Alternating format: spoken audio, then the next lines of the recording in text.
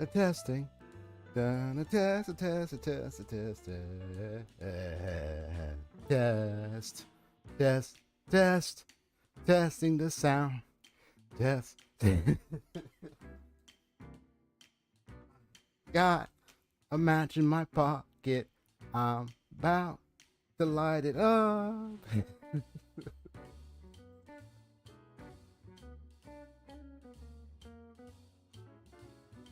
What the hell is this phantasmoon? I don't quite get it. No, I'm just kidding. Oh man, just having a nice little funny afternoon. I decided to stream earlier today. I would have streamed in the evening, but I just said, nah, screw it. I want to stream early today. Early Friday, man. I want to stream early.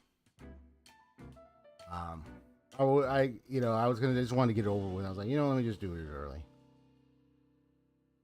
Now, you said just thinking Phantasmoon games feel like a true Holy Grail war after backlash of the fake collab. You talking about with HSR? That fake collab thing that went on before and everything. Which is why I'm still glad I got Saber and Archer. But definitely glad I got Saber on. Yeah, gotcha.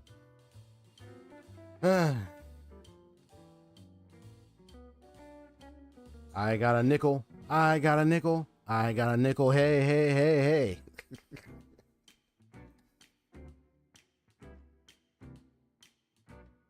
The same, huh? Yeah.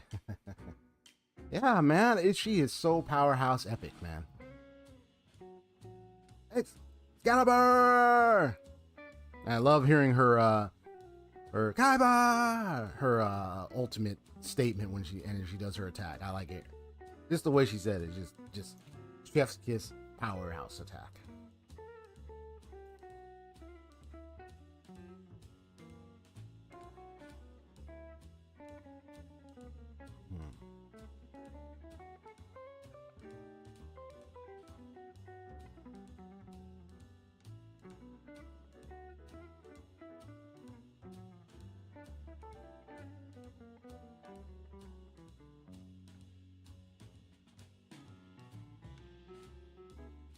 One thing I'm just kind of be like a little deep in thought real quick is, there are lots of things deep in thoughts. There's opportunity for a little recess talk. As I'm getting into Scarlet Nexus, I think one of the biggest things that I find profound to the Scarlet Nexus world, and maybe you agree with me, Haseo. We could just state the obvious. One, the red string, the red thread, the red line that binds them together. The red lines that you see a little bit on their suits, the red lines you see in the loading screen, the red lined world we both the main characters end up in briefly for a moment, and you sometimes see the red lines in, like, I remember there's one level that had it out in the air.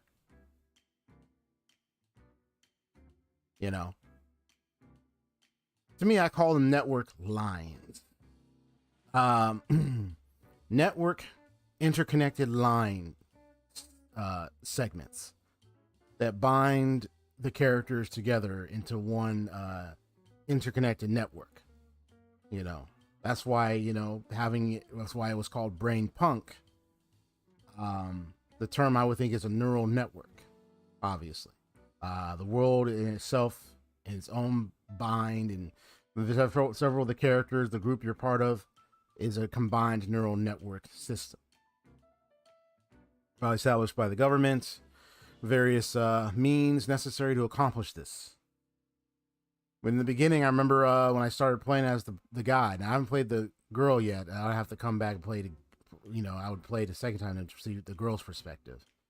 But I remember how it started at the beginning, where you have a line of each of the different characters with those coats, and a certain tendril, like network chain, gets attached to them, and then they get bound to it, and it's like some get knocked out because their mind can't take it. You get it? And then the one who's the strongest in their mind resilience could take a hold of it, and they become part of it. So it's like you become one unit, one network, one semblance of a team, of a group.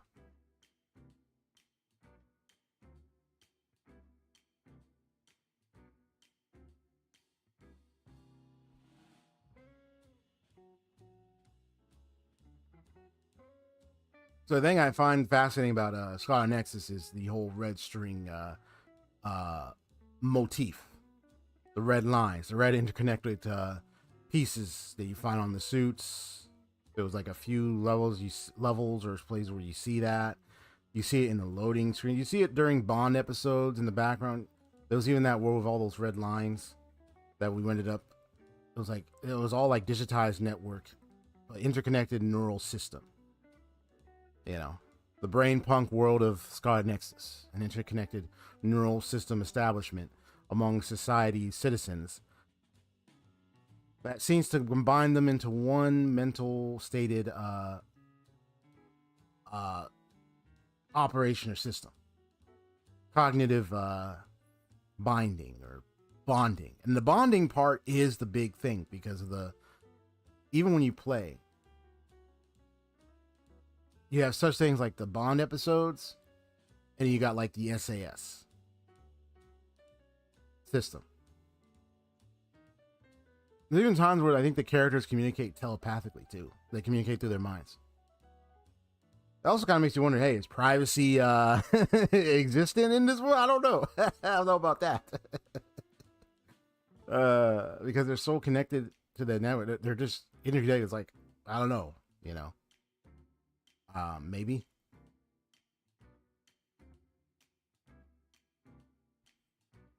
Yeah. It's a really interesting world to observe.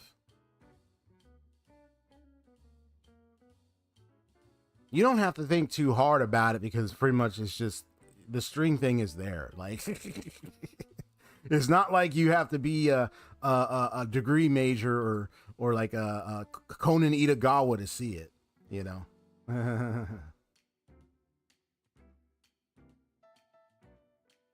I like the title of your stream, Mind Over Matter. Is definitely a widely used expression that can fit many situations. Exactly. What's up, Union Singer? And that definitely fits the motif, the theme. I mean, Scarlet Nexus is the ironic turn of such an ironic thing with that term. I guess what I always went with is, I don't mind, you don't matter. I don't mind, but you matter. Yeah, I know you don't matter. You can even see the mind over matter thing in action, because of the even the mechanics can speak volumes to that, because you're grabbing matter with your mind and you're using it as a weapon. So using your mind to over matter situations and of opponents with objects of various things of matter. So but you also kind of look at the twisted amalgamations of the others that seem to be having their physical matter altered in very strange ways. But as we've turned out, a certain member of our group, the sister of the main girl, turned into one of those others.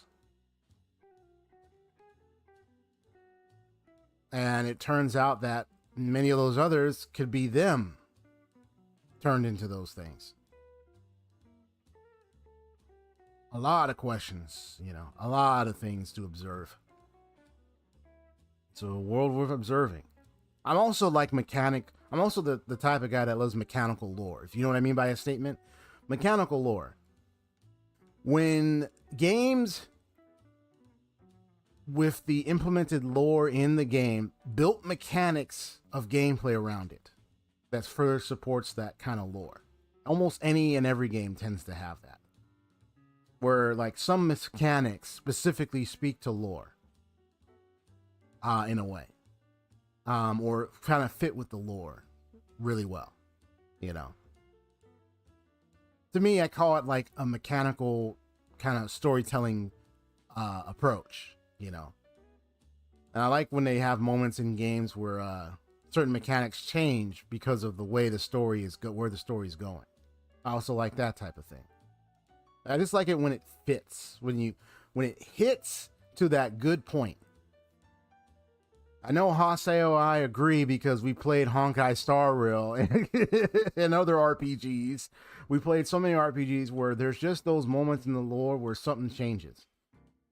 From music to certain new mechanics, new capabilities unlocked, new group attacks, new summons, you know, things that I like when they also do those type of short-term mechanic introductions.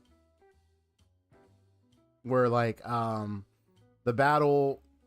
tide of the battle turns, where a new mechanic arrives because something in that battle story changes.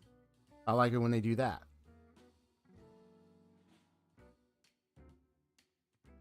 That's what I like about seeing the creativity of like that in games take place. It makes it even more fun, more exciting. I think one but one thing I also say about the brain punk system, the SAS, is like this. Because the character got immersed into the neural network system to be a part of the group that they're in with their kinetic and psychic abilities.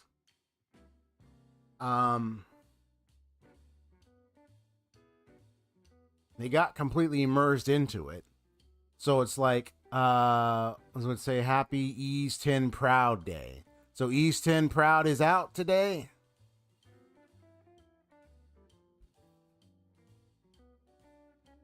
Yeah, when did that game come out? Is that already out today? I think my avatar froze on me. I have to get it back up.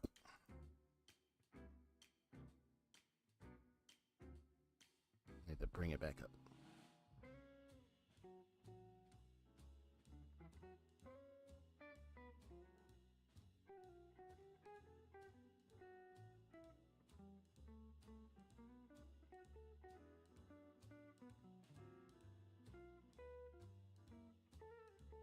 Got like a video.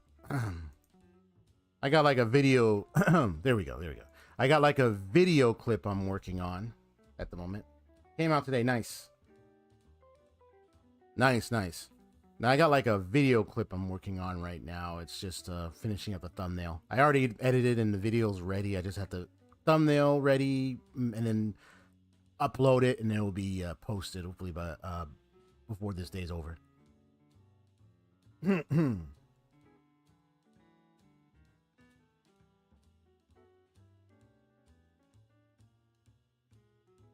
Yeah, the guy, yeah, when you play Maker, you get, you know, he's so immersed into this. They're all interconnected and immersed in the system. And so they become part of it. But the question is the system their boss? Is the system their father? Is it the government? Is it the system itself? Is the system has a mind of its own? You know? Those type of questions. I believe the system has a mind of its own. They're all interconnected. They're united. They're like one blood. They're one body. You can say they're of one body. They're a network of bodies, each with their own capabilities. And in order to progress the game, you got to rely on the others to help you in certain battle situations. Make progress. Your avatar froze? Oh no, is it locked in a block of ice by the South Pole? Guess the only way to rescue you is having a beautiful girl from the water tribe break it out. Oh man, if that were to happen, you wouldn't even see me in weeks or even months.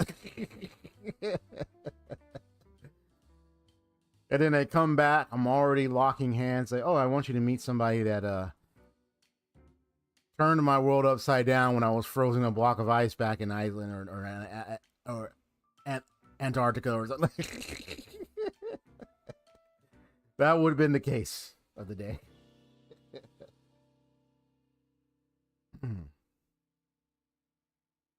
Yeah. Yeah, they're interconnected. So they're like of one body. They connect together. They have each their own special feats, their own special skills, kinetic techniques that you use for various situations to help you make progress. If someone were to be like, well, is there such thing as beating a handicap challenge of what if you were to play this game without using any of your other characters' kinetics? It would be much harder, and I think I don't think it would be achievable. Because they set up the game and everything, the levels and everything, so that way you gotta rely on those things. Oh, and tomorrow you gotta rely on it. Oh, it's tomorrow official 40th anniversary for Zelda. Cool. Yeah. That's nice. Yeah, that's awesome, by the way. Yeah. So Scarlet Nexus. I do like the Bond episodes. I do like the Bond episodes. He said, yeah. I do like the Bond episodes. Yeah, you have to rely on your teammates' kinetic abilities. You have to rely on their psychic abilities if you're gonna make a lot of progress. No, I like the Bond episodes. I think when it comes down to it, there is one question that has came to my mind is I think it's a really good question that kind of puts people and maybe puts some thought into it. It may be a basic question with a basic answer, or it may be complex to some people. Maybe it's something that people wonder about, maybe some people have thought about but not sure. It's what makes the individual? Is it themselves? Is it the company they keep? Those they befriend? Those they have relations with? Those around them? You know, what makes up the individual, so to speak? That's a serious question. What makes the individual? Is it the person themselves, the individual themselves? Or is it more so the company they keep? Those around them? It could be a mix of both. I'd say both have influence. It's just the individual has to choose what they allow or what they accept, what they filter in from through themselves with things that they expose to, whatever media, whatever shape or form they expose themselves to, or thoughts they have, and then of course those around them. Because there is such thing as like if someone were to recognize that they have like someone close to them that maybe is not as encouraging, or maybe someone that could become like a trigger for things. I remember this one movie I saw years ago. I mean, was it Sandra Bullock that was in this movie? This was a long time ago. The lady was someone who I don't know if she was a drug addict or something. And I know, movie story time with XP. I remember she psychic psychos or psychic sidekicks, however you want to put it. But I remember she she was going through some rehab thing. It was a movie, but I don't even remember the name of it. But it was kind of like a drama movie or something. And she was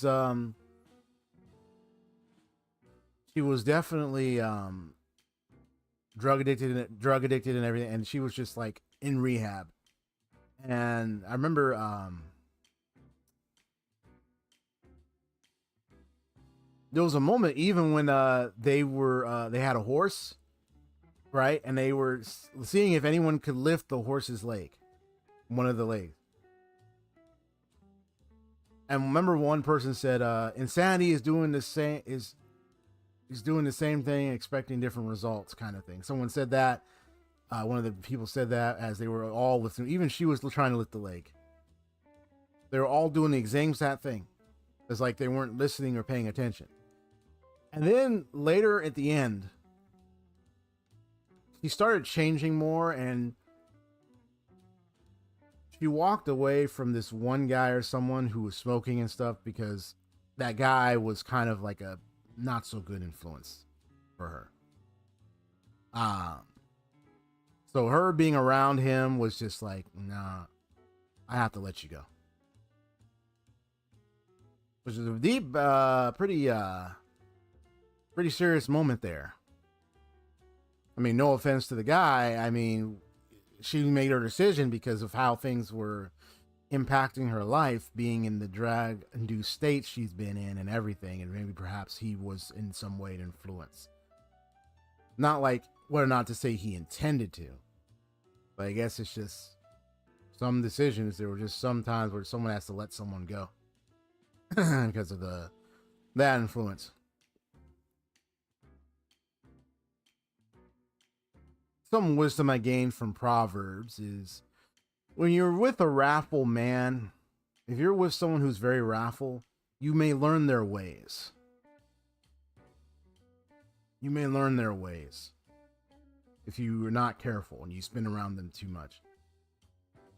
So there's just some people you just be careful around sometimes, and it's just like, I might need to keep this or something. But it's not like everybody's bad. It just depends on like how that individual is living and where not, if there's a good positive influence.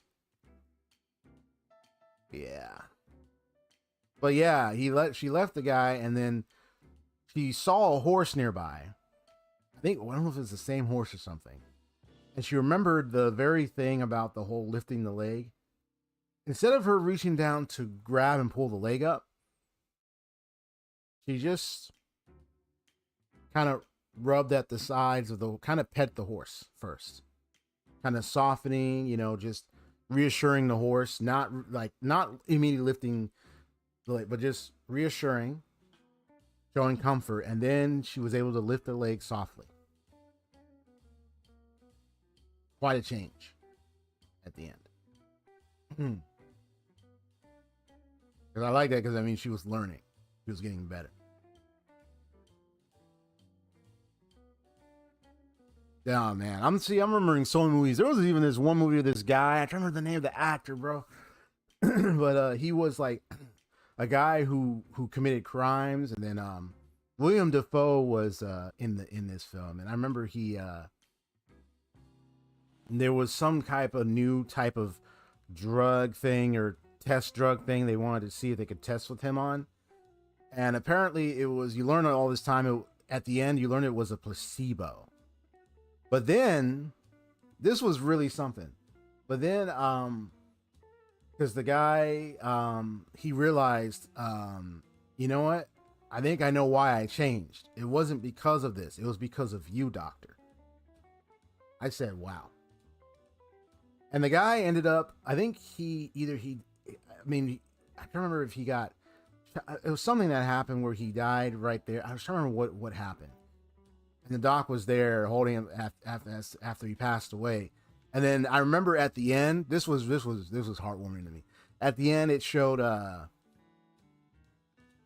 you see William Dafoe playing little tennis racket with some teen, and then you see him walk, and you see he created a nice little place for youth and everything to help them out. I was like, wow. Just my little 2 cents on that question. I think it just depends. Like everybody's different, but like there are just those that, when you surround yourself with the right, I learned a long time ago, when you surround yourself with the right people, you find yourself lifted up more and you're able to do more. You're able to, it's like you get encouragement for your goals and everything. Sometimes you find people where you just resonate with and you just want to hang out and chat with them. Ain't that right, Haseo? It was like, I just want to hang out and chat with this person more. There's something about it. I don't know. There's something about it. I want to hang out and chat with this person. Like, I don't know. I really want to hang out with this person. Like, amen. You just know when you're just surrounded by the right person. You're like, oh man, I want to hang out with this person.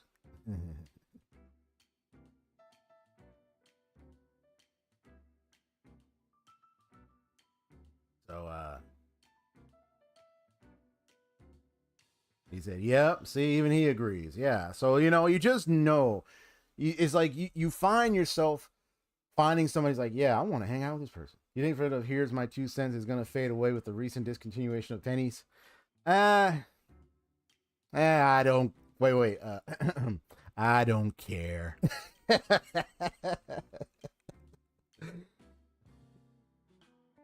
I'll still say my 2 cents, even if the penny cents was gone.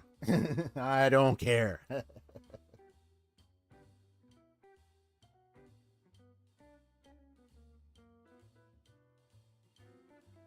I mean, as far as we're not, I mean, if they're just continuing pennies, I mean, I know the whole thing with, I mean, I'm not going to get into it, the whole thing with, physical currency versus digital currency. I mean, we still have physical currency around. It's not like completely going away at the moment. It's still around, you know. But yeah, the digital thing, I don't. Yeah, I know. Yeah, there you go. See, I'm glad somebody said it. Somebody said it. Yay! You make no sense. That's gonna be the butt of the joke for mostly, for things like that. Get it? You can say it like this. I can say it like this. Man, did you hear about the recent discontinuation of pennies and coins, man? Yeah. That doesn't make any sense.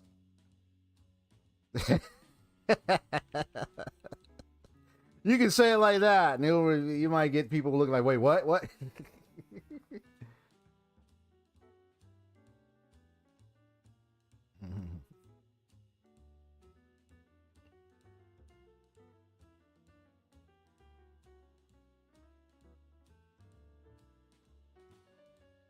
I'm gonna be changing the design of my book because it's gonna be more futuristic, high tech, kind of. Because my character is kind of like of the sci-fi-ish realm, kind of like of a nearly high tech world, semi high tech because I have 3 robotic servants. So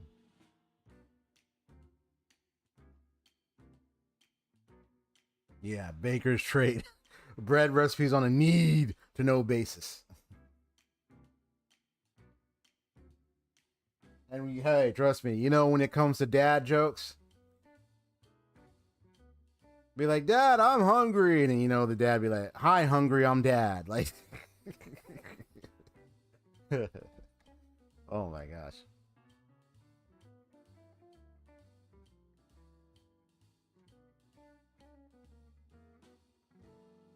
It's like, relax, kid, I got you.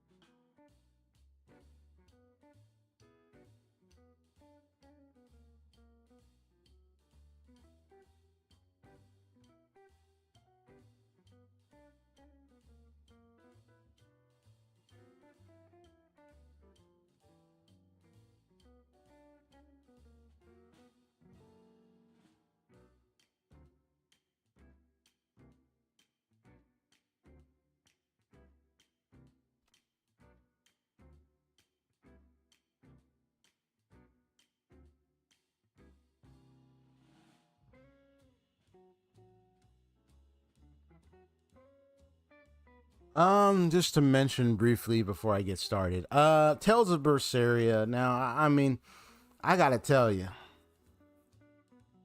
that what's her name? Jester girl, clown girl, witch girl. What's her name?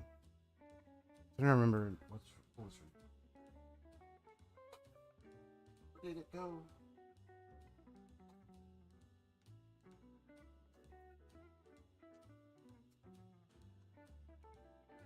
I think you probably remember it, Haseo, because I know you played Tales of Berseria yourself. What was her name?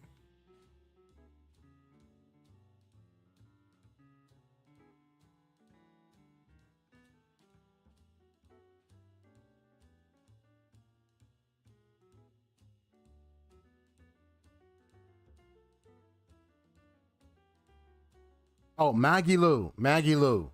Got it. Maggie Lou. She really is something else. Yeah, she really, really was something else.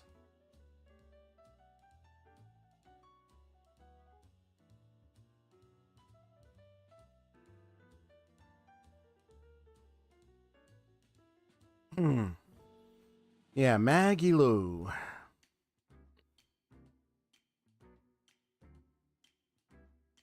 That whole thing with the little bugger that she was beyond food, but you called him something Cass. So I think that's probably the true name she's probably given it. But he called Beyond Fu.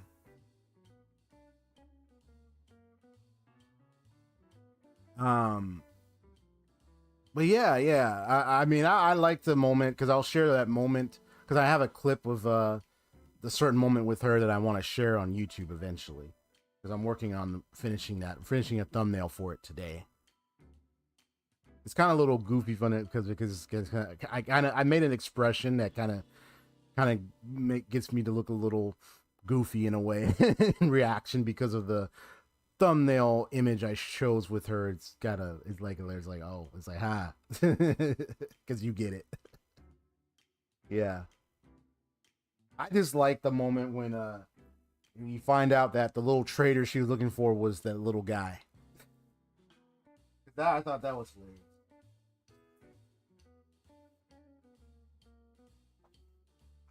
But she is one interesting character.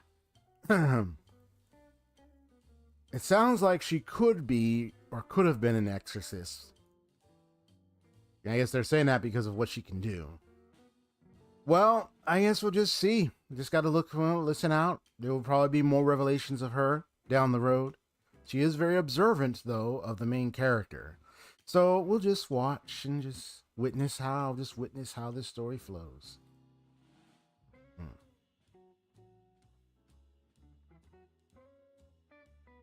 All right, so just a sec.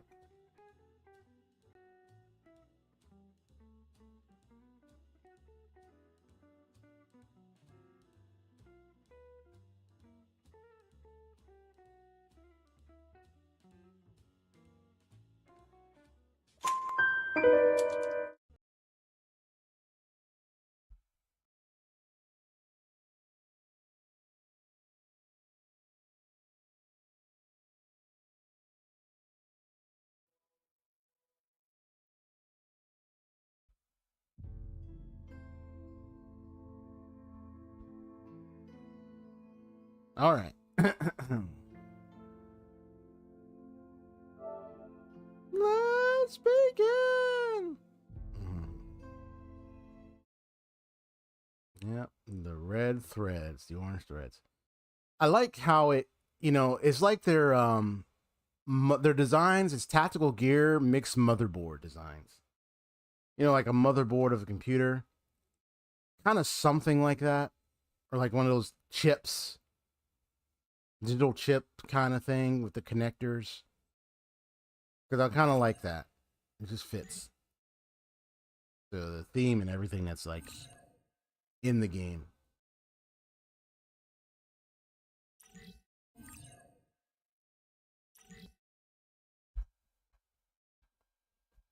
Sometimes I like to compare and contrast among other games as well.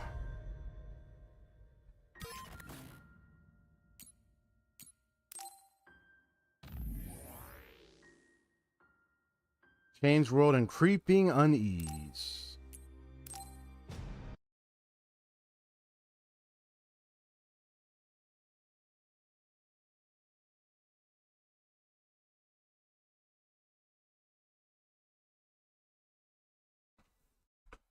Well, especially after that one guy turned on the whole group, and now you got a divided occurrence, and then you got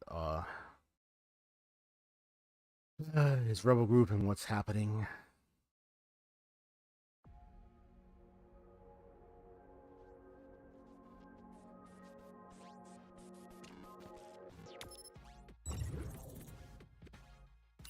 You gotta go here.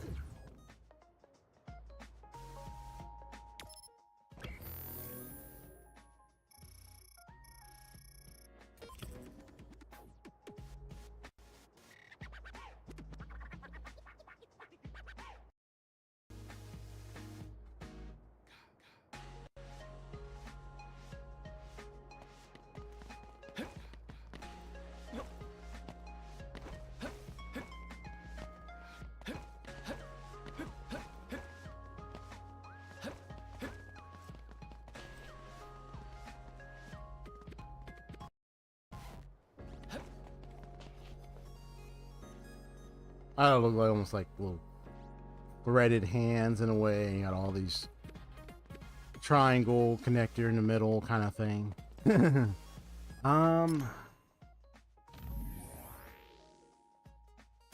me check my brain map.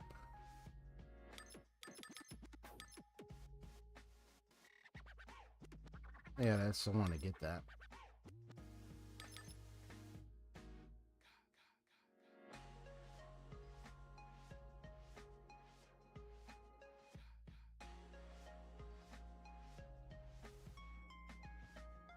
Yeah, because I want to be able to allow up to 4 of those things. I've been, yeah, Union Singer Osio, I believe you both are still there, right? I think, I've been working on my drawing skills more. I mean, yesterday I do have, like I said, I'm working on a thumbnail, so I have like a little drawing of myself that I'm doing. That kind of gives me in a certain pose that when you see it, you'll know, and you might maybe laugh a bit at it. But that's the point.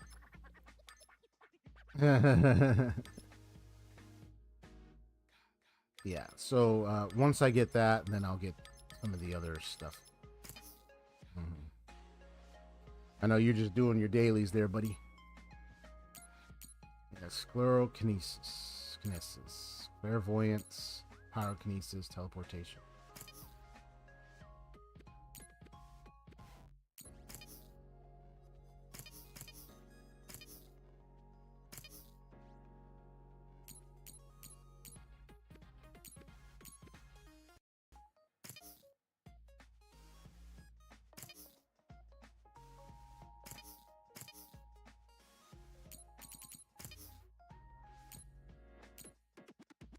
So I thought he was at the hideout, but suddenly finds himself in Sewell City.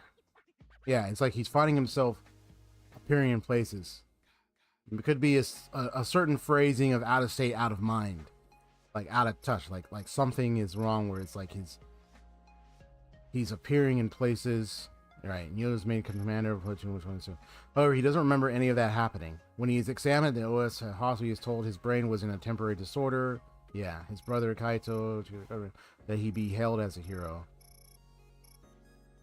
You know, it says someone she thinks knocking on the bus. Okay.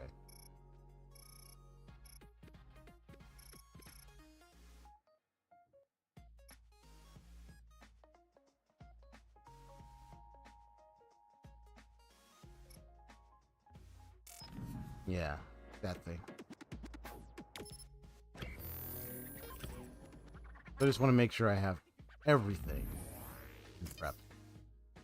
A lot of in today's news, I have a lawnmower that's now working.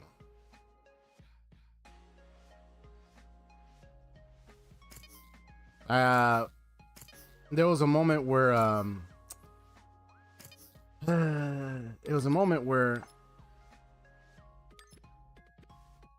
I'm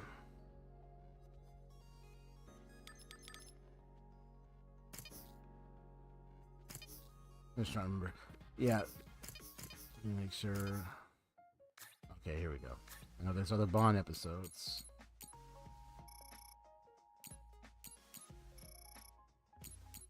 Yeah, only Hanabi and Tsugumi got episode 2 right now. So there's still more.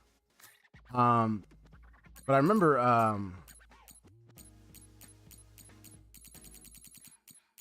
got more of these. For some reason, it wouldn't start up. And this was when finally the grass was dry, because we've been having rainy days in the past couple of days. But before, you know, the grass was drying up, and it was like, okay, you let it 2 or 3 days. Let's see if I can mow the lawn. Battery wasn't working. We found out, well, we did find out eventually it was the battery. It just wouldn't, it would start up, but then it would stop.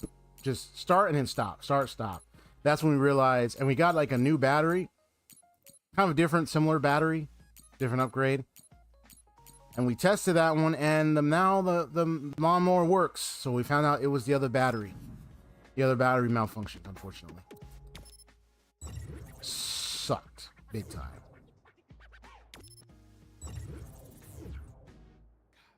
Trying to see if how's the equipment. Okay.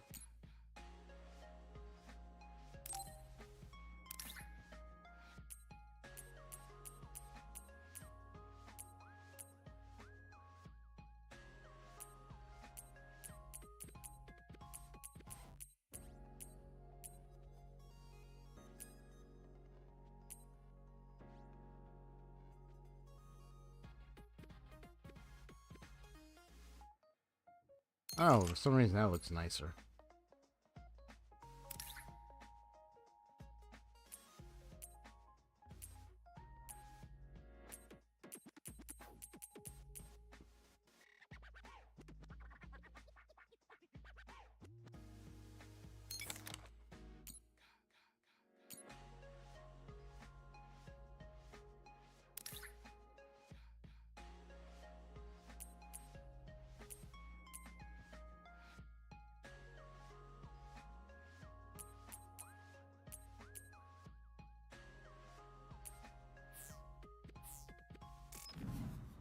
Yeah, I'll check. I think the others are okay. When it comes to equipment, yeah, you still got to unlock more on the bonds or anything. You got to unlock more because I can give them more stuff. Here's our teleporter. It's been very helpful. Yeah, too bad his own brother is on the other side. He's like,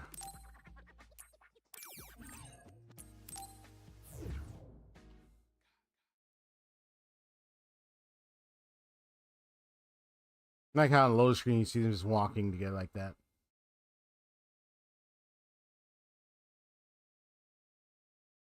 Slow-mo walk music video.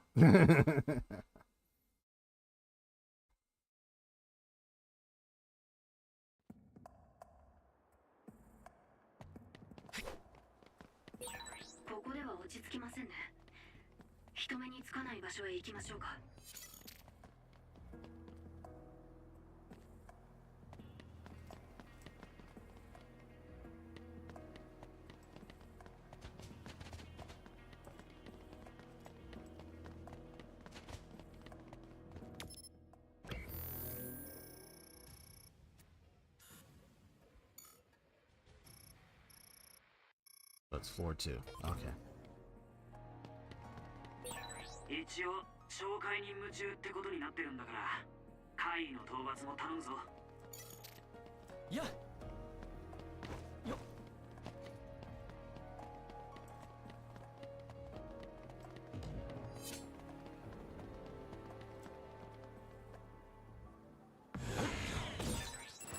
決まったね先制攻撃。火の攻撃を受けて体に着火すると体力削られるからな。気をつけてくれよ。Nice try. ここでルカの瞬間移動を使うと楽かもしれないな。力を貸してくれ。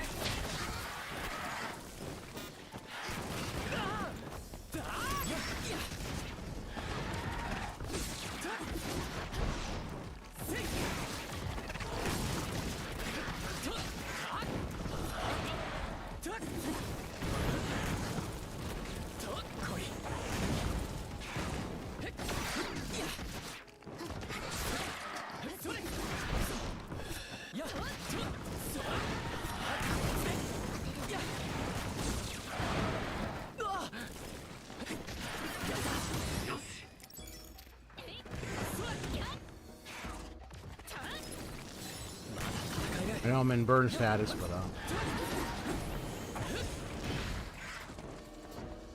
it's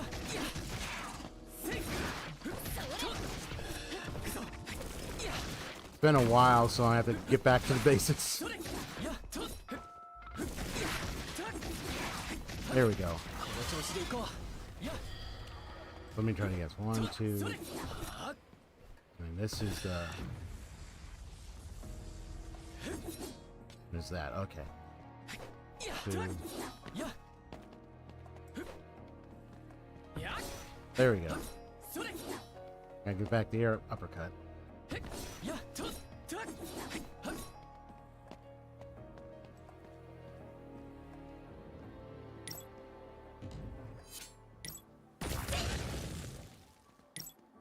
she can do that. Okay. This activated that. This does that. Okay. Getting back to the basics, folks. I know it's been a while since I played this. Yeah, brushing up on the basics. 最近僕たちは一緒にいる時間が長いですよね。鍛えた甲斐がありましたね。Nice. この調子でいこう。私の超能力使うべき。分裂したぞ。でも奴は本体を倒せばダミーも消えるはずだ。ユイト、どれが本体か見極めてくれ。弱点発見だな。倒れたぞ。一気に攻めるんだ。これだ。Yeah.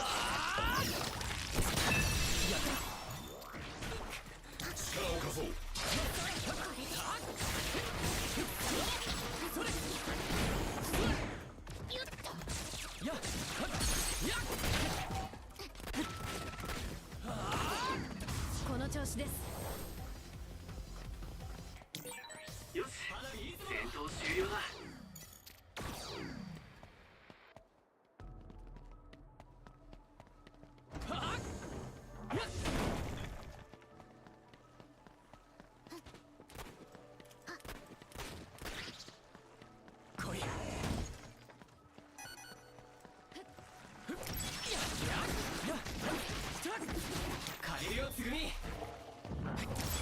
調子でいこう。やった。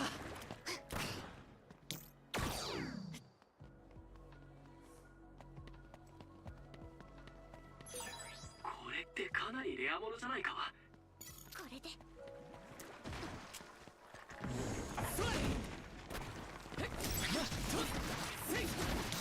てあげる。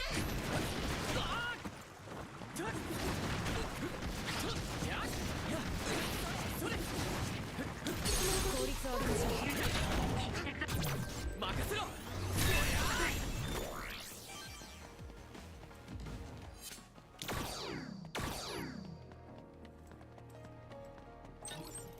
Alright, good, good.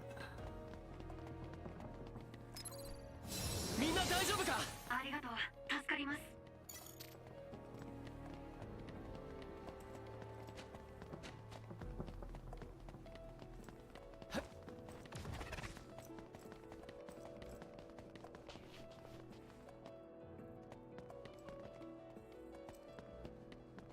And let me save. So I'm level 27 right now. That's good.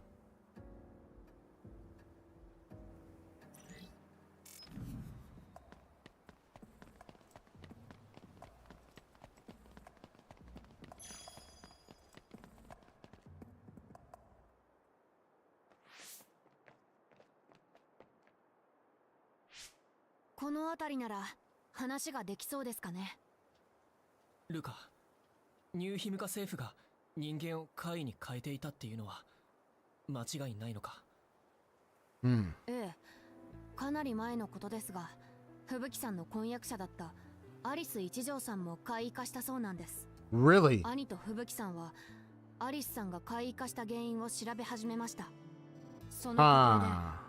ニューヒムカ政府の人格矯正や怪異化技術、各都市の監視システムに気づいたんです。 What? アリス一条ってアリスおばさまのこ Her aunt? ええ、花火のおばさんにあたる方らしいですね。何か聞いていますか？海抜軍に入って20歳で除隊する予定だったのに殉職してしまったって。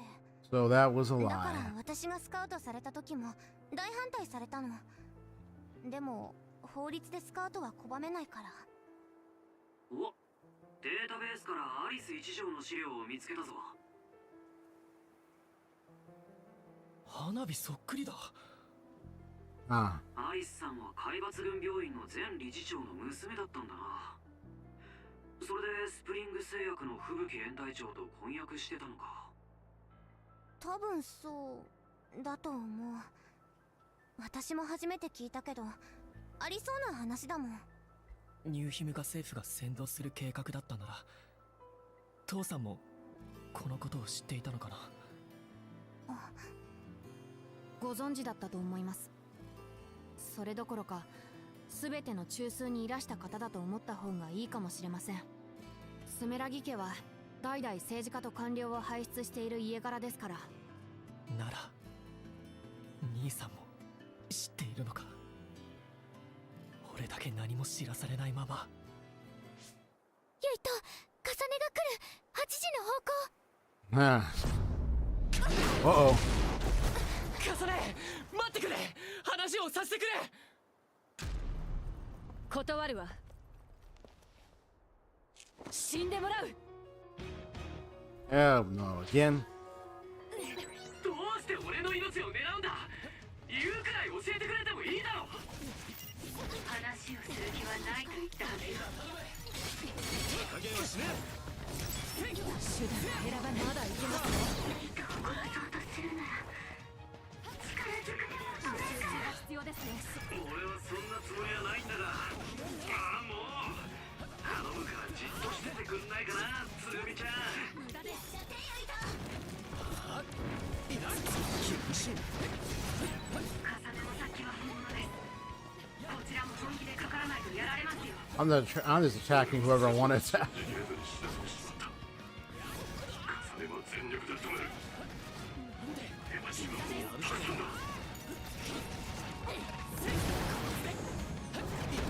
厳しい。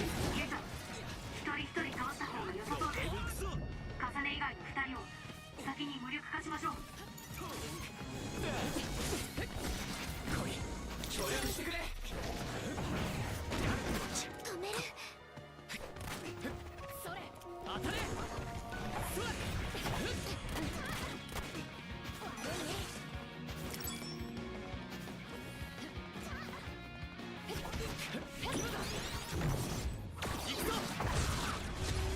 Nice. やられたわ。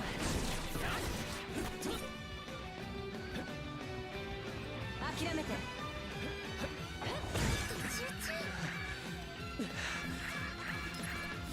まだ戦える。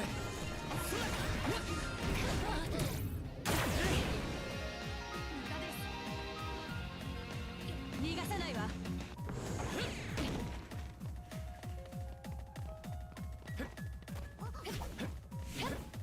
無駄よ。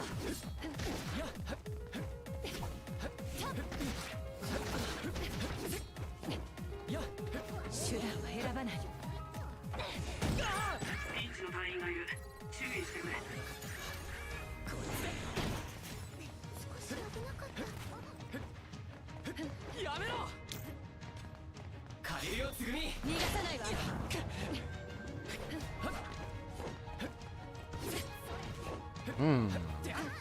Look at this. He can move fast. Okay. 手段は選ばない。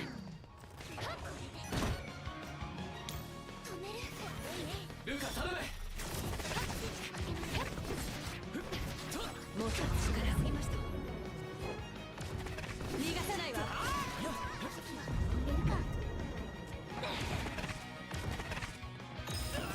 諦めて。All right. 迷っちゃダメだ。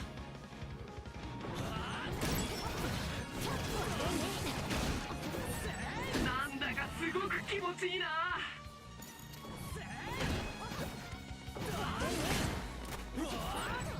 俺にできないことなんてないんだ。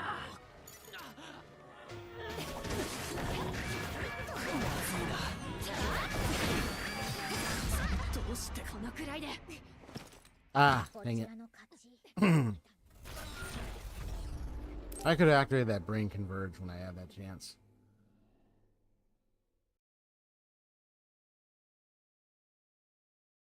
I was just waiting for the moment, but I think we could have activated right there.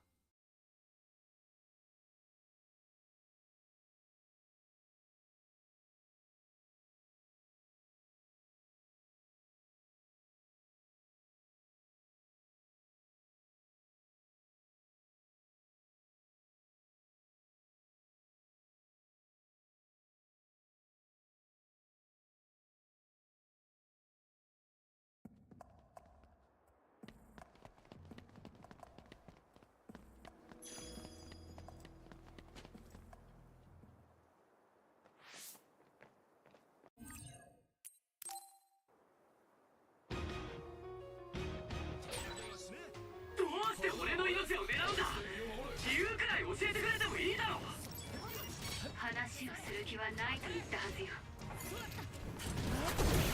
かぶってろ。それ。人を殺そうとするなら力ずくでも止めるから。俺はそんなつもりはないんだが。ああもう頼むからじっとしててくんないかな、つぐみちゃん。やるじゃないか。風の先は本当です。こちらも本気でかからないとやられますよ。俺は瀬戸を信じきれずに死なせてしまった。重ねば全力で止める。出待ちはもうたくさんだ。手加減はしねえ。ユウト、一人一人倒した方が良さそうです。重ね以外の2人を先に無力化しましょう。やれやれ。戦える。無駄です。それ行くぞ。無駄です。なんで。手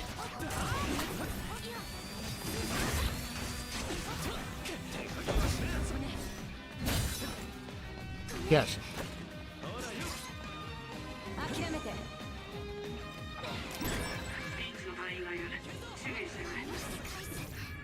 ドライブを使います。少し危なかった。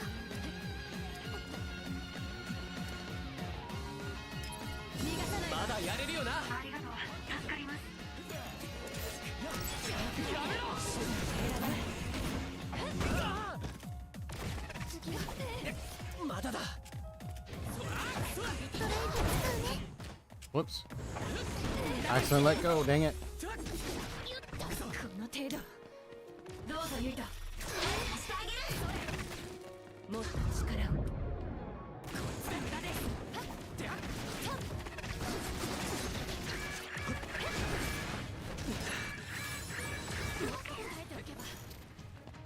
どこだ。協力してくれ。あ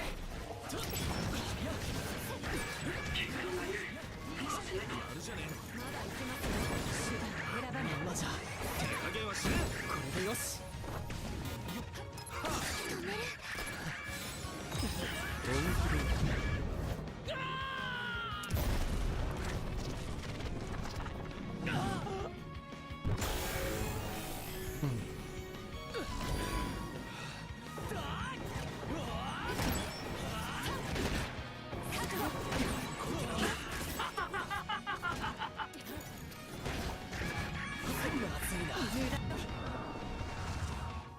So get out of there. 諦めて。やりすぎました。 Yeah. 成長できたかな。覚悟。 Ooh. Deactivated hers. These are used powers can create a brain field. With some exceptions, you can't use psychokinesis tactics attacks while in an enemy's brain field. You will need to overcome with weapon attacks or SAS. Brain fields will disperse after a set time, so you will need to wait it out.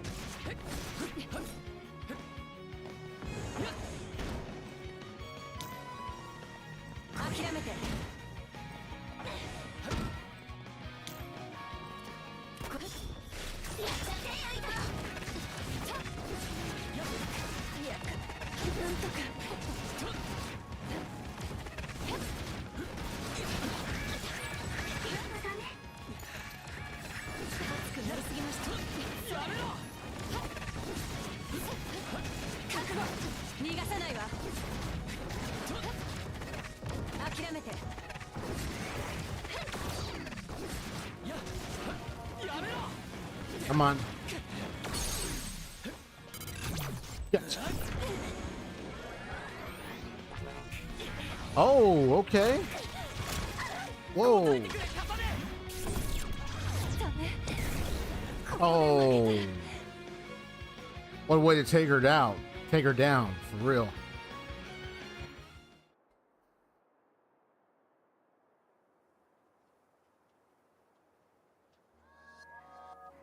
Kasane, 教えてくれ。どうして父さんを殺してセーラーについたんだ。父さんが怪異化の研究に関わっていたからか。ニューヒムカがナオミを怪異にしてしまったから。そう、あなたも気づいたの。そうよ、その通り。おい、子供が来るぞ。何？どうしてここに？ユイト様、子玉ちゃんが来ましたよ。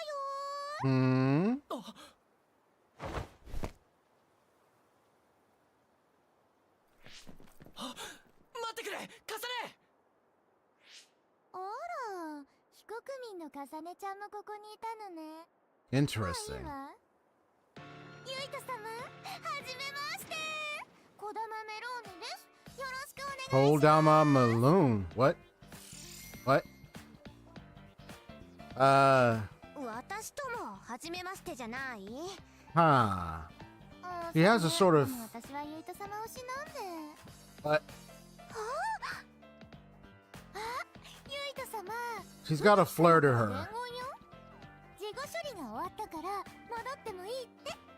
子玉は俺たちの味方なのか。もちろん、子玉ちゃんはいつでも Oh, ユイト様の味方です。立場的には子玉正体の隊長兼吹雪連隊長の補佐官だけど、心情的には The phrase "my heart ユイト様推しだから。 will always belong to you." Oh なん boy. だよ、わざわざ子供が来なくてもこっちに知らせてくれればすぐなのに。渡るってば信頼されてないんじゃない？妹の方はセイランに行っちゃったわけだし。うるせえ、はるかと一緒にするな。伝言だけじゃないしね。これも渡さなきゃ。だから I don't know exactly how to feel about this one. 海抜軍病院で処方されたユイト様の薬よ。あれか。大丈夫なのThere's something I will おじ admit さんた though. ちには申し訳ないけど、海抜軍病院の薬なんて危ないんじゃない？花火？それに他のみんなもだけど、スオでは気軽に病院での話をしたり批判を口にしない方がいいわよ。理由はわかるわね。政府に監視されているからか。Of course, they're gonna monitor everyone. それじゃあ私戻るわね。ユイト様、またね。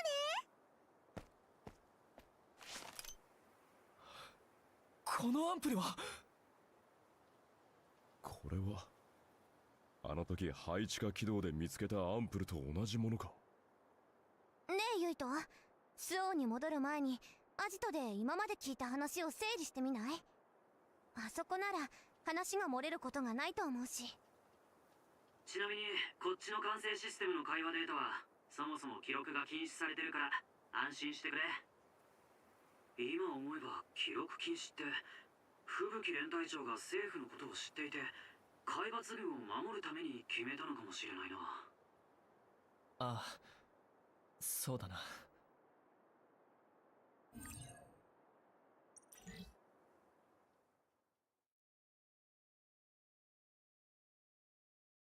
There's one thing I will admit. I mean, here. I mean, look.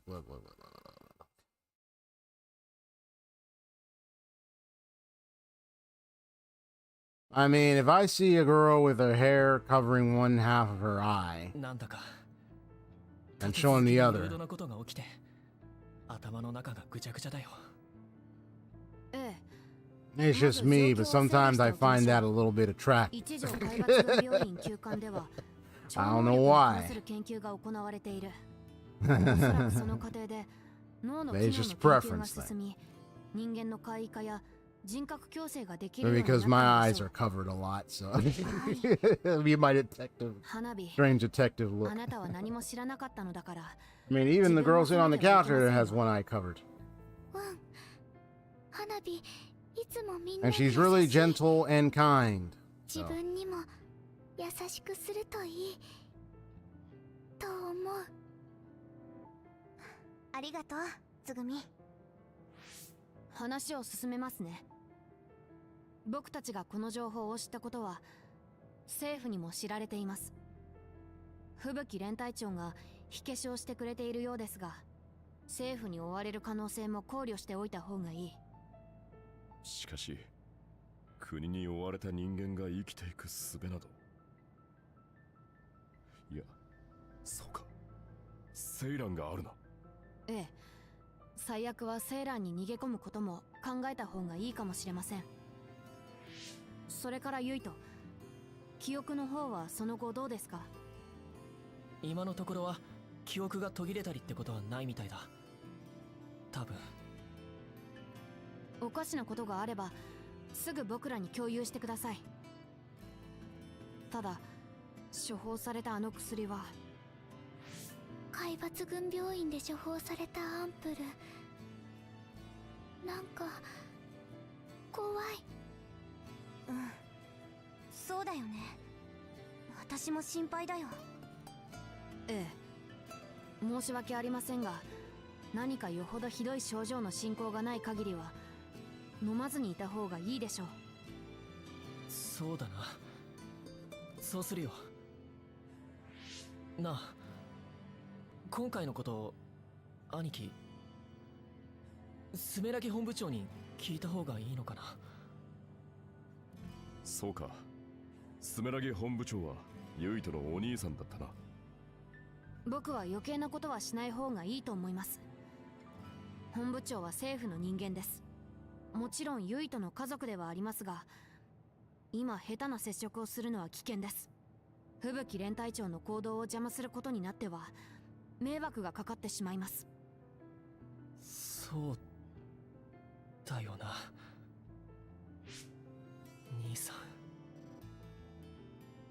兄さんもニューヒムカの超能力実験のことを知ってるのか。ナギをあんな風にしたのも父さんと兄さんが、くそ、俺だけ何も知らされてない。俺だけが。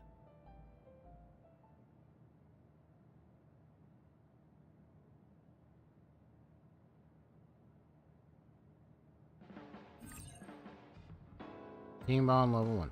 By interacting with allies, your team's bond strengthens, increases your team bond level. This gives bonuses like increased rates of guardian vision, assault vision, and revivals, and chance to receive special items.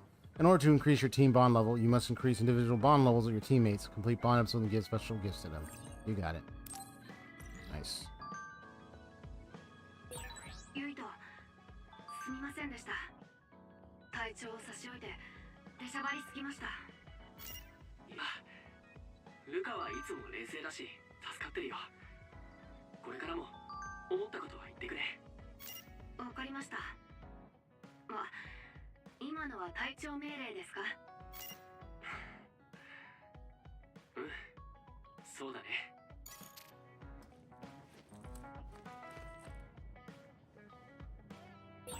国が人間を怪異化してたなんて。その上、父さんも兄さんもそれに加担していた。俺は父さんと兄さんの本当の姿さえ知らない。俺だけが何も知らないのか。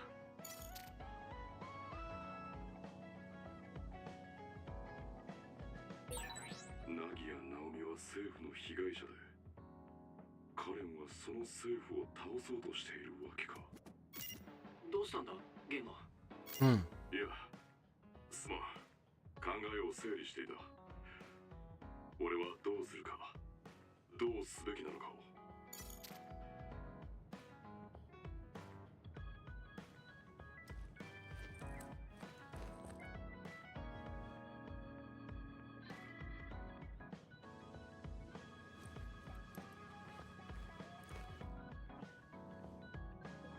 Sorry, I just kind of forgot something.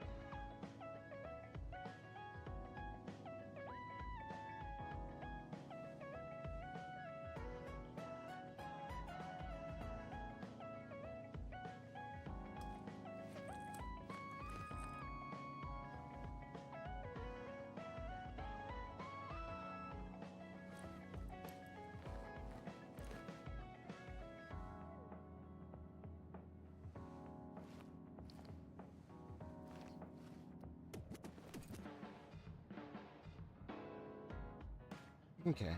Ugh.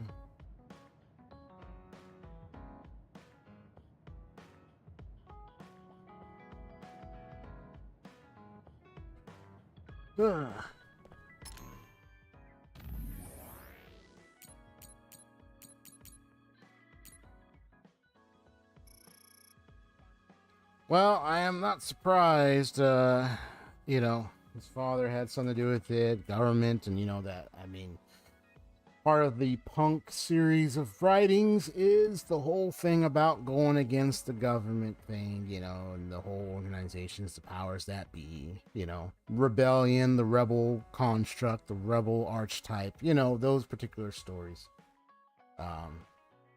We gonna look into like the history, or look into like some backgrounds of like the punk kind of thing.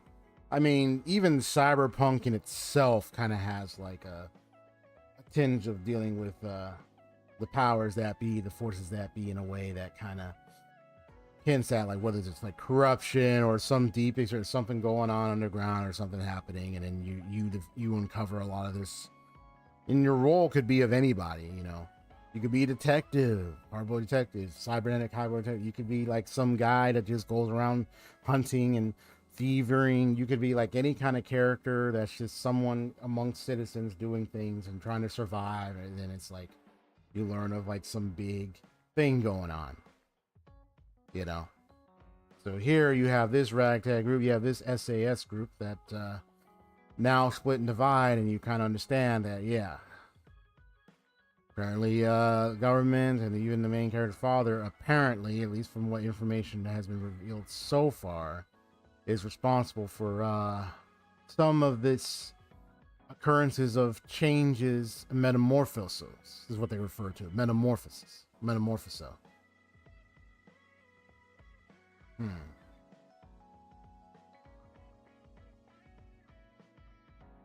Well, I'll just keep watching and see what more revelations.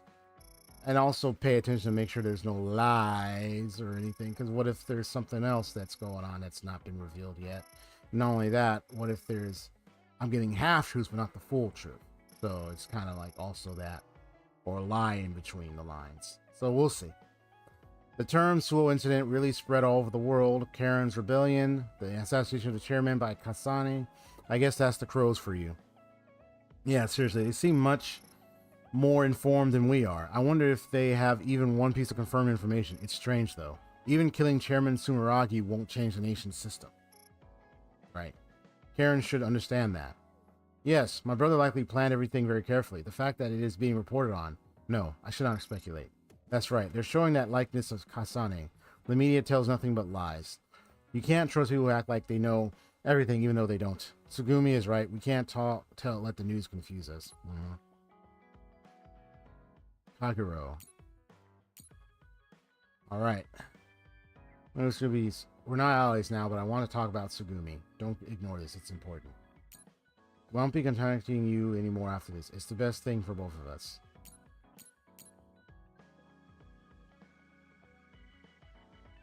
Alright. Well, before I do that, let me just pause. And we'll go ahead and switch over.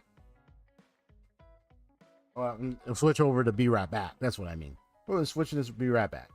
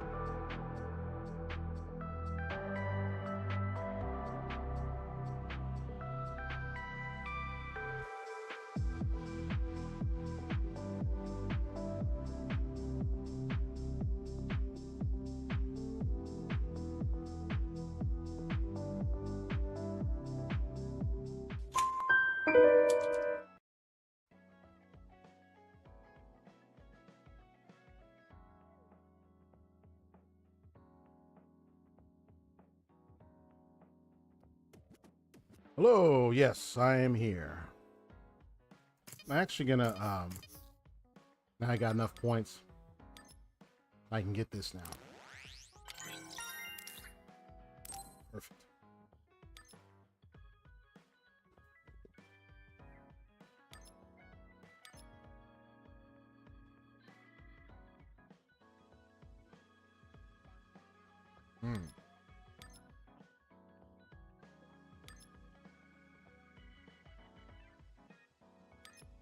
It's like combo.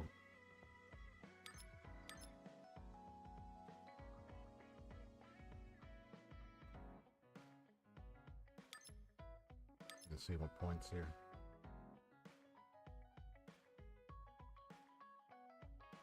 Oh, dude, that's going to be very helpful. Don't worry, I'll get the others. I'll get the other stuff. I just want some things that are a little bit more helpful here. It makes them security in the battle much easier, you know, taking care of the health and everything, especially when I know I've been taking a lot of hits. So she's voiced by Aoyuki. Oh, man. And, man. Their voice. I was like, dang.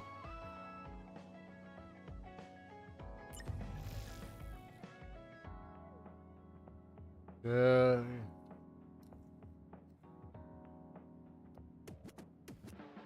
very much. Okay.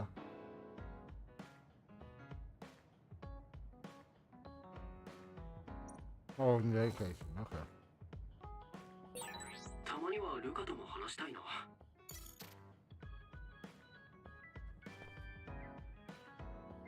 Before I do so, let me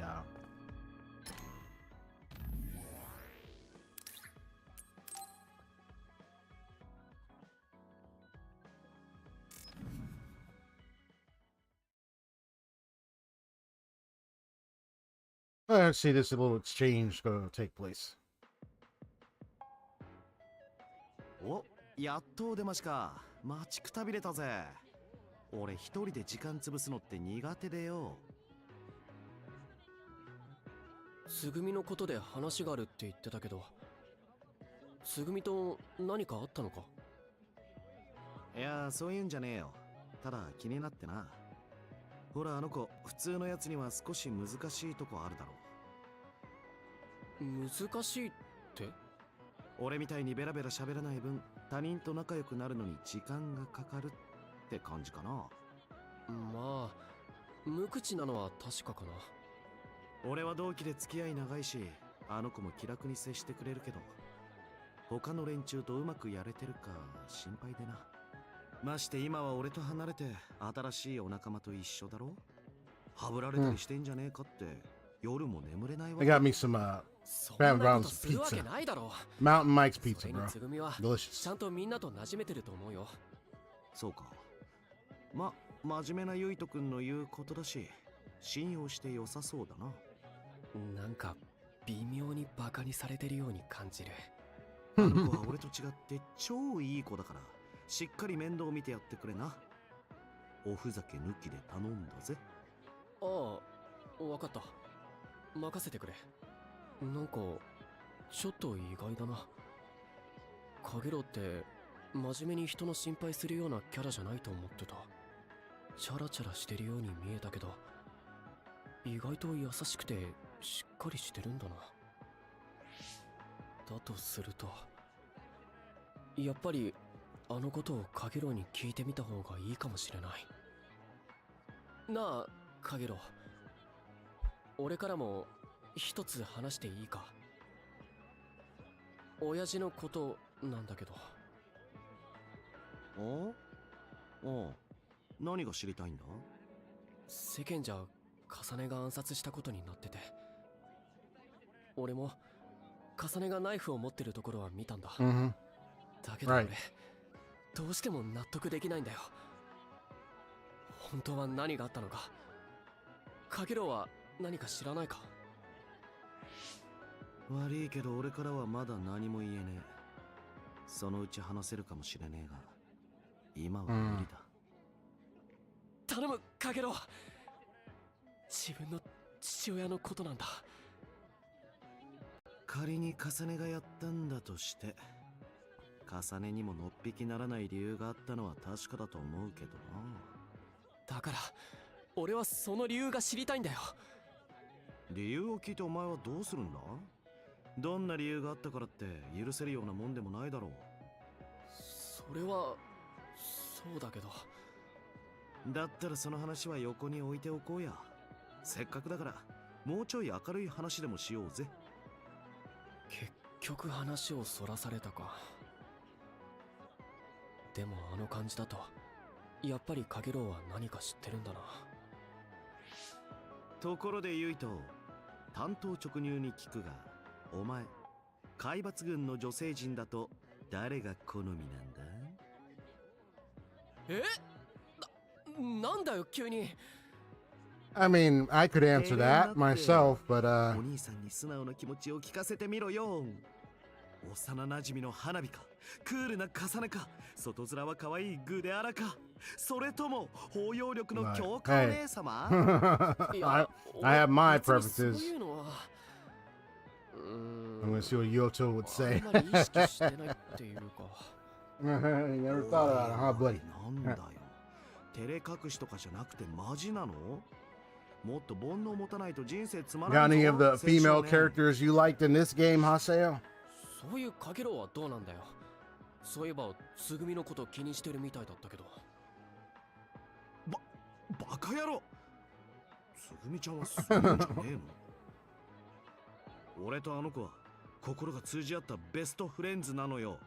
男とか女とかそういうのを超えた熱い魂の絆なんだよ。要するに親友ってことか？俺的には好みのタイプとかよりそういう話の方がわかるかな。はあ、お前本当に僕年人つうかお堅いね。もっと緩く生きないと息が詰まって死んじまうぞ。別に今のままでも困ってないけど。よし、決めたぜ。カゲロウ様がお前に遊びの何たるかをレクチャーしてやる。いや別にいらないって。俺様の指導は厳しいぞ。今度会うときは栄養ドリンク用意しとけよ。んじゃな。いらないって言ってるのに。さっきは意外としっかりしてるなんて思ったけど、やっぱりチャラチャラしてるんだな。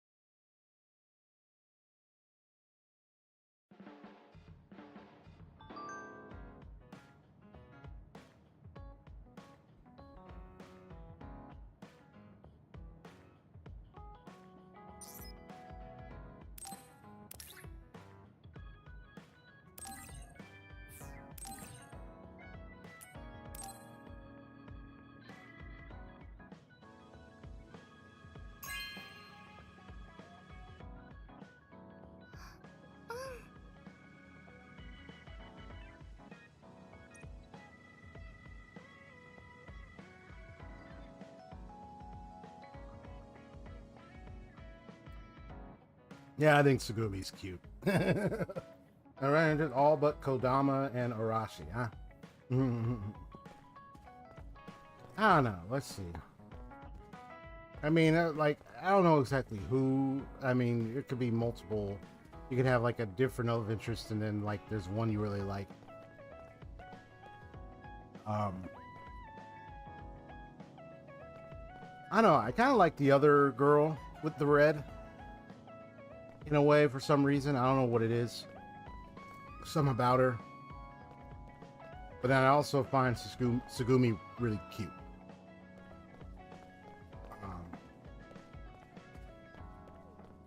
It's just a matter of just, you know, preferences, you know.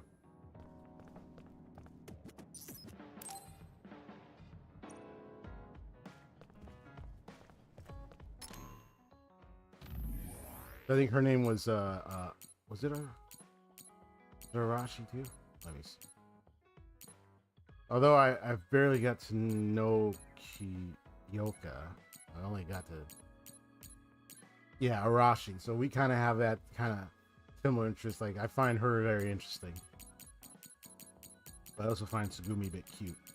Now you have that one girl that jumped in, sounding all cutesy, counting all cutesy as she is, and I'm like sitting here thinking, let me get to know you better because you look like you could really joy up my world, but then I don't know you, so I have to be careful because until I know you first, until I can get an idea of your actual personality and everything, I am not going to jump to conclusions right away. I mean, it's like, look, you look cute, but I don't really know you very well, so I have to be careful. I'm one of those like psycho, like psychotic, like you know, those crazy. It's like let me just go over there.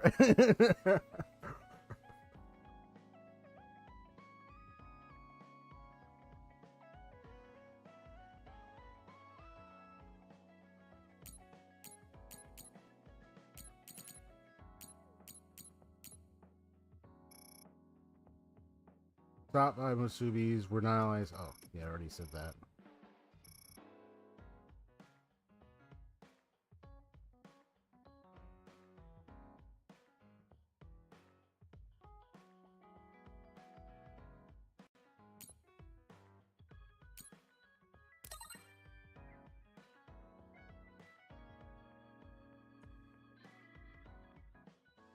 Shoot me a glare so I see it would cut through me like a knife. That would be fine, though. I'm glad you understand, Yuito. See you later.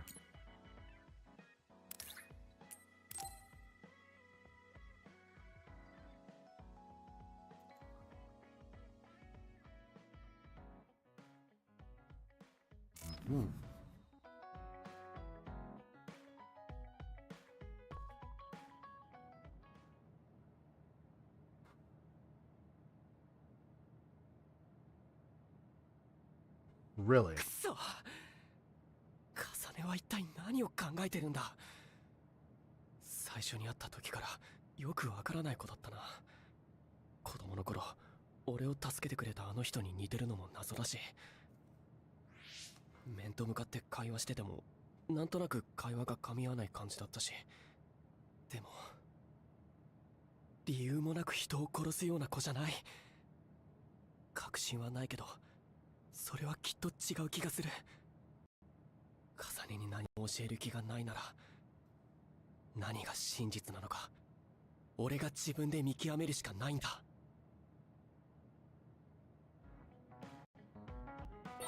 たまにはルカとも話したいな。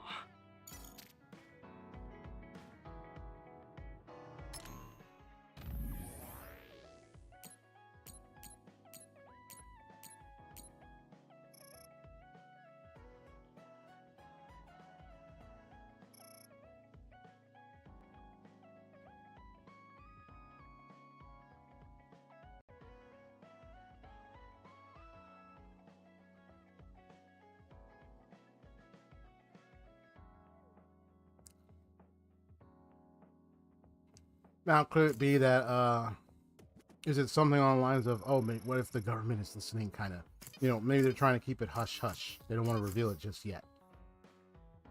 Maybe.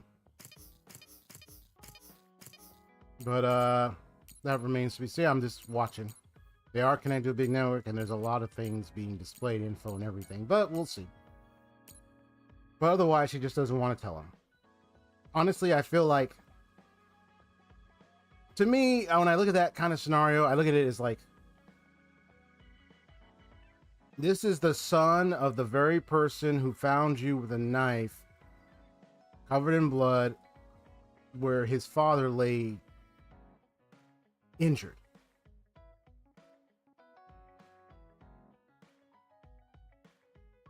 I mean, you don't want to keep him in the dark for too long. That could fester into something worse if you keep him in the dark for too long. As long as he controls his emotions, that is. You know, I mean, play on the hiding, don't reveal much, but don't play on it too long then if it's something else deeper than that. But if you play that too long, you could fester an enemy worse than what you think you are festering right now. Take that very seriously. Because you don't want to leave someone in the dark for too long. Otherwise, the dark could consume them. That's actually a really good phrase. Don't leave someone in the dark for too long after what you just did. Otherwise, the darkness would consume them. That would not be a good thing for you and for everybody else. So for goodness sake, I would... Now, if you're trying to be like, let him figure it out and discover it on his own, okay. I mean, let him figure out, discover it on his own. But you're not in control of what he does next. Not to say that's going to happen in the storyline, but that's just me just giving, just making it clear. So you have to really, really consider that.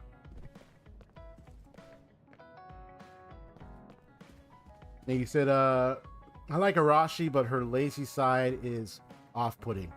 Yeah. Yeah, I'm the type of organizational person and everything, and you know, all that stuff. And I mean, I tend to want to relax a lot too. So I'm slightly a little bit, but I'm moving away from becoming lazy, because I'm not a lazy, but I'm an organizing, responsible individual. So I'm moving away from that laziness kind of behavior and attitude. So I wouldn't even be around her as much, because then that would influence that type of laziness behavior.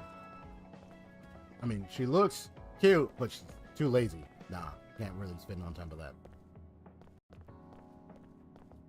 Gorgeous, but and then if she's saying Kadama is crazy, yeah. That being the case, depending on what type of craziness I can handle. I mean, if this was depending on the crazy level. Not to say you have to tell me what type of crazy. I'll see it, I'll witness it for myself. But if this was if the crazy level was the level that I've seen of what's her name? Jinx from League of Legends, especially the TV series. That type of crazy? I don't know. Would I be able to handle that type of crazy? Type of gal? I don't know. I think I would have a pretty difficult time. I don't even know if I'd be able to handle that. I'm just playing, but seriously, I don't know if I'd be able to handle that type of crazy. But then it's more of the mental break, trauma,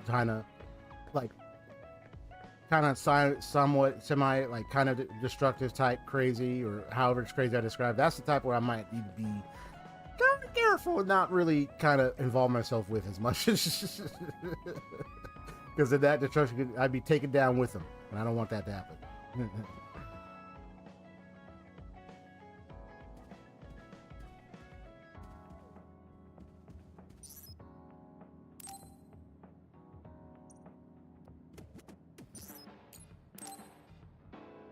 Time for a Bond episode. ゲンマ、時間が空いてるならちょっと一緒に街へ出かけないか？街？何かあるのか？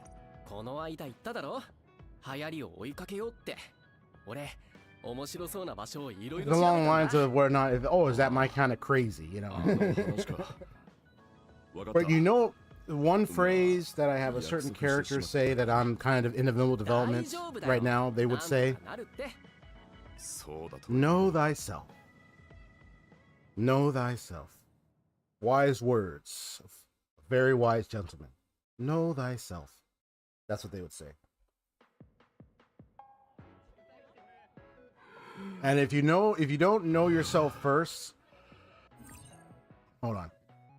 Because if you don't know yourself first, how are you going to know you're going to handle someone else in your life that is like of a different personality, persona, character, different kind of certain habits, things that might be similar or different than you.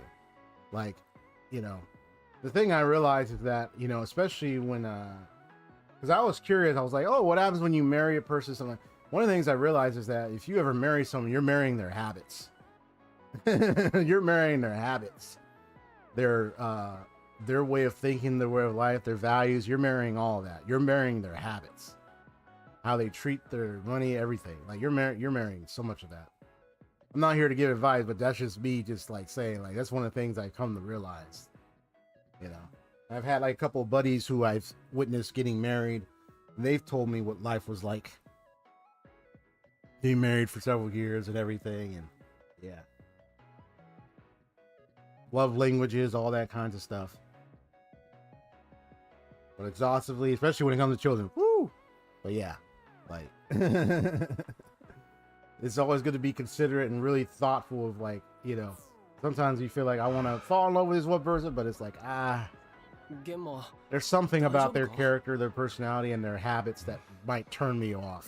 And then it's like, nope, I think I'm okay as friends or acquaintances, but not taking it further. あちこち連れ歩いたけどちょっとやりすぎたのかも。これで一通り最新の流行スポットは見てきたけど、どこか気になる場所はあったか？最後のあれは何だったんだ？部屋の中で巨大な猫の群れにもみくちゃにされたが。あは、VR 猫カフェだな。あれはすごかったな。癒し効果が高いって若い女の子の間で人気らしいよ。あれが癒し。今の若者は巨大な猫に埋まって癒されるのか。俺は夢に見そうだ。その前は狭い部屋に閉じ込められてわけのわからないパズルをやらされ。ああ、密室脱出ゲームか。俺はあれ結構楽しかったな。ビジョンで謎解きしたりして。そうか。まあユイトが楽しかったのならよかった。ってことはゲンマは楽しくなかったんだよな。ごめん、俺のリサーチ不足だ。いや俺こそ文句ばかりですまん。お前のせいじゃない。俺が楽しみ方を分かっていないだけだろう。今の娯楽がここまで変わっているとは思わなくてな。俺の知っている時代とは違う。正直ついていけん。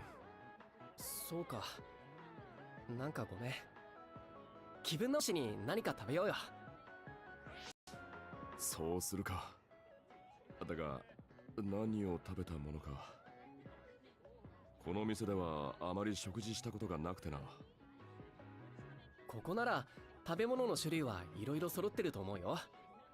ゲンマはどんな食べ物が好きなんだ？そこまで食事にこだわりはないんだが、強いて好物をあげるなら餃子か。餃子か。あ、ちょうどなんか面白そうな餃子があるぞ。当店一押し大流行の最新メニューだって。流行の最新？あまりいい予感がしないな。だが今日は若者の流行を追いかけるために街に来たんだったな。いや、無理しなくても。大丈夫だ。俺も心を決めた。初志貫徹しよう。大変お待たせしました。こちらが当店一押しバラエティ豊かなふわごつミックス餃子です。お好みで10種類のソースにつけてお召し上がりください。それではごゆっくりどうぞ。Oh, like counting these 10 sauces. なんだこれは。 Sheesh. 赤に黒。 Oh my, so 10 sauces. まさかこ Oh, れが man. 餃子なのか。この店オリジナルの餃子みたいだな。餃子の具もそれぞれ違うんだって。色だけじゃなく餃子の形もおかしいぞ。丸に四角にトゲの生えたものまである。これが今の時代の餃子なのか。なんてことだ。時代が変わると料理すら別物になってしまうとは。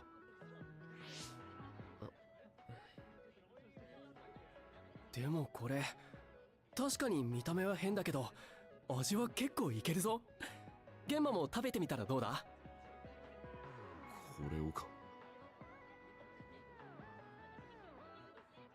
気が進まんが注文したものを無駄にもできないな。よし。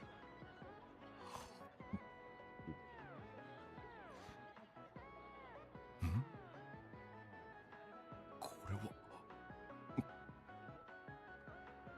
確か Shock of your life, buddy. に悪くない。 Uh, 俺の知っている餃子とは違うが、不思議な味わいだな。気に入ってくれてよかった。見た目は変でもやっぱり食べてみなきゃわからないな。そうだな。見慣れないからといって警戒しすぎていたかもしれん。なかなかうまい。これをうまく感じるってことは玄馬も流行りの味をちゃんと堪能できたってことだな。この餃子が偶然うまかったからといって時代に適応できたとは俺には思えんぞ。きっとその美味しいって気持ちが大事なんだよ。見た目は変わっても美味しいって感じる心がさ。なるほど。確かに一理あるな。楽しみ方、味わい方は変わっても人間の心は同じということか。そういうこと。今日も場所選びは失敗したけど玄馬と一緒にあちこち回れて楽しかったよ。そうだな。俺も最新の流行を楽しむことはできなかったが、街を歩くこと自体は楽しんでいた。新しいものに触れるたび自分が時代遅れのように思えて戸惑っていたが、時代が変わろうと本質が変わるわけではない。ただ視点が変わったに過ぎないのかもしれないな。うまかった。ごちそうさま。もう食べ終わったのか。よっぽど気に入ったんだな、その餃子。ああ、こいつは俺の新しい好物になりそうだ。新しいものに触れるのも悪くないな。それじゃあまた時間があったらこんな風に街を回ってみようか。それは構わないが、あの猫カフェとやらは勘弁してくれ。猫は嫌いではないが、ああもう大きいと不気味だ。変なとこ連れて行って悪かったな。分かった、あそこはやめておくよ。一部刺激が強すぎたみたいだけど最終的には楽しんでもらえてよかった。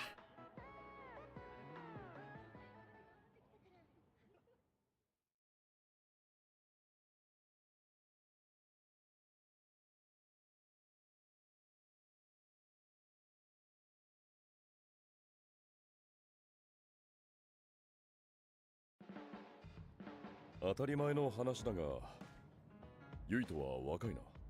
そりゃ玄馬よりは若いかな。俺にもそんな時代があったはずなんだが、大したことは思い出せない。今しかない時間を大事にするといい。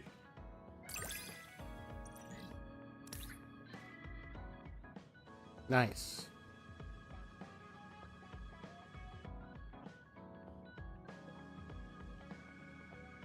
Blocking and negating the damage. なるほど。お前という人間が少し分かった気がするぞ。俺も玄馬のこと少し分かってきたかも。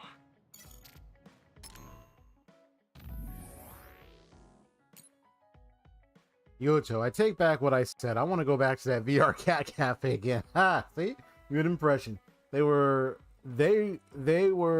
so openly played the way. Oh, they weigh the. I think it's supposed to say the way. It says they weigh. The way they so openly played with my left arm wasn't too bad. What? I thought that traumatized you. Of course you can. But what about your left arm? With sclerokinesis is progressing on my left arm. It doesn't impede my movement, but I normally hide it. It's unsettling and it's dangerous if it hits anything. Oh, wow. Even though it was digital, I couldn't believe the day would come that I could touch the living thing with this arm. See? I understand. That's the healing effect. Not bad. I see. Okay. Interesting to note.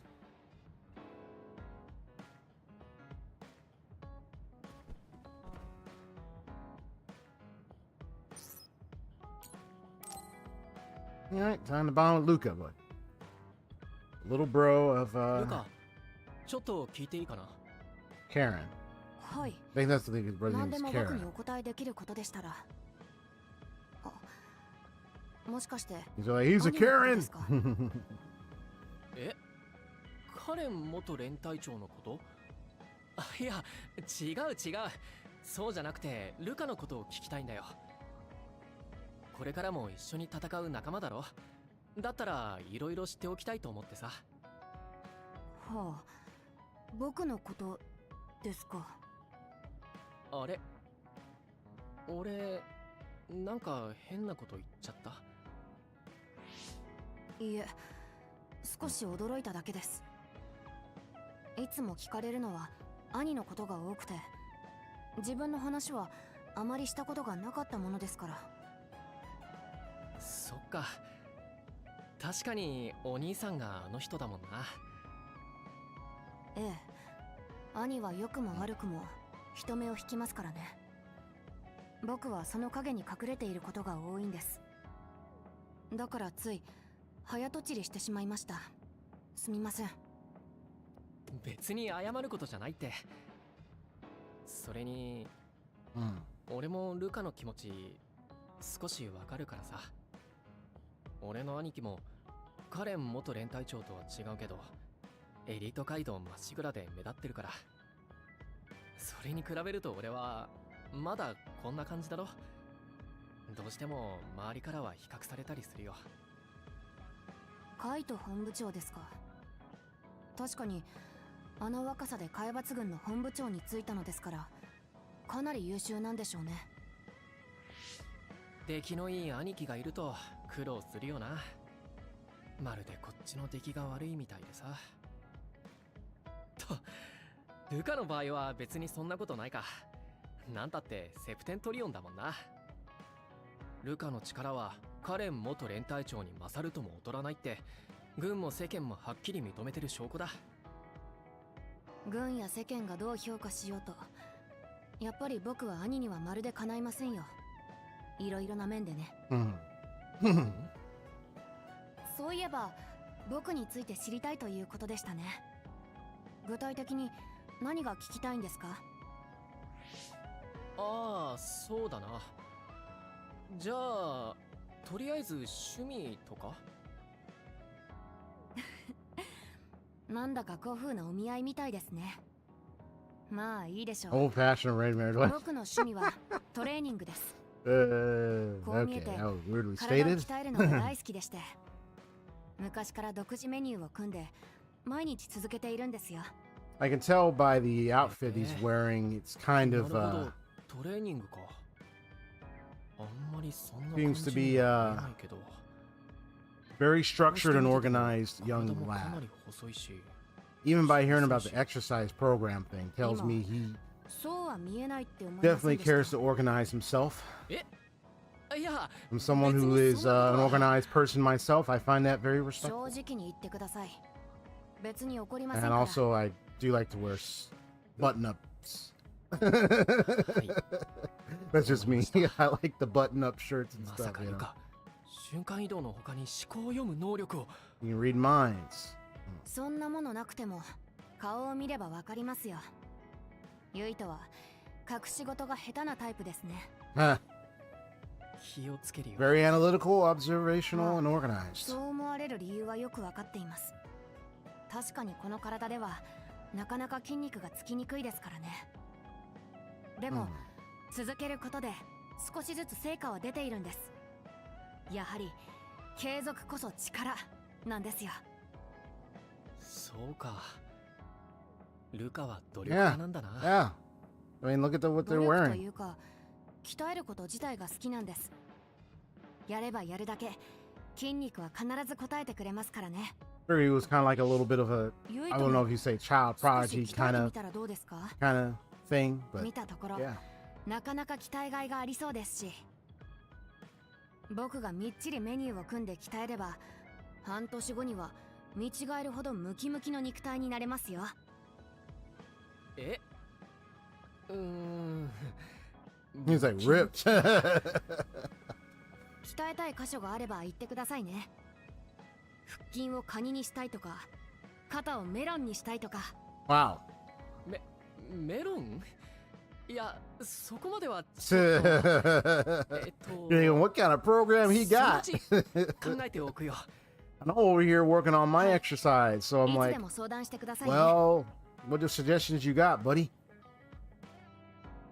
It's like a little bro over here. He got that program. He got that set up. I guess I mean, for him, he won't be able to form much muscles. I mean, he's still a little kid and everything, but he already got like a program thing going. I'm like, okay, ain't that something? I don't know, maybe this kid is kind of a genius level in a way, maybe. Just by the way they were, you know, they conduct themselves, and you know, they're like a smart little kid, you know. He could probably get like a lot of good A's. He could probably ace a lot of tests and stuff like that, being focused and everything. Of course, with his teleportation, I don't think bullies will be able to catch him. People be laughing at the bullies because they're falling over the place because they can't catch the kid because he's teleporting. You can just walk by and teleport just to get to class. Like, you can just see that coming. You can just see that happening a mile away, man. It'd be hilarious. Yeah, I think a kid like a genius in a way.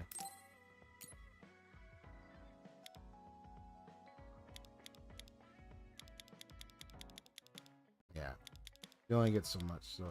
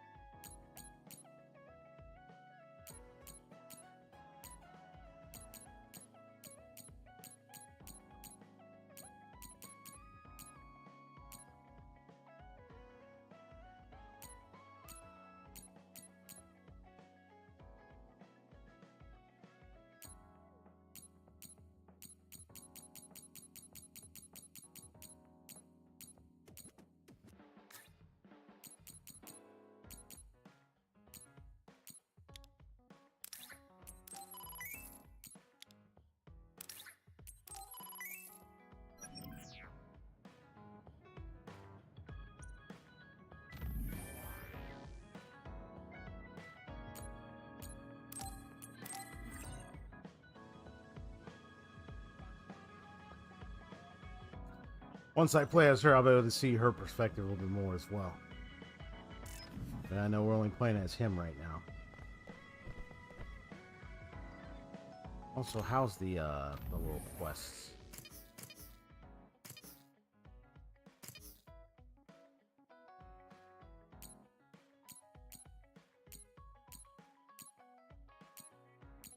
He's at level 3.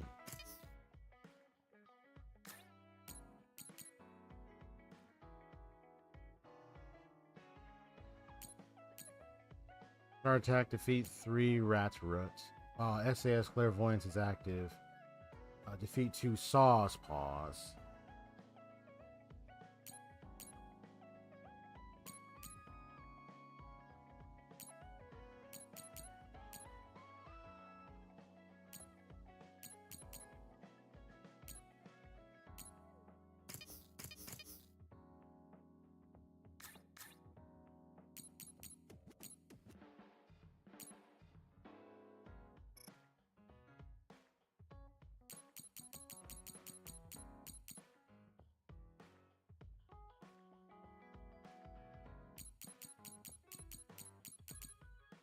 Oh, these guys.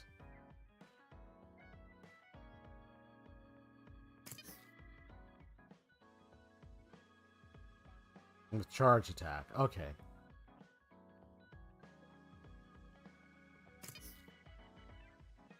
Cannot highway and Suo exit and junction. So they're in those areas. Okay. I mean, I will eventually get to those. Though I could. Yeah, but let me save first. I want to do one of them.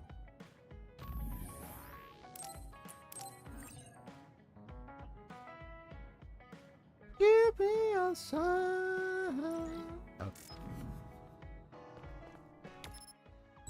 Just looking.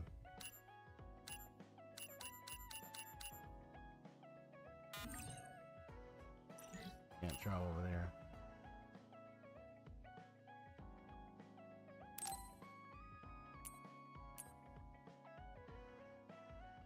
I think I'm hunting the rat ruts.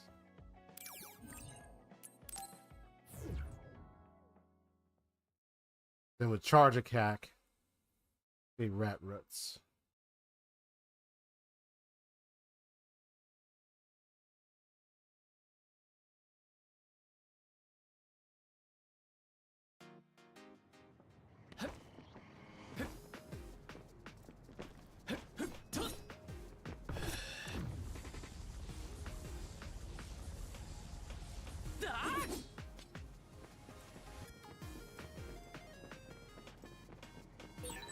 乗り捨てられた車がたくさんあるけど、これに乗ってた人たちって無事に逃げられたのかな。そうであってほしいけど、一般市民がこの世界に襲われたらほぼなすすべがないだろうな。火の攻撃を受けて体に着火すると体力削られるからな。気をつけてくれよ。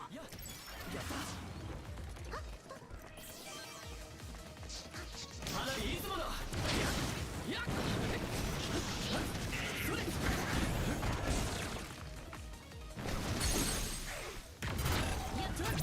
狙えるぞ。今の一撃は見事でしたね。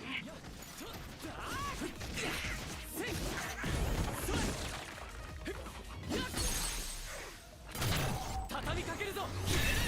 I'm getting my combos back.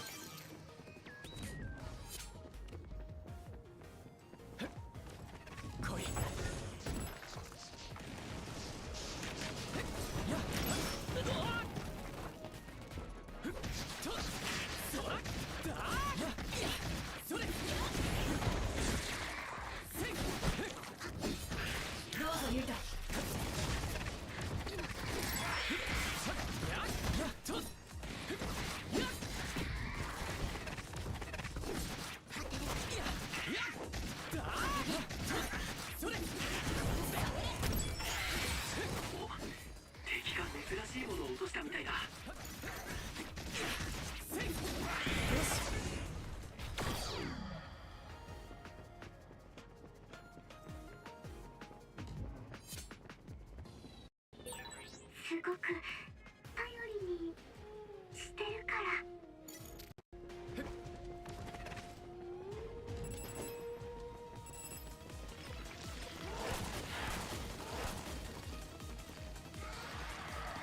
炎をもらうぞ。陰りをつぐみ。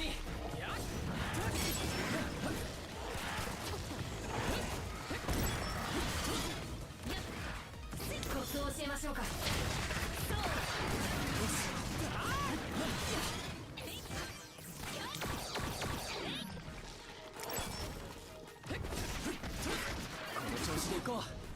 That's cool. Now I can use more than one. Use them all at the same time. I like that.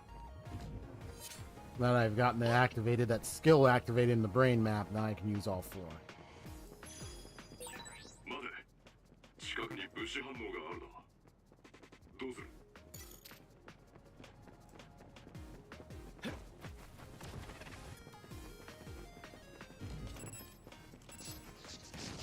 力を貸してくれ。貸してあげる。ゲームは頼む。協力してくれ。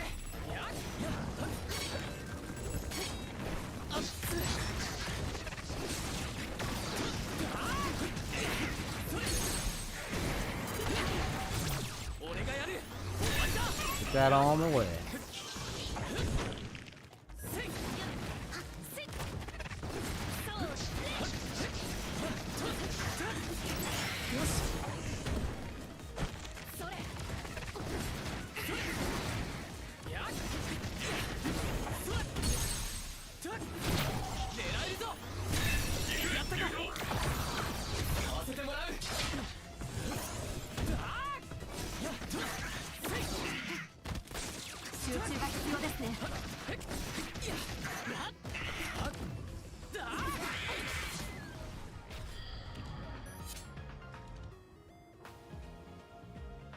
That's what the boy looks like when he's got this.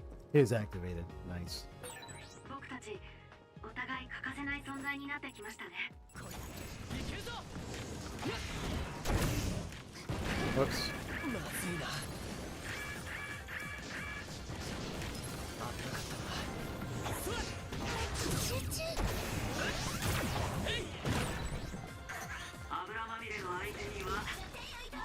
聞いたの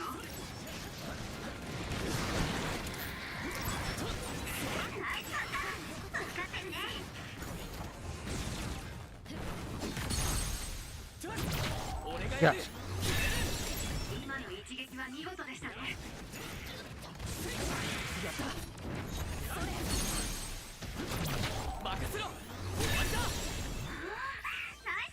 Plus, it's helping me get a little bit more practice.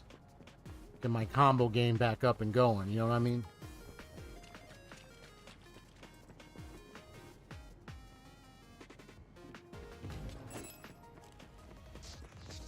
Oh, there are those. There they are. 油みたいなものをかけてきやがった。あれを食らうとベットベトになるぞ。あいつの硬い外角を壊すには何かでかいのを叩きつける。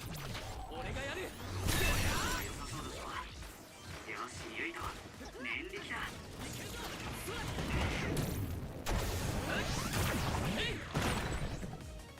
油まみれなら火をつけたら燃やせそうだな。あの回依頼の討伐対象まだいけますよ。敵の動きよく見てて。ルカ頼め。ゲームは頼め。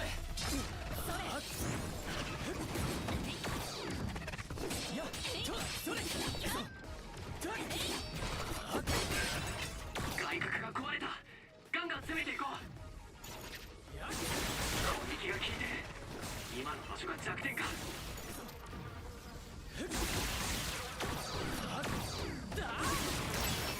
依頼のターゲット撃破できたね。次も頑張ろう。まだ戦える。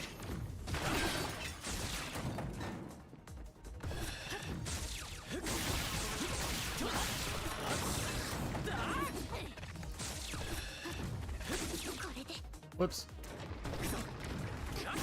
There we go. 敵が珍しいものを落としたみたいだ。Let me just double check. Just make sure I got it right. So was it yeah. Charge attack defeat through it. Okay. Awesome.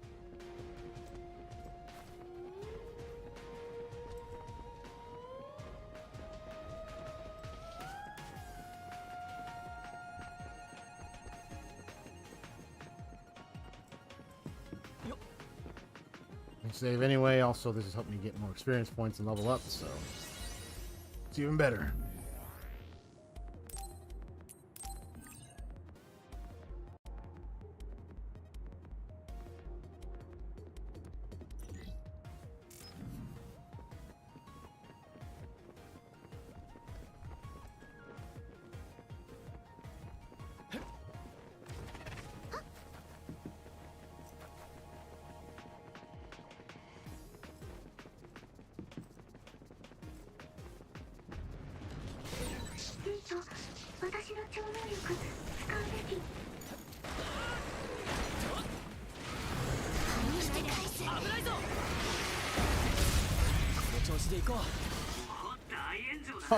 Oh, nice.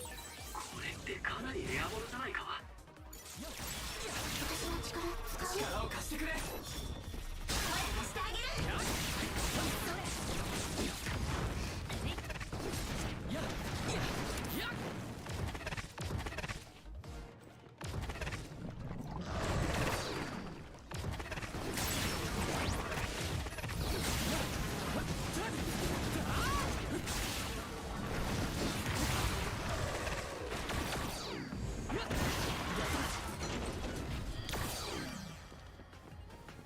Oh, that's tight.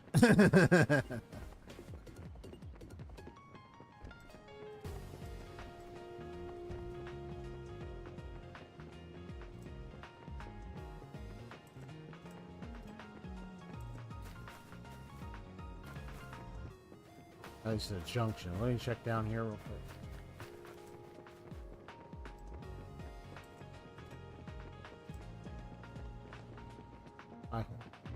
Yeah, that's all that's down here. All right. Just need one more rat rut, and then I take care of that quest.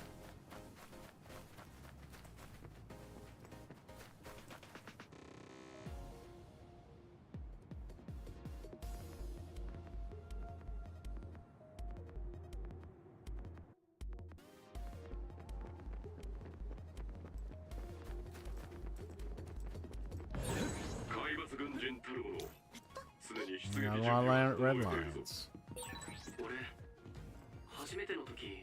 Like how y'all see like arrows and stuff like that.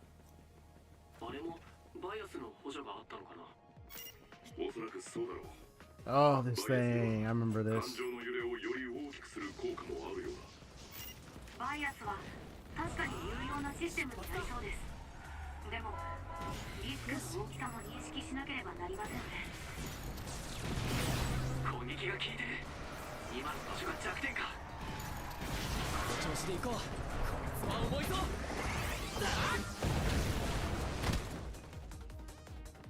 やっと。火の攻撃を受けて体に着火すると体力削られるからな。気をつけてくれよ。ナイス。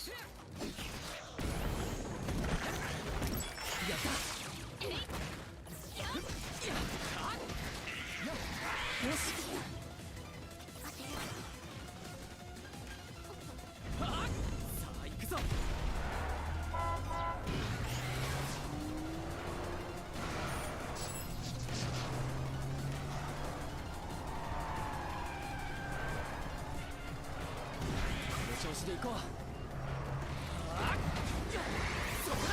ドライブを使います。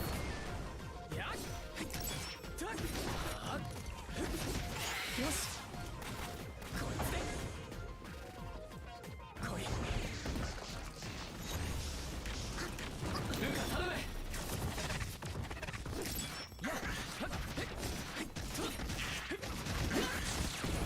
それやこの調子です。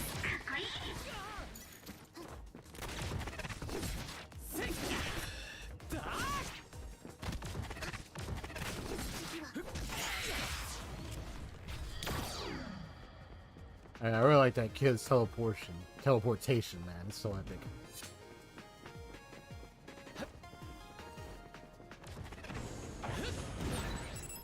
先手を取れたのは素晴らしいですね。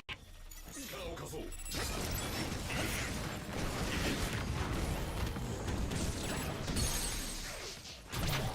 えるぞ。終わりだ。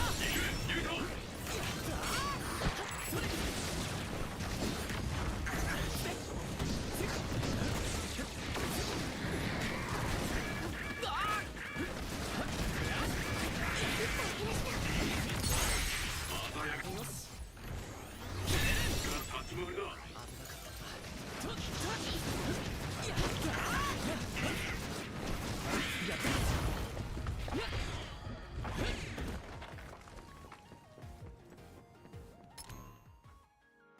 Oh, just a minute.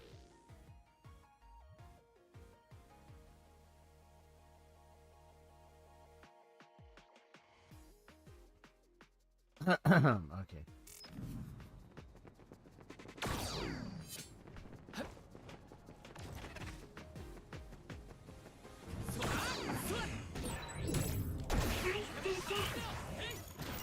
This 調子で行こう。油まみれの相手にはもちろん火だろ。どうぞユイタ、使わせてもらう。花火いつもの。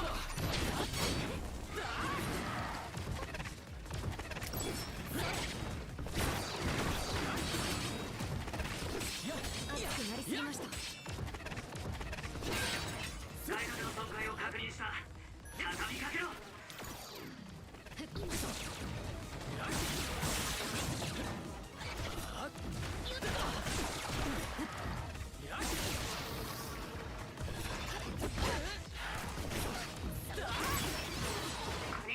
Done.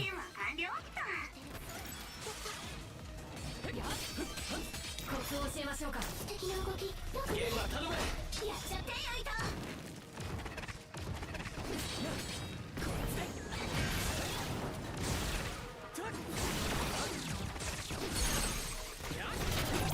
任せろ。やったか。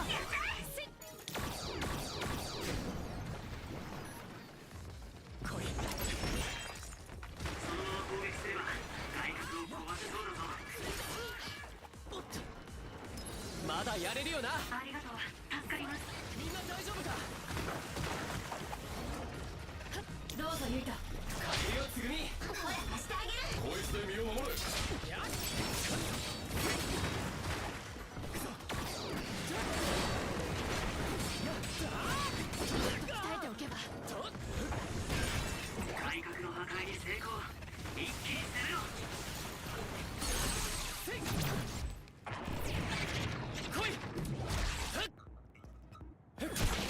Oh, nice.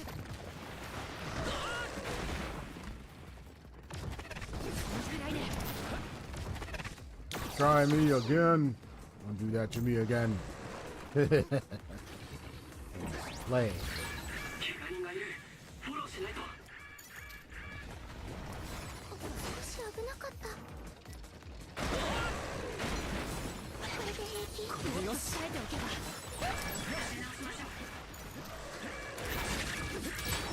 外角にダメージを確認。このままぶっ壊せ。あの怪異の外角、相当な高度です。念力を使って重量のあるもので攻撃するのが有効でしょう。倒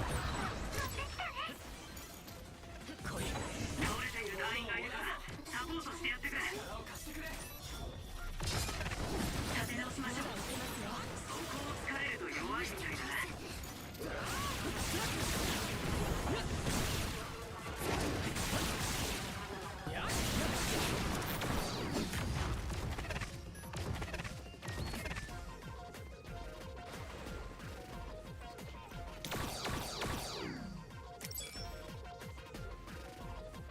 Oh, come on. Why don't you come over here, buddy? もっと集中。リ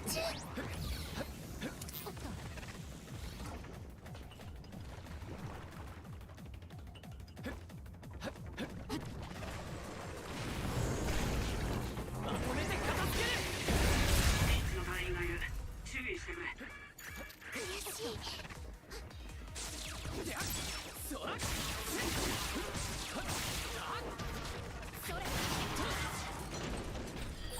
ありがたくもらっておこう。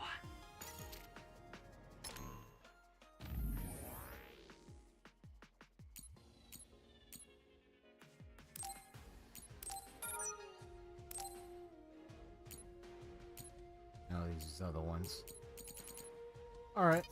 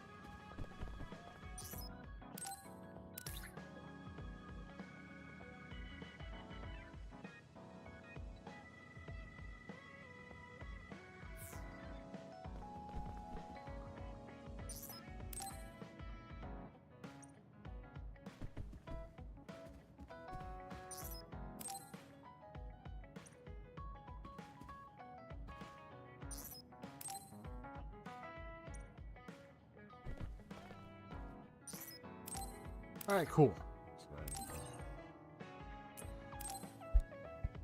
Kid will like it, I'm sure.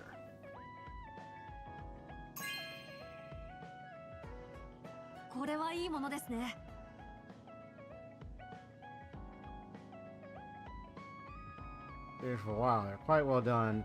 Are they not? I would love to have them. Nice.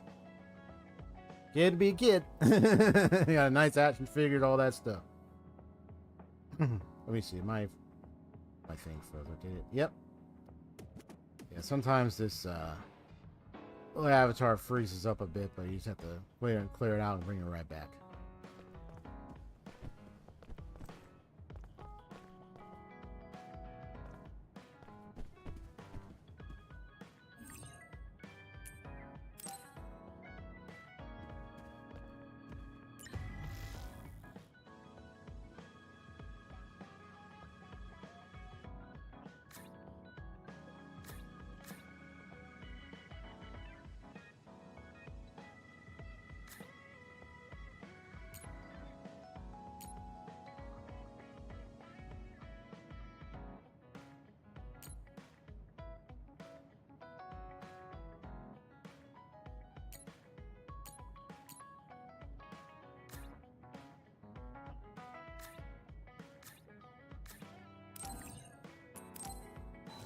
I'm gonna do a little bit of this.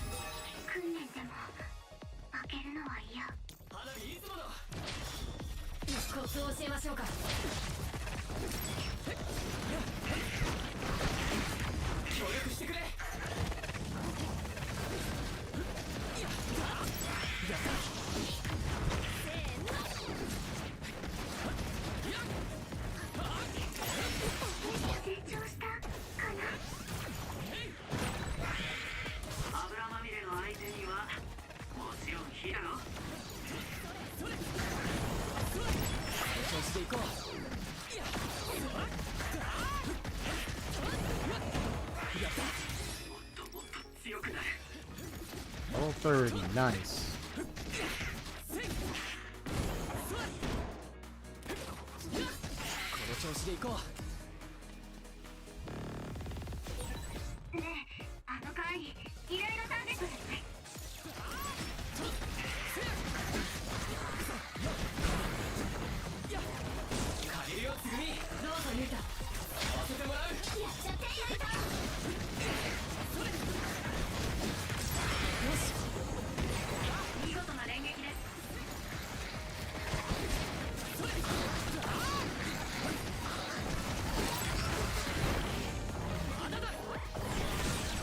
Oh, nice.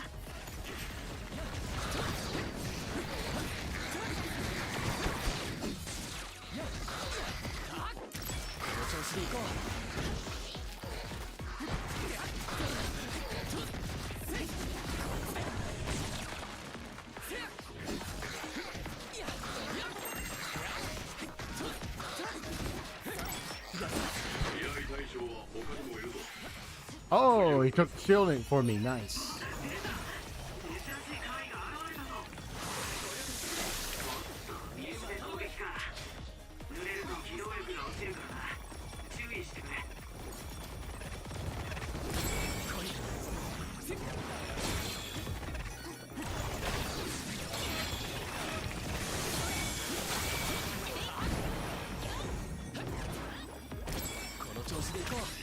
Gotcha. Nice one.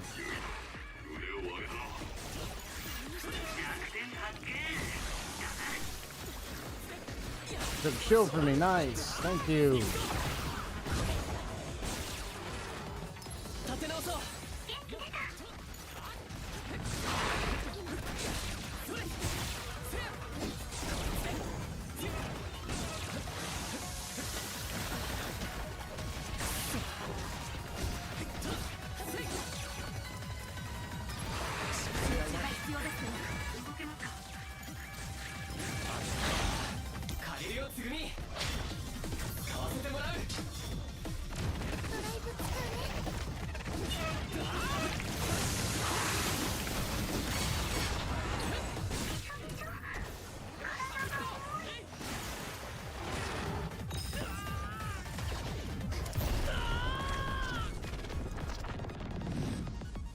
Kicking that.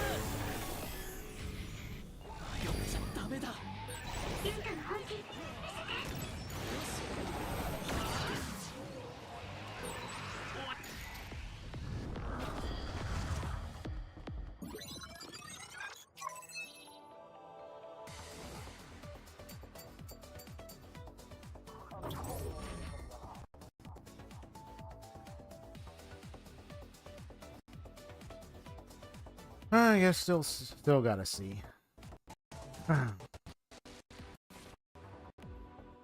Still gotta see out of that. It's fine.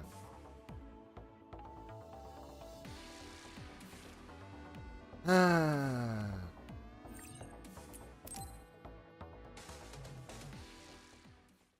have to get stronger, get more levels, get more up there, and practicing more. I can definitely get through it. Increase the the grade.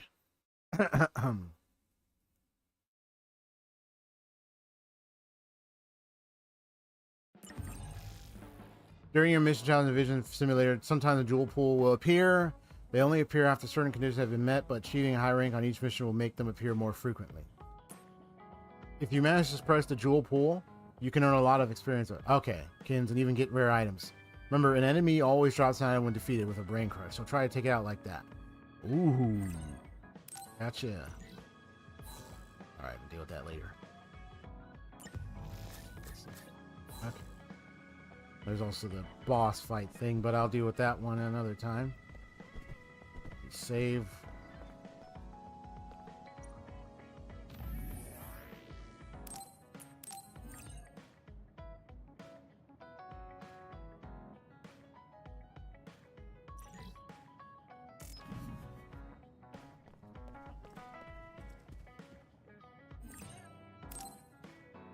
なんだか考えすぎて頭がしびれてきたよう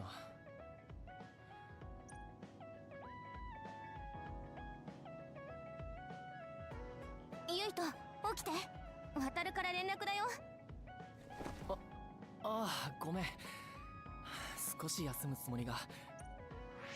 それで渡る、どうしたんだ。やはり俺たちが旧海抜軍病院へ侵入した件が問題になっているのか。はあ、いやいや、病院の件は吹雪連隊長がうまいこと処理してくれたから大丈夫。大した話じゃないかもなんだけどよ、クナド高速の穴のことを知らせとこうかと思って。そういえばクナド高速の空に妙なものができてたな。穴といえば穴だけど、あの後大変なことがいっぱいありすぎて忘れてた。あれ、何だったの？政府はあれをクナドゲートって名付けたらしいな。調査隊がいろいろ調べたみたいだけど、超局所的な重力異常ってこと以外何もわからないんだってよ。ただブラックホールと性質が似ているとかで、あの辺りは立ち入り禁止になってるんだと。クナドゲート、向こう側何も見えなくて不気味だった。まあっちに行くことはないかもしれねえけど、知らないよりは知ってた方がいいだろ。そうだな。教えてくれてありがとう。もしまた何か分かったら共有してくれ。お任せあれ。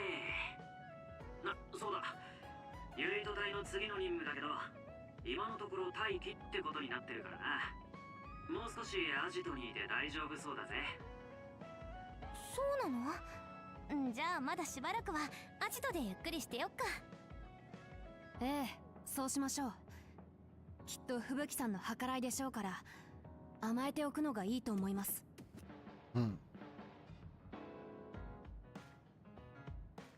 They had a choice to face it, eyes open. Yoto and his team are exposed to a mere fraction of this country's darkness. 失礼。 Yeah, the dark hidden beneath the surface of what looks to be some light, when there really is a darkness under it. That's what I'm also looking out for when Tales of Berseria. While things seem to be in quote-unquote order, supposedly, or reason, supposedly, under the rule of, under Artorias' influence, supposed influence, I can already get a hunch there's probably something darker festering. So we have to see what it is. And while it may seem Velvet carries some darkness, but there's more darkness probably underneath that surface of leadership authority that's waiting to come out. So you could say I'm there to clean up the mess. そのことをカレン連隊長は知らないよ。カレンを政府の手から守るには僕がカレンの監視役として立ち回るしかなかったから。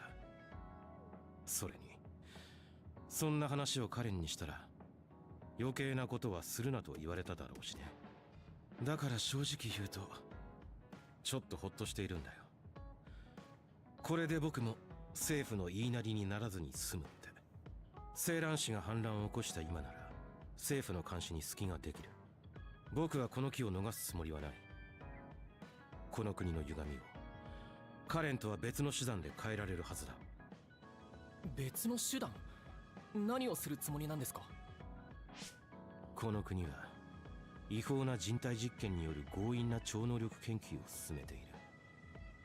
理由は全くわからない。政府が完全に情報を統制しているからだ。マスコミすら政府の監視と圧力のもとにある。政府がなぜそんなことをしているのか把握してこの国を歪んだ体制から解放したい。カレンはそのためにセーラン氏と組んで国家に対する反乱を選んだ。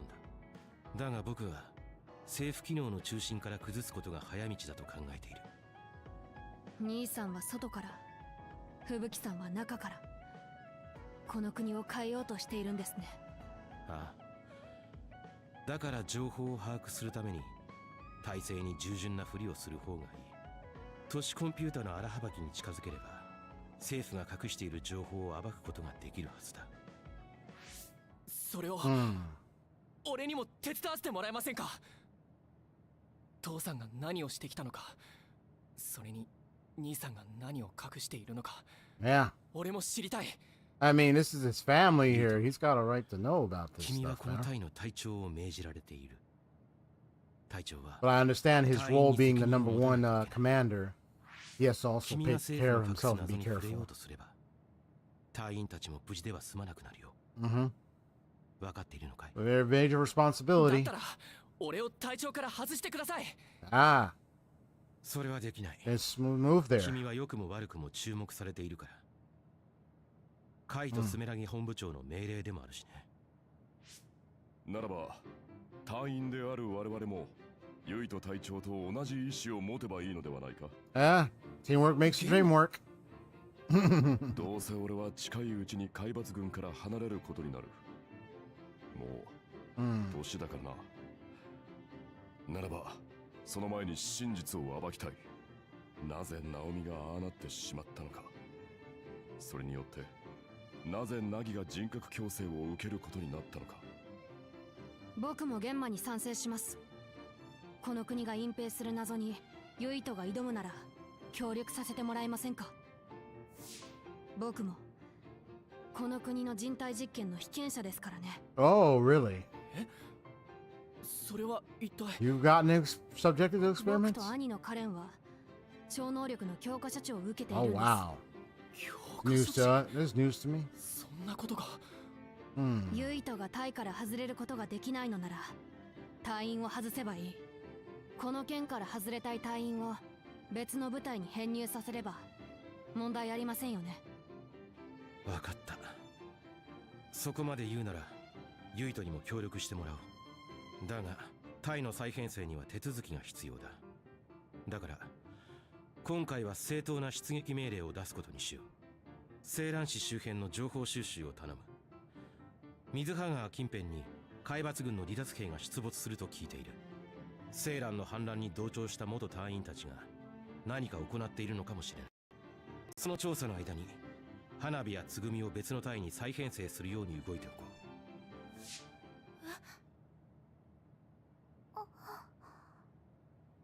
それじゃ頼んだよ。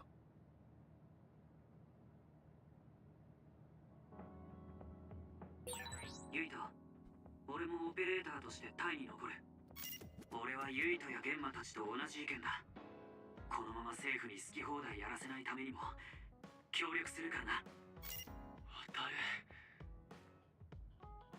ありがとう。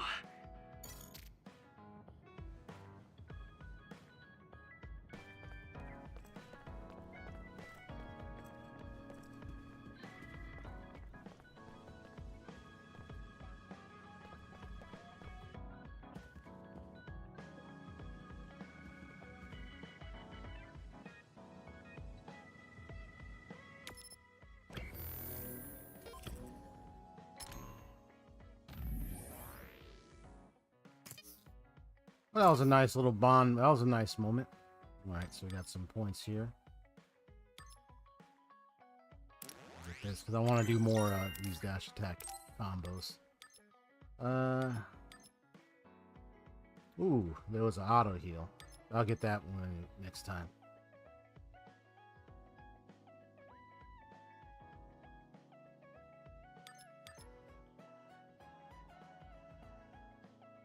Ooh.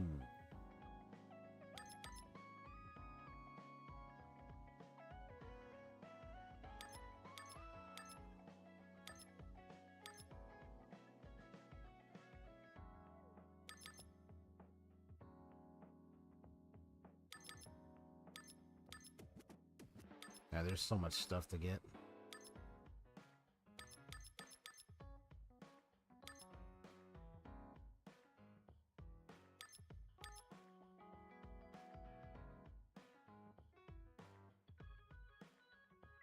Oh ho ho ho ho! That's tight.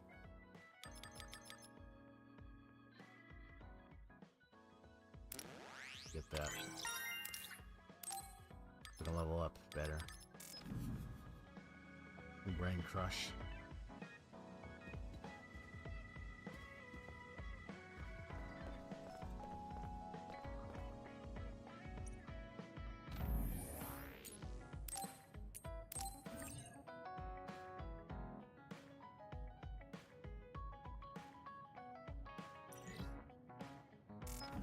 I kind of like doing like the combination, like combo things.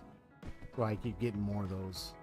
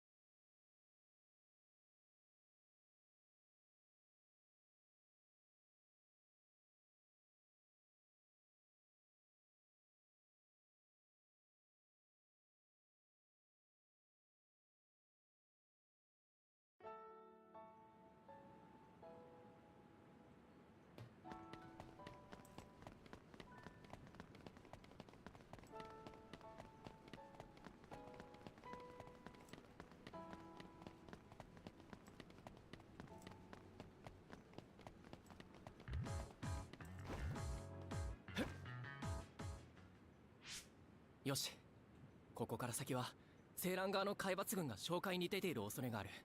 慎重に進もう。ユイト、アジトでの話だけど、本気なの？吹雪連隊長を手伝うって話？そう。だってそれってカイトさんや亡くなったおじさまを疑うってことでしょ？私はこの隊に残る。え？つぐみ。ナオミ、かわいそうだった。もし政府が関わってるんだとしたら Atta girl. 許せない。ストップ。前方から怪異が来るぞ。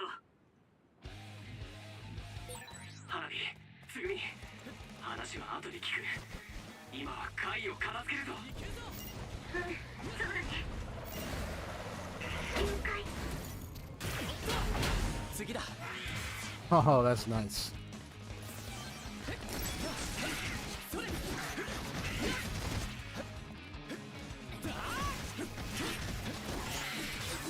成長したかな。 Oh, I didn't want him to do that. まだ残ってる。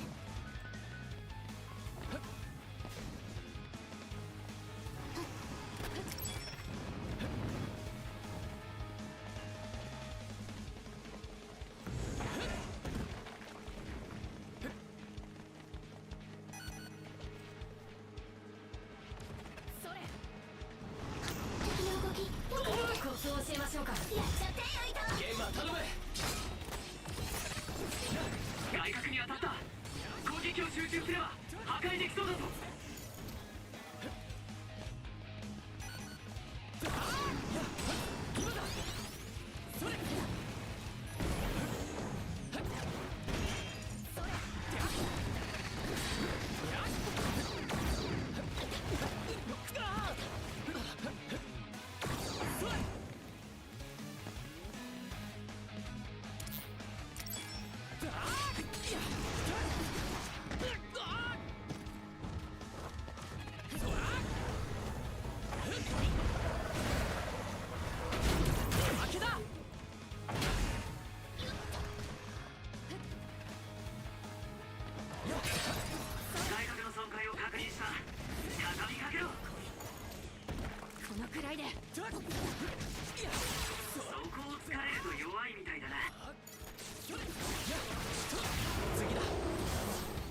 Gotcha.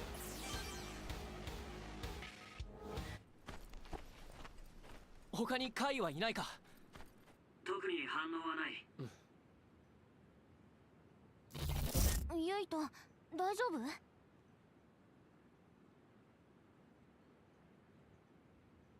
The brain thing. え？ He zones out. Yeah. 今の戦闘では特に大きなダメージもなかったけど。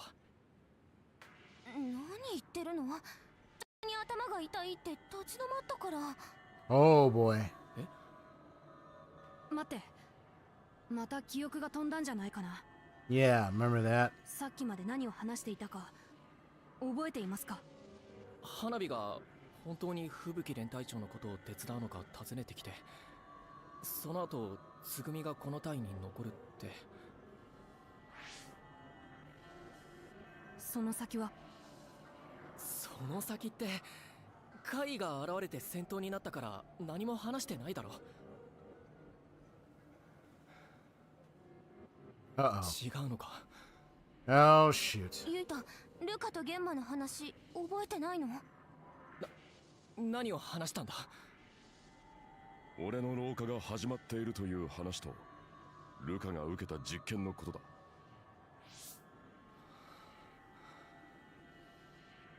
ごめん。 Oh no. 何も覚えてない。 Yeah. Shoot. 本当にその話をしたのか？ What a sad occurrence that we're witnessing with the main character at this 俺も point. 聞いてたから間違いない。ステータス上の異常は出てないけど、医者に言われた脳の疲労ってのが影響してるんじゃないか。 Is it really, or is there 超 more 能 going 力を on 使えば here? どうしても脳に負担がかかる。今は無理に戦闘をしない方がいいのかもしれない。そうはいかないよ。任務があるし。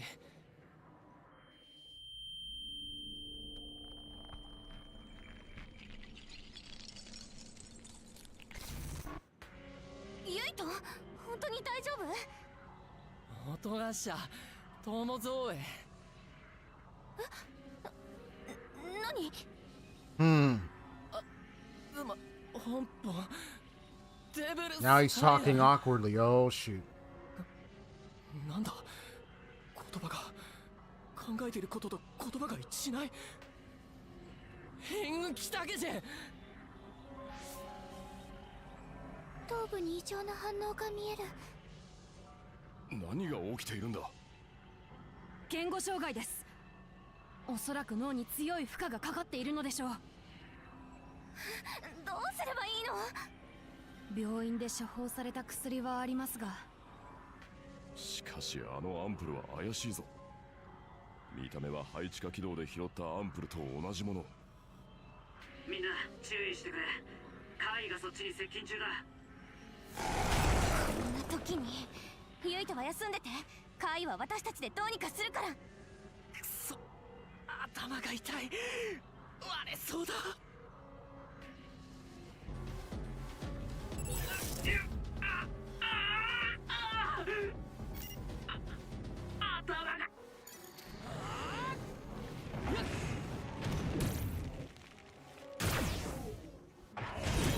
そのまま攻撃すれば外角を壊せそうだぞ。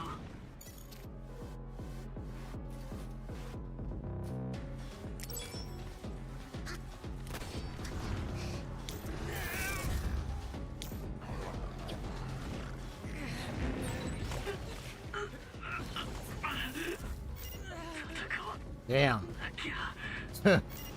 It's crazy. まさか超能力が使えないのか？ Yeah, you can't do that.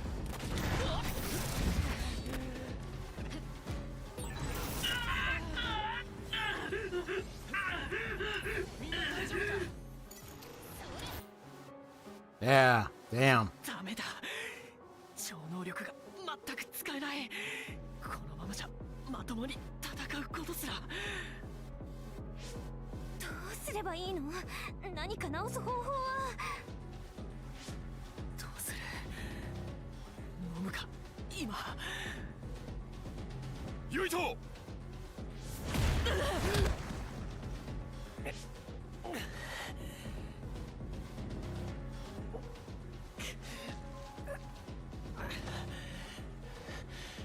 迷ってる場合か。こんなところでイにやられるわけにはいかないだろう。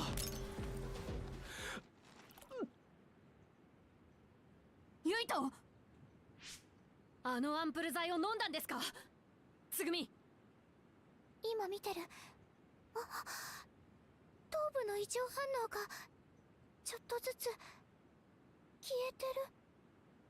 この薬すごい効き目だ。頭痛も収まってきた。ユイト、言葉もちゃんとわかる。どうだ、戦えそうか。ああ、大丈夫だ。一気に片付ける。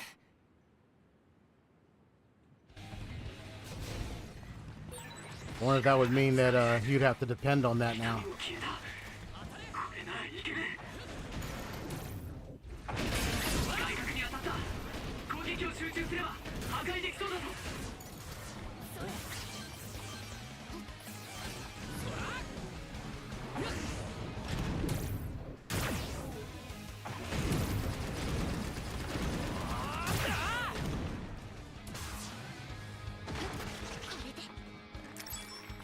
私の力使どうぞユイト。効率を上げましょう。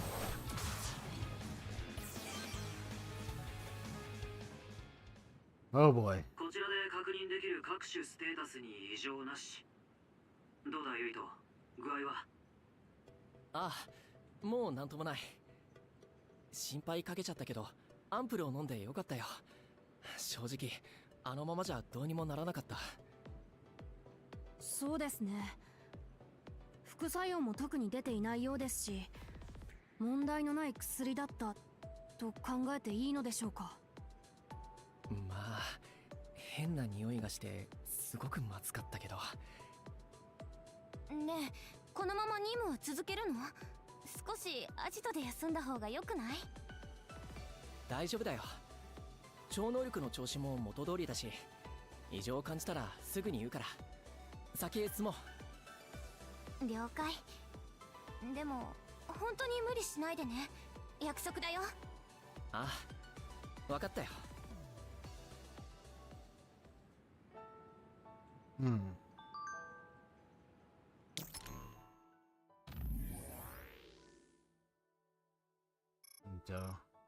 I want to ask everyone something. I don't want to worry you, Ito, so I'm sending this to everyone else. He got a checkup at the hospital. His condition is getting even worse. I'm worried. He said he was hospitalized as a child. So he's just prone to being sick, isn't he? That's right. So I know it will be difficult.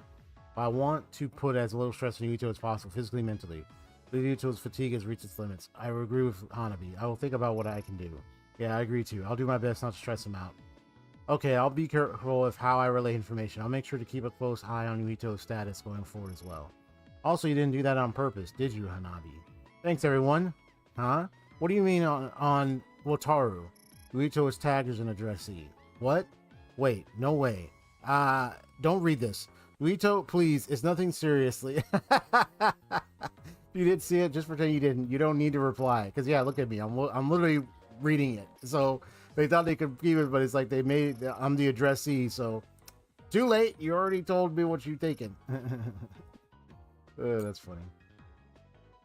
We have been talking about my hobbies so much. I forgot to ask about yours, Suito. Would you mind telling me? Hobbies? I like to collect Baki goods and do housework, I guess. Cooking is okay, too. I didn't expect you to be good at cooking as well. I like cooking at home. I have actually been thinking of changing my diet and improve my musculature lately. I want to have a shredded back. I would like to discuss a high protein menu with you. Ha! Keep it coming, buddy. Keep it coming, kid. Keep yourself nice, fit, and healthy. Dude, I cooked some... Yeah, I know I already mentioned it, the day I cooked pork tenderloin, delicious pork tenderloin, and, like, homemade mashed potatoes. That is so delicious. My family loved it. They loved the mashed potatoes. And the mashed potatoes is good.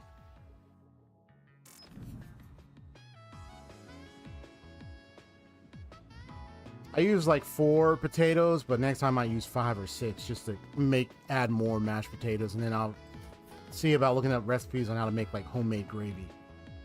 Or get like those gravy packs. Either way, you know,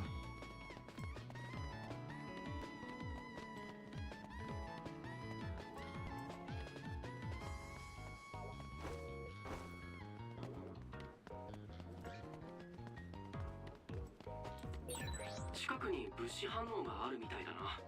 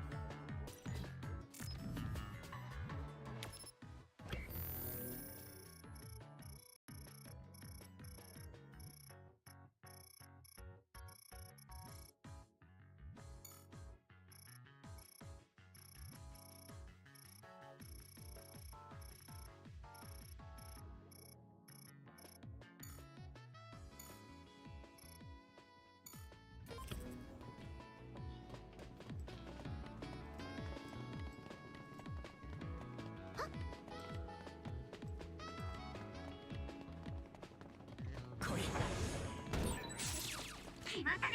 先制攻撃。電気を使った攻撃は要警戒だ。感電しちまうと動けなくなるからな。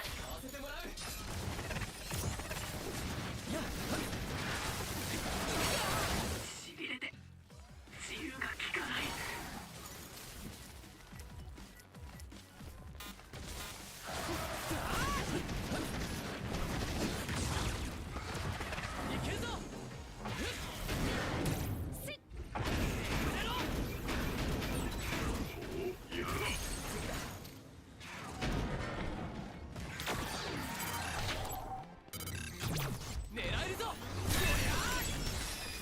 You.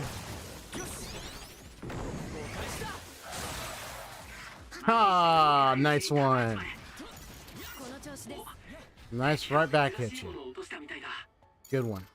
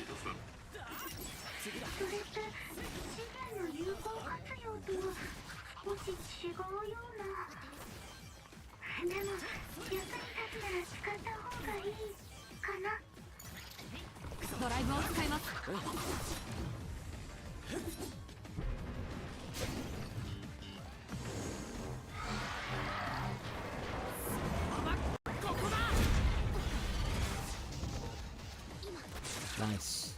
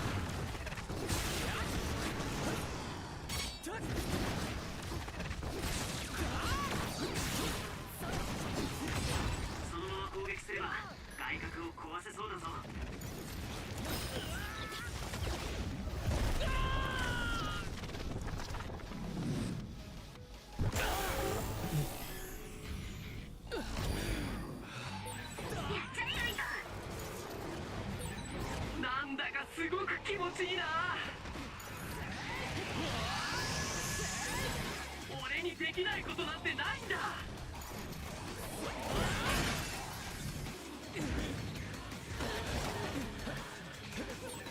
なんだかすごく気持ちいいな。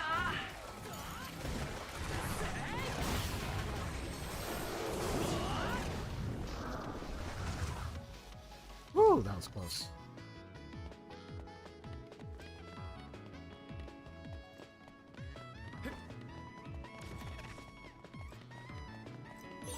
長い時間を共に過ごしてきたから、もう僕たち一緒にいないと落ち着かないですね。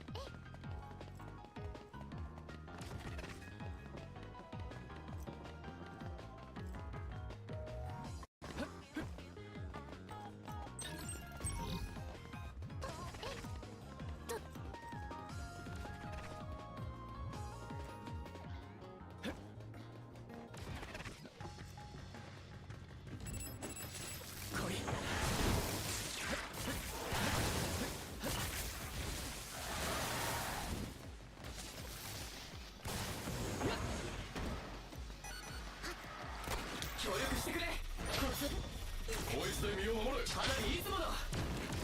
やっ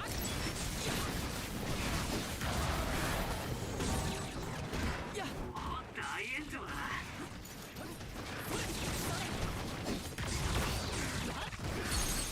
やっ任せろ。終わりだ。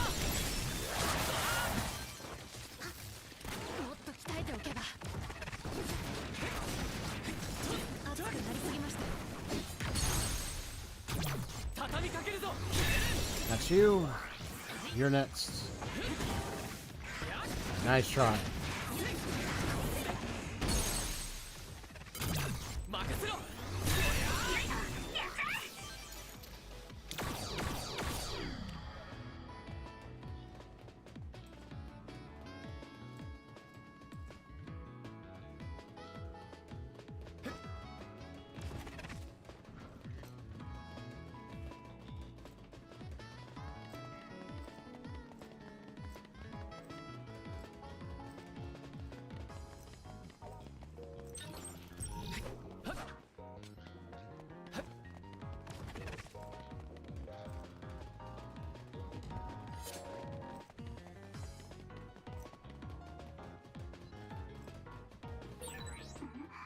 物資反応が近いね。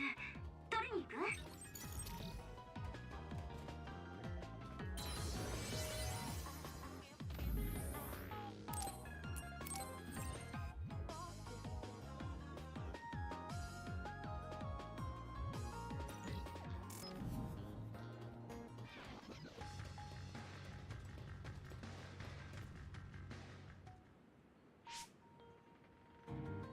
待って、この先何かいる。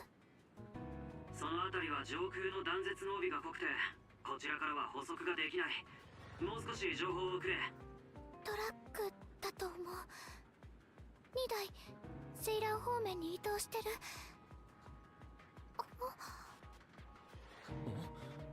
つぐみ、どうした？一瞬荷台の中が。でも多分見間違い。Something inside the truck bed, you say. 近くの監視カメラから映像が撮れた。これは海抜軍の輸送車。敵？味方？現在水波川付近に出撃している海抜軍はユイト隊だけだ。じゃあセイラン側についた海抜軍ってことだね。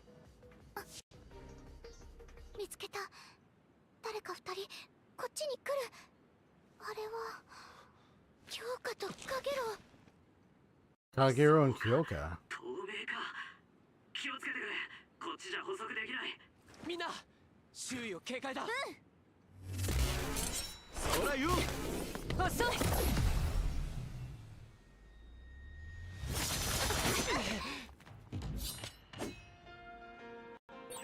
なぜ京香とカゲロウが襲ってきたんでしょう。ユイトを狙った So you do multiples, 重 huh? ねの独断だと思っていましたが、2人も重ねのユイトを狙う決意したのか、あるいは他に思惑が。いずれにせよ注意してください。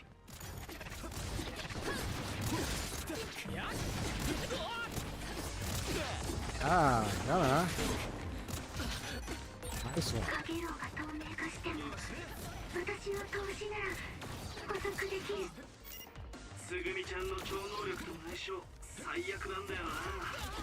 友達としては相性最高なのに。本当にそう思ってるなら聞いて。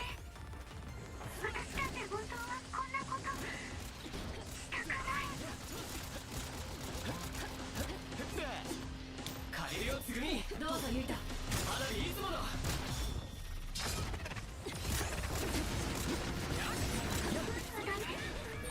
信頼していたボド隊長と敵対することになるとはな。まだいけますよ。あなたは腕のいい熟練兵だった。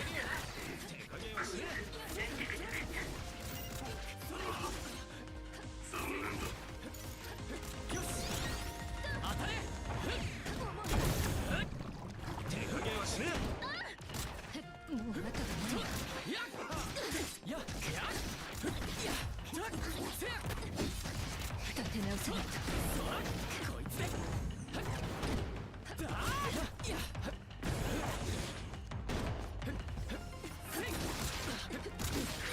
ユイト、危険な状態の隊員がいるぞ。これでよし。ルカ頼む。協力してくれ。使わせてもらう。手加減はしねえ。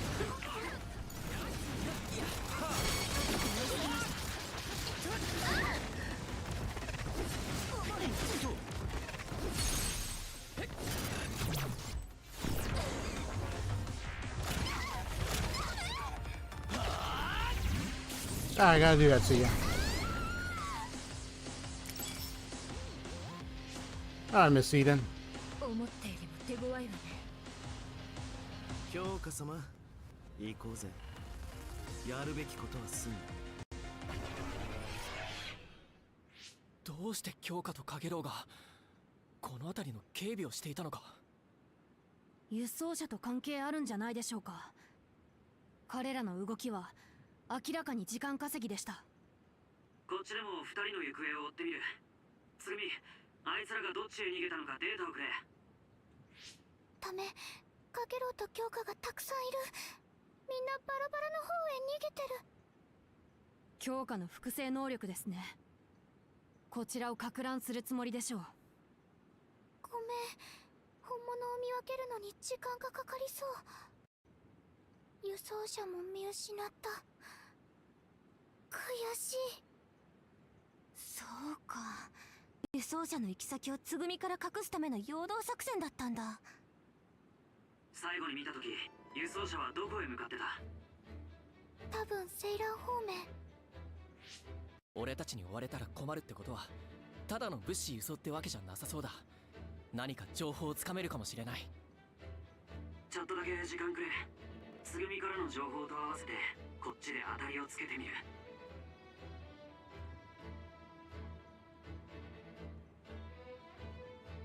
ユイト、セーランの町とは別方面なんだが、ちっと引っかかる場所があるんだ。複製体はここだけ避けて散ってるようにも見える。確証はないが、どうも怪しいぜこいつは。ナイスだ渡れ。よし、まずはそこまで行ってみよう。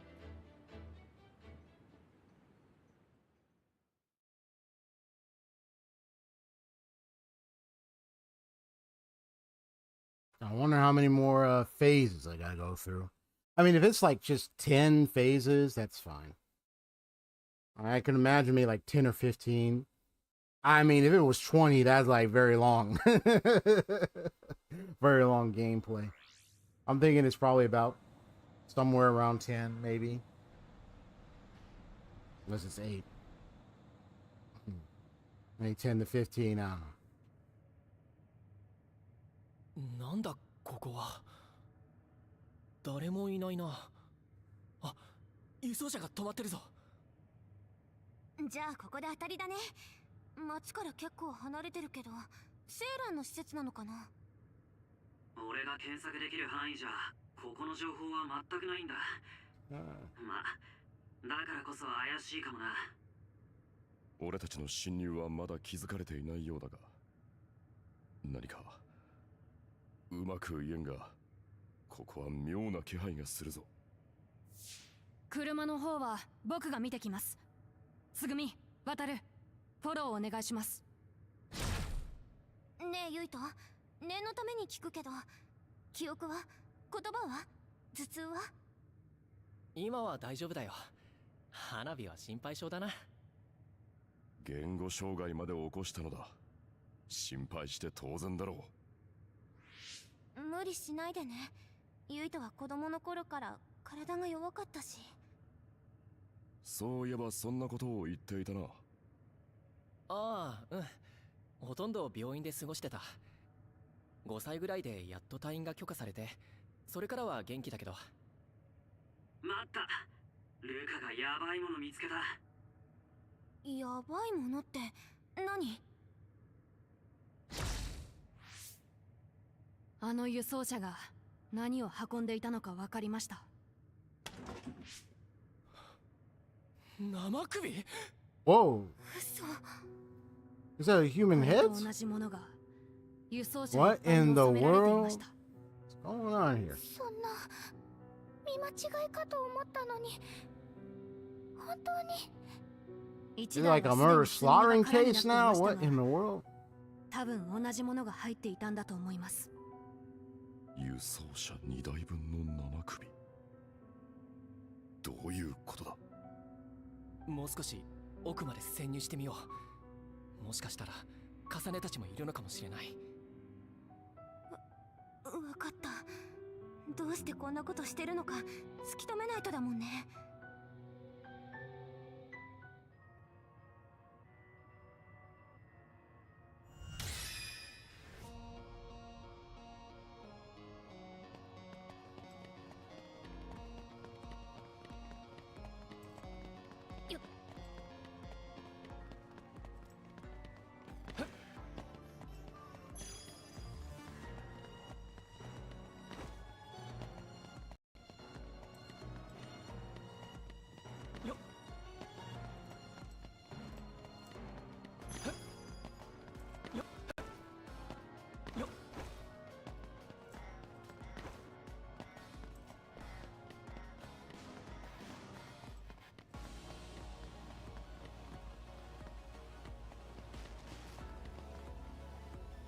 Human heads.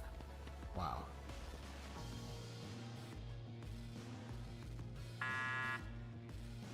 開かないな。潜入してみようとは言ったけど、そう簡単に通れるわけないか。ここの扉、どれも通しできない。お前たちは。Gotcha. Oh. So knock him out. 手荒な真似をしてすまない。心配するな。気を失っただけだ。しばらくは目を覚まさないだろうがな。びっくりした。3人ともすごいね。ありがとう。俺動けなかったよ。とっさの判断ができるのはさすがだな。これもしかすると扉のカードキーかも。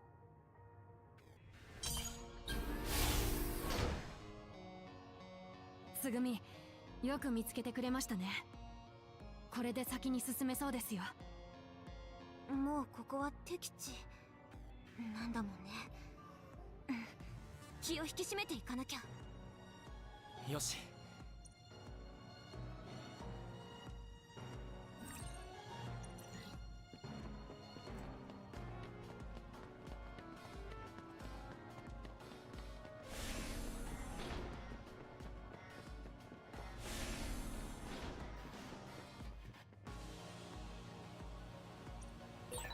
これキーがないと開かないゲートだよ。多分カードタイプのキーかな。I'm gonna do a BRB. I mean, I'm still playing this for a while today because I got a lot of free time. So, be right back.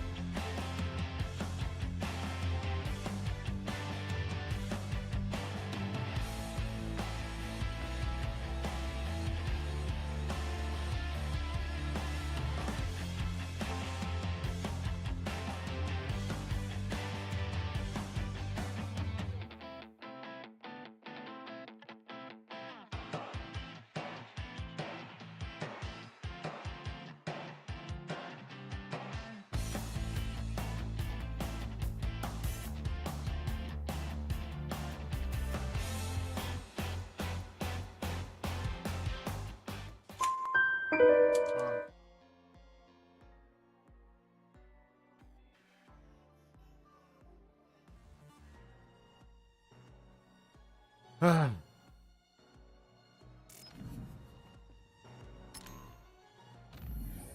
continuing the rest of this. All right, so let's see.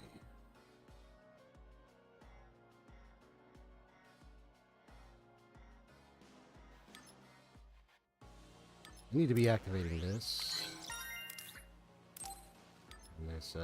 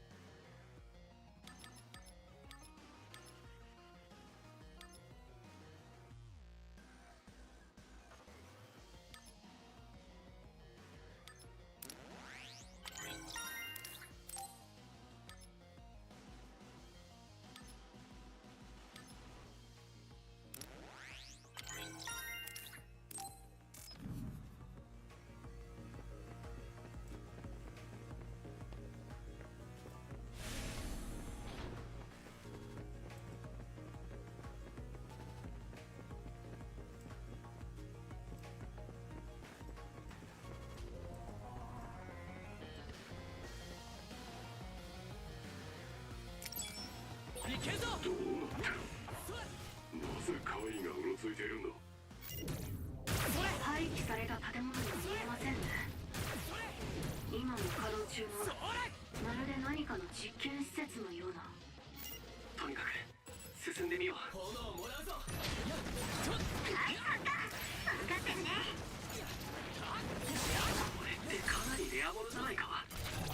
狙えるぞ。終わりだ。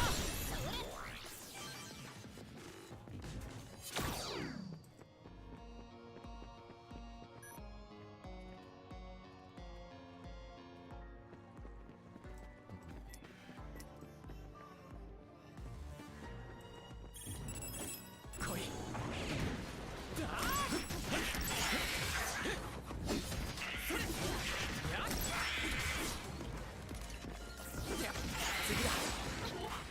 敵が珍しいものを落としたみたいだ。外角に当たった。攻撃を集中すれば破壊できそうだぞ。 gun down, bro. ぺちゃんこだ。外角の破壊に成功。一気に攻めろ。それ。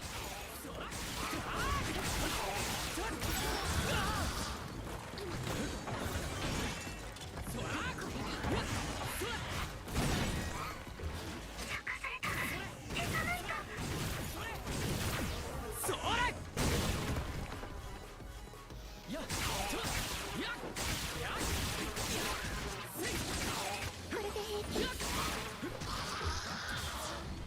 Gotcha. Okay.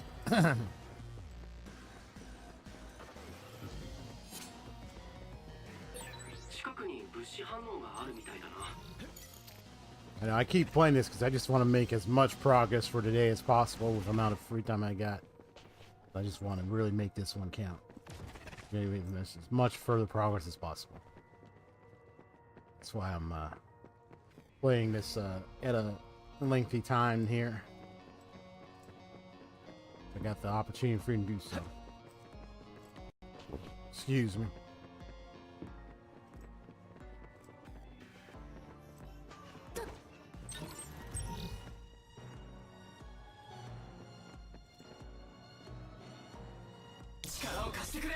Do this?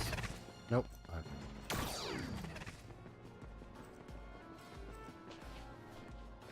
Yeah, I gotta be like, can I do this? Nope.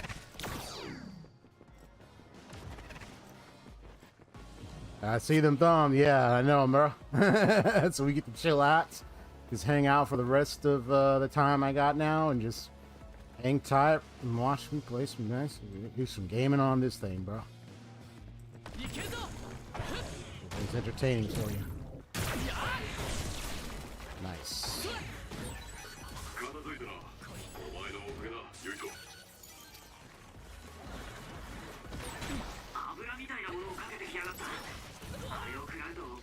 ベトになるぞ。う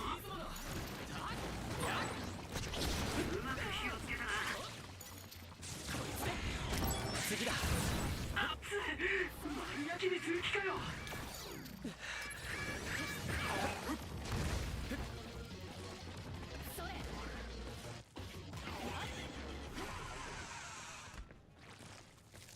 このくらいで。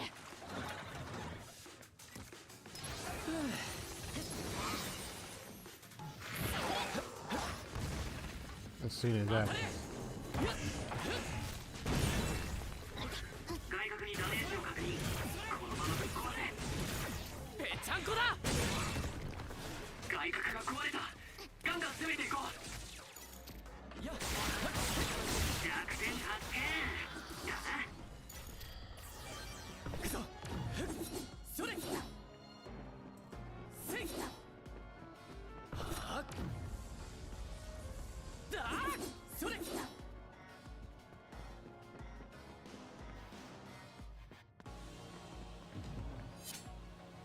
Oh, what's with those emojis there, buddy? What's happening?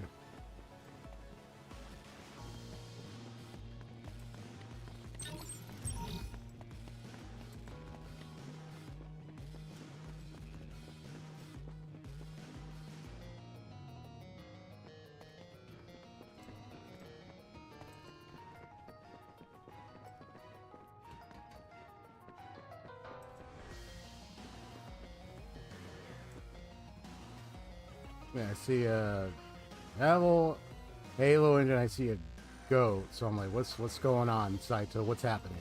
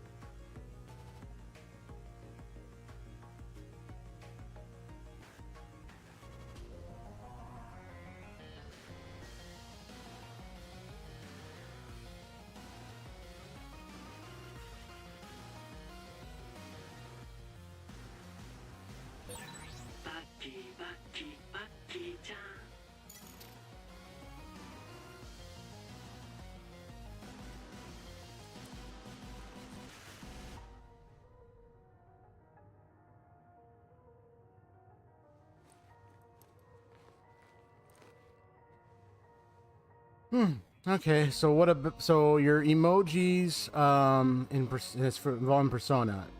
Is it involving a certain persona you got or something like that? Music, like what's so if it's a persona, I'm thinking, is this either one Lucifer, Satan, and Messiah? I know those are personas. I know since Persona 3 Reload, I remember the whole thing with Halal, like Lucifer. You have Satan. Then you have you have Halal, Lucifer, Satan, and you had like a Messiah. So playing P5X. Okay. Well, what did the horn dude, the Halo dude, and the goat have in common? What was that supposed to mean? I took it to mean, oh, you got those kind of personas, those powerful ones. That's what I was thinking when you did that. I was like, what did you mean?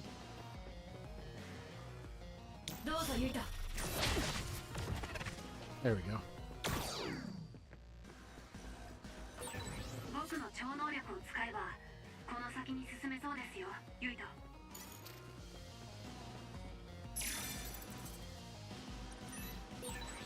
なんでカードキーが床に落ちてるんだ。 Good. He card number 2. 血みたいな色の汚れがついてるけど、確かに血の汚れですね。おそらく研究員が事故で怪異に襲われてといったところでしょうか。ルカ頼む。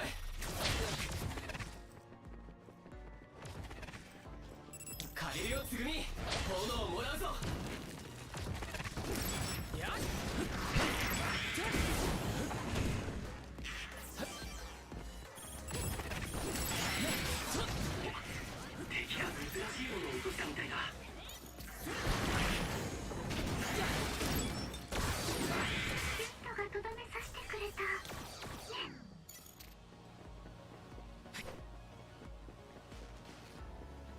Oh, so it was just okay. That was just you saying you're playing Persona. Okay, these are the because because of the different iconography, like the different kind of representations of various texts and various formats, history, you know, all that kind of stuff. Okay, as is SMT. Okay, yeah, I was like, I didn't know if you meant like, because when I interpret that, I was like, wait, what's with the symbols? I'm like, I was like, my first impression was like, okay, is this Saito? Is this somebody else? That's number one. My second then went to wait, and then because when you said Persona, it was like, I was like, oh, so I was thinking, are you telling me there are certain personas you got? Like, so I was thinking those ones that in Persona 3 Reload.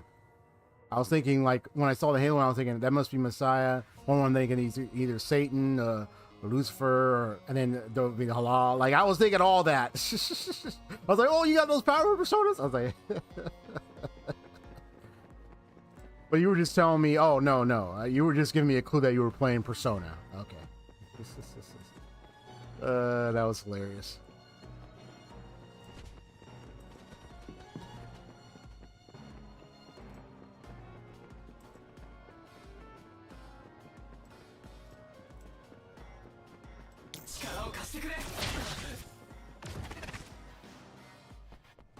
Yeah, that was hilarious.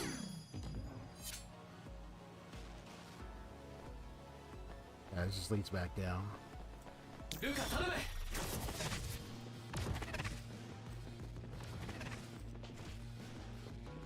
That's what this is for.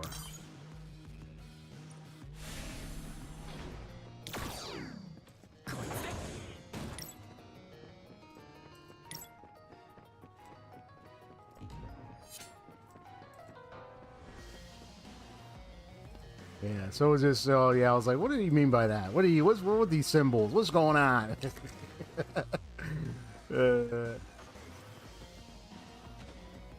I remember a long time ago, I remember dealing with like some people doing like symbols and stuff.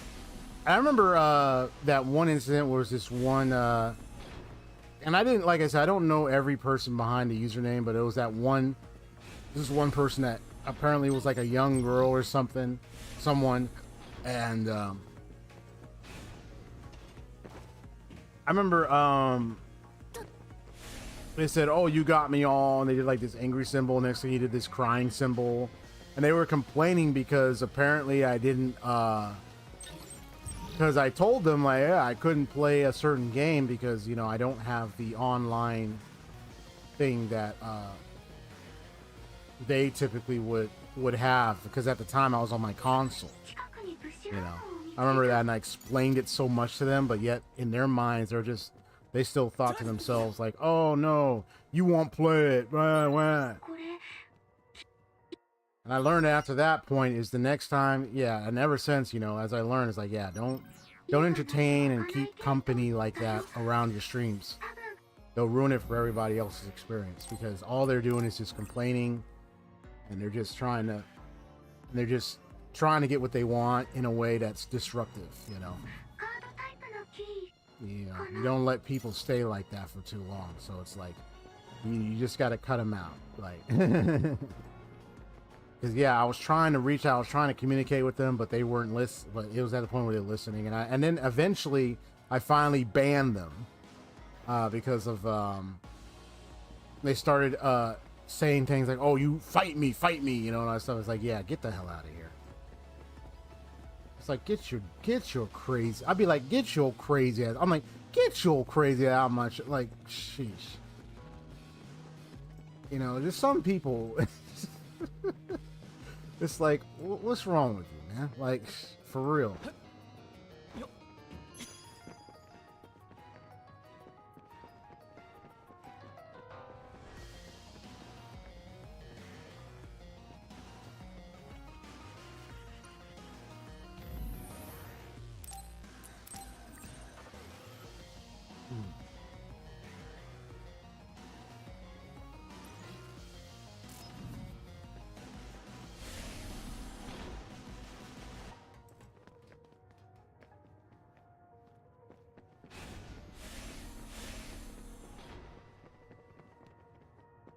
Oh, okay, so this leads back. Yeah, but we need number 4. これキーがないと開かないゲートだよ。多分カードタイプのキーかな。We only have like key card 1 and 2. We don't have number 3 and 4. That's the only thing.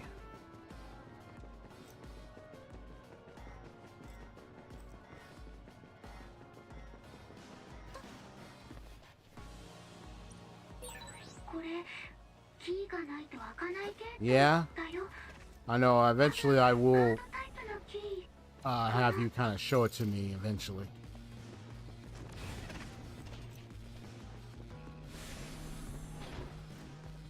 We're just gonna head down. Let's go down and just follow the path.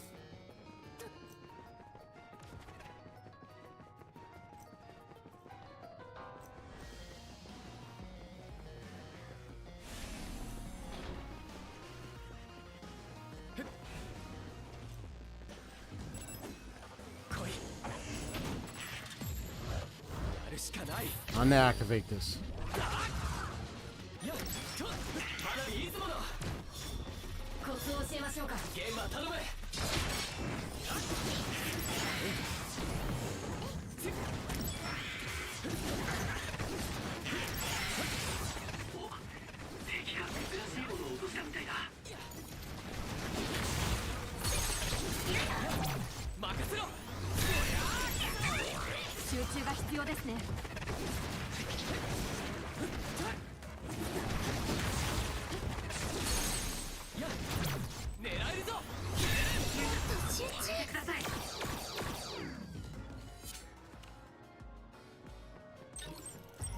Oh, that came out nicely.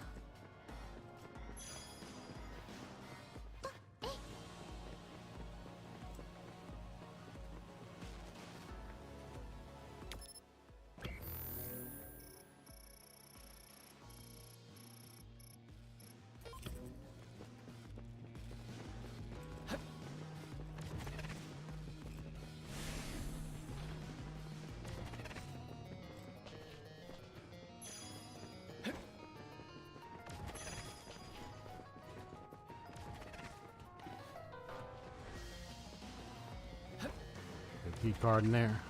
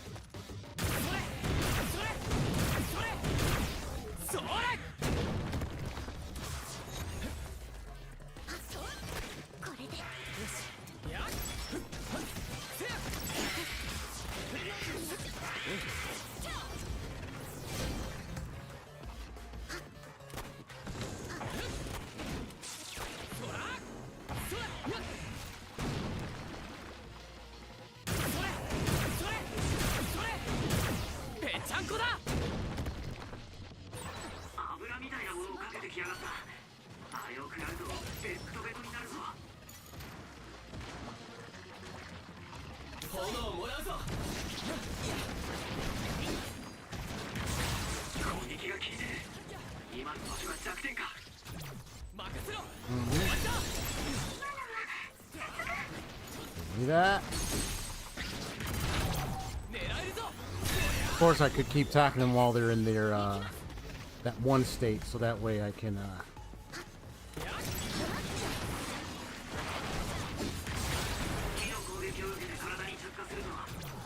yeah, to get more experience points.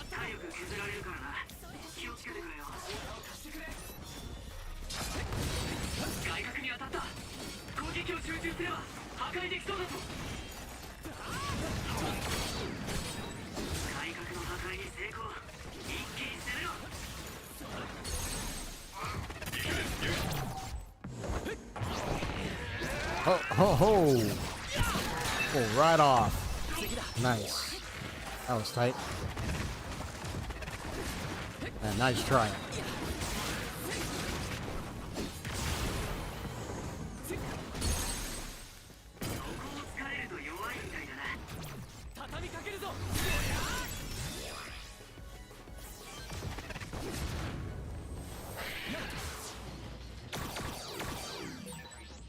Oh, that's a good one.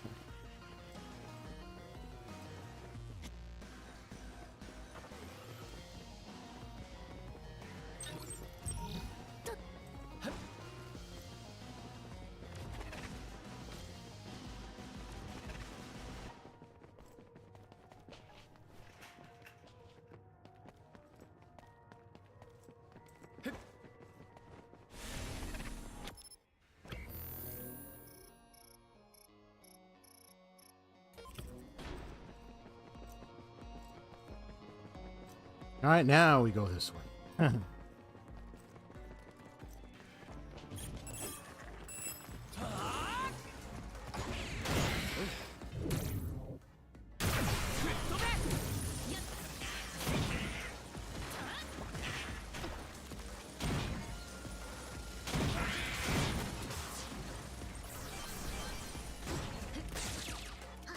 Oh, it's tight. Oh, there's another one right behind me, but I'm gonna use myself.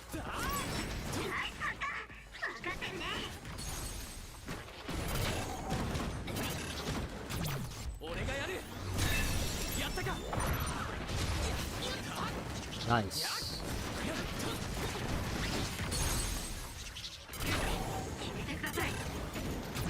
狙えるぞ。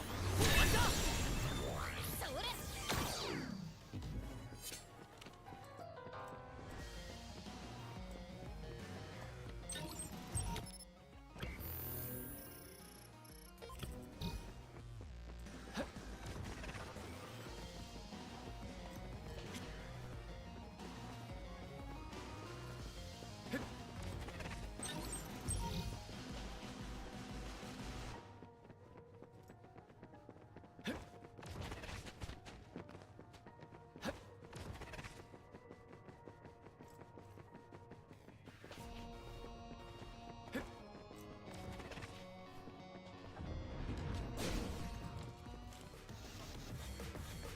いけるぞ。潰れろ。倒れたぞ。一気に攻めるんだ。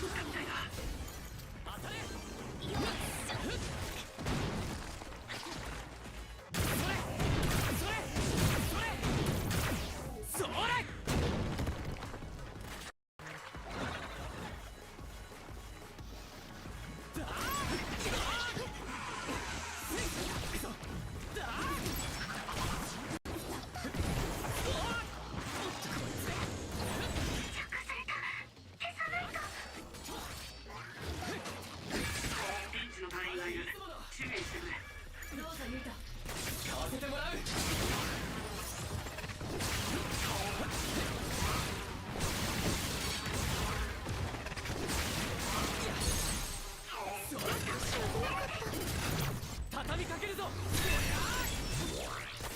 みんな大丈夫か。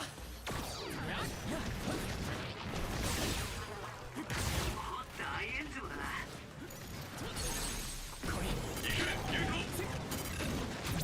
俺がやる。終わりだ。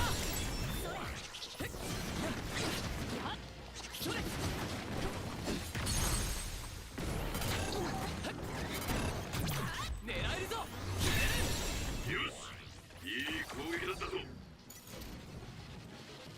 There's more, huh?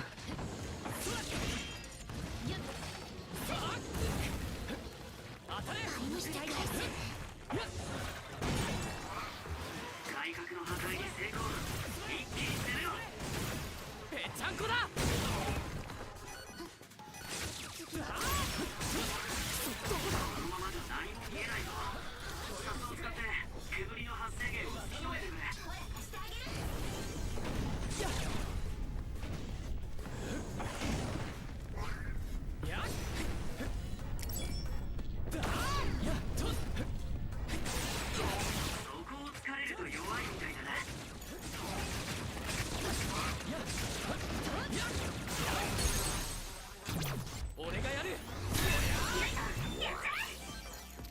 Gotcha.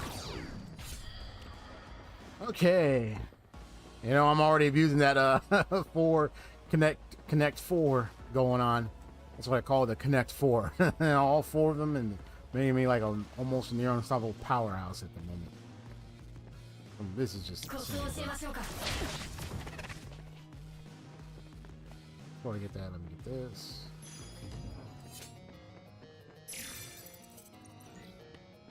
Good. And number 3. Now, that's something else. And nothing else here. Nothing else I need to concern myself with. Okay.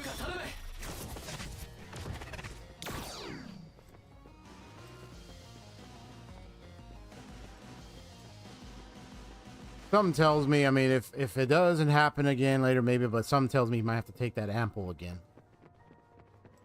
If that is the case. Well, he already took one, so...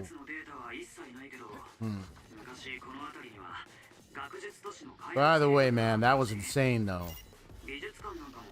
So much the pain he did.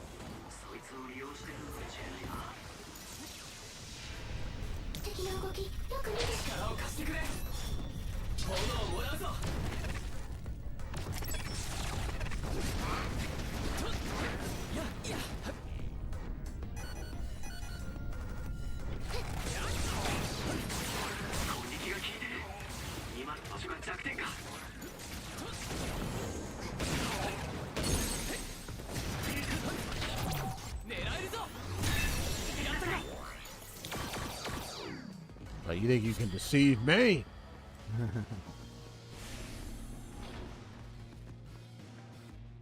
It's number 4.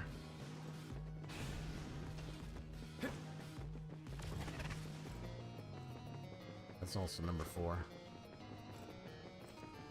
Number 3's upstairs.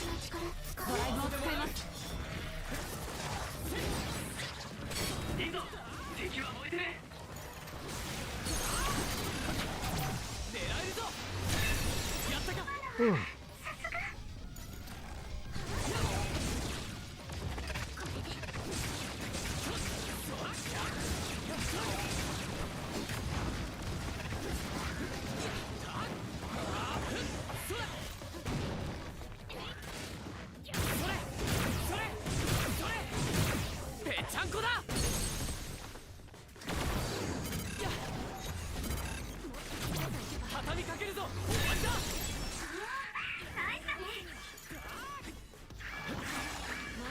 まだやれるよな。火の攻撃を受けて体に着火すると体力削られるからな。気をつけてくれよ。 Gotcha. 体格が怖いな。ガンガン攻めていこう。 Nice. Still more. Sheesh, whoosh.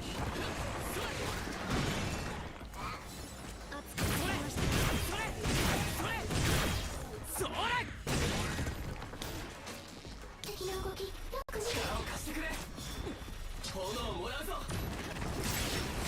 それ。そこを突かれると弱いみたいだな。この回背後からの攻撃に弱そうだぞ。サスを使って後ろに回れないか。狙えるぞ。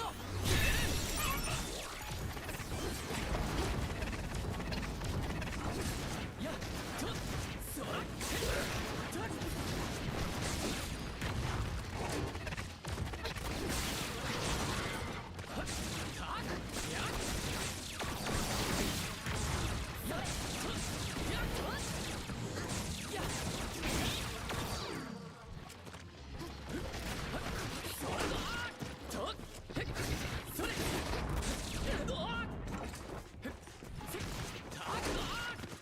Ah, my bad.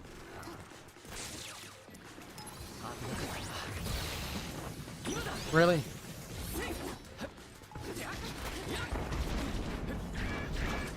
のままじゃ。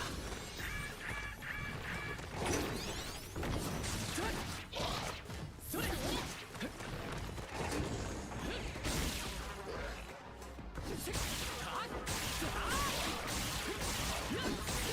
弱点発見だな。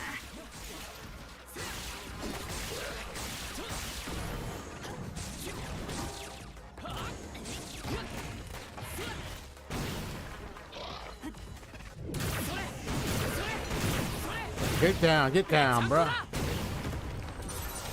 少しは成長できたかな。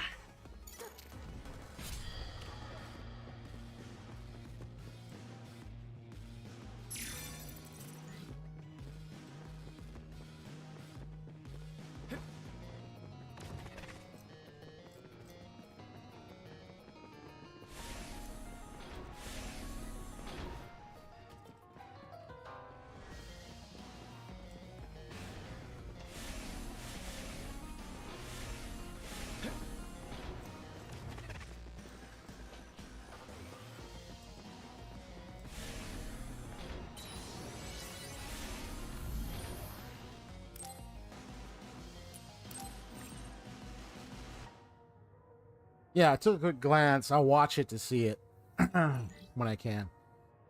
Especially after I get through a lot of this.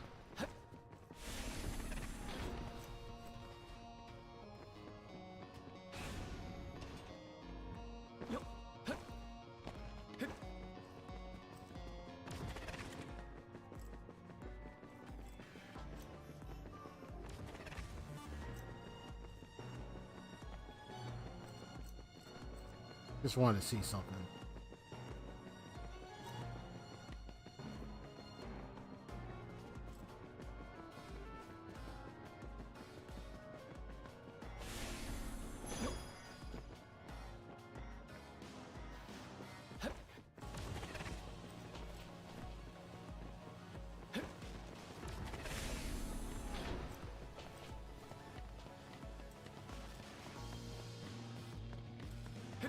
I remember we came here, but it was something I wanted to see.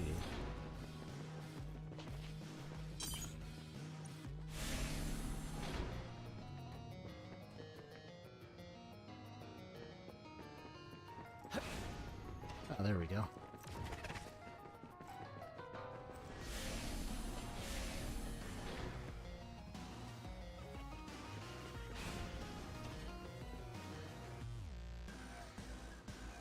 On you from Dynasty Warriors, huh? I know there was the Dynasty Warriors Origin that my brother got. Maybe one of these days I might stream it.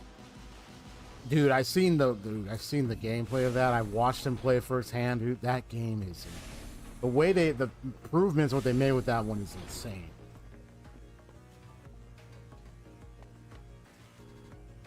There's a new area. I think I've been through every single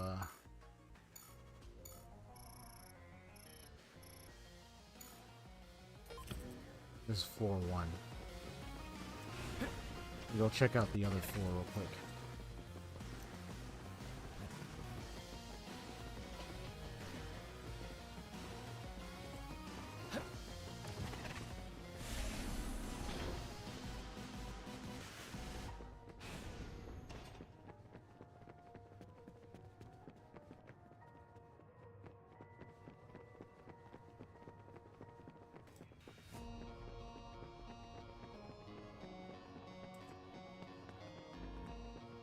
Yeah, this is where this came from. Okay. I'll double check and see. Yeah, this is where it came from.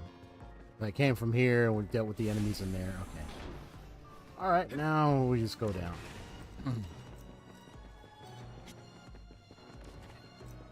Yeah, so the weapon mainly, huh?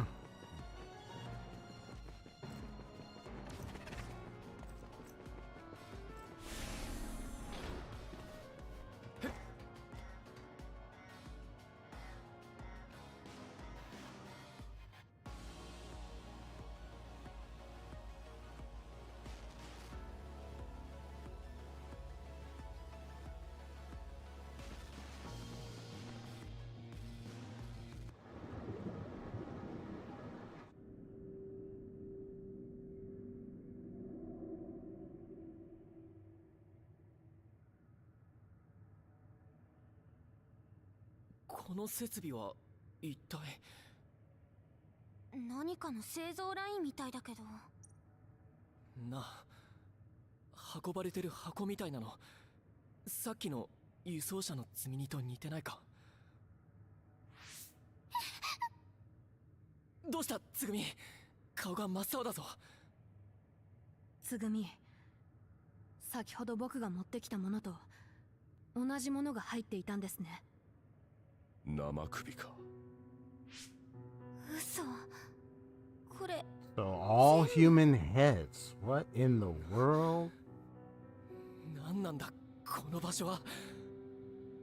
この建物には怪異が閉じ込められていました。怪異の餌は人間の脳です。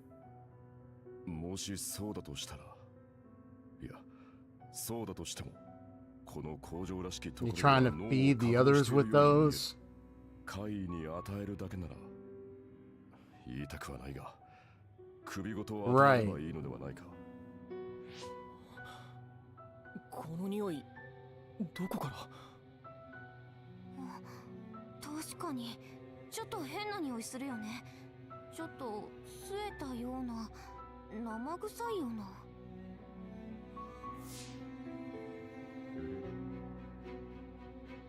あのアンプルは。気持ち悪い。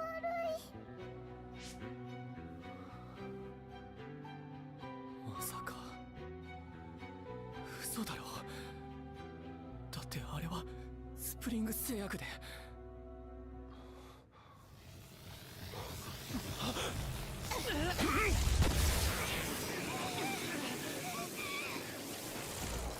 Whoa.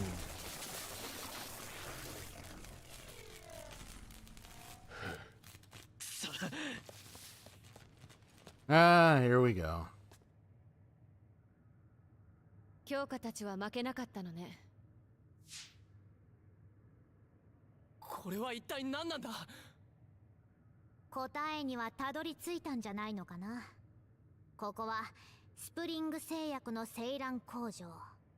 正確に言えばセイラン自治政府と共同で運営している怪異の研究所だ。そこに首を運んでいるわけですか。薬の材料として。試練、心を乱さないで。今はユイトを仕留めることだけ考えるのよ。ちょっと待て、話を聞かせてくれ。おい、俺を殺そうとする理由も話してくれないどころか、こんな残酷な施設のことを隠そうとまでして。ここで行われてることを見ても何も感じないのか。風もみんなも。 Seems like you're having a little trouble there. Seeing the way you're acting there, miss.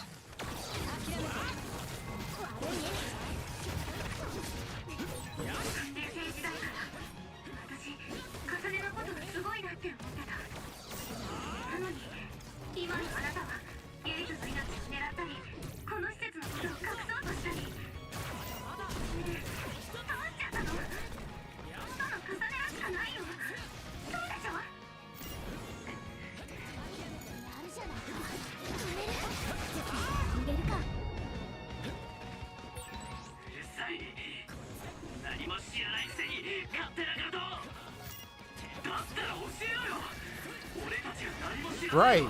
Like, I'm just saying, just say it. Okay? You don't know anything. What do you expect him to know? He can't read your mind. Literally, it's ironic. You really can't read their mind. Even though he's playing this kinetic. Yeah, so the guy is saying all that, but it's like, bro, how do you expect him to know what's going on? He don't even know what's going on, bro. he's discovering this. I get frustrated when they get like those type of dialogue points, but it's like you don't say anything to the person. How do you expect them to know what's going on? But not everybody is a really good communicator with their emotions and everything.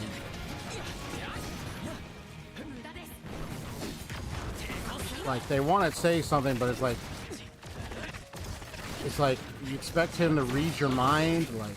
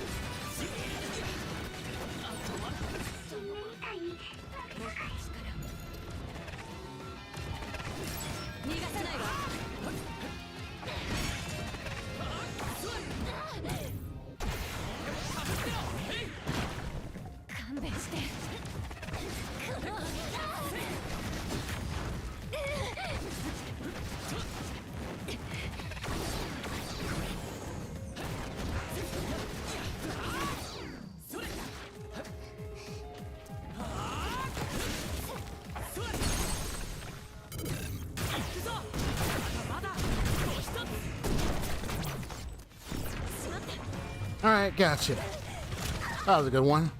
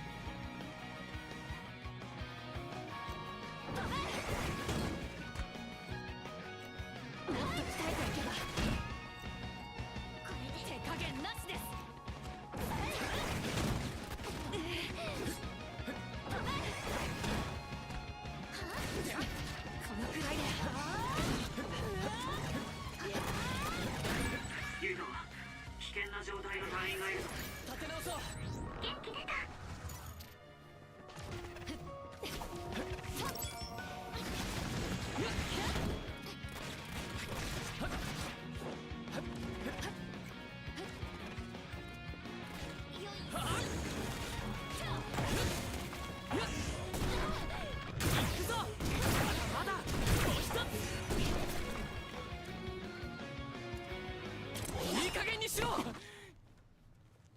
人間の生首を使って薬を作るなんて正気じゃない。それでもこの薬がなければナオミを助けられない。ナオミ？どういうことだ？ここは何のための施設なんだ？それは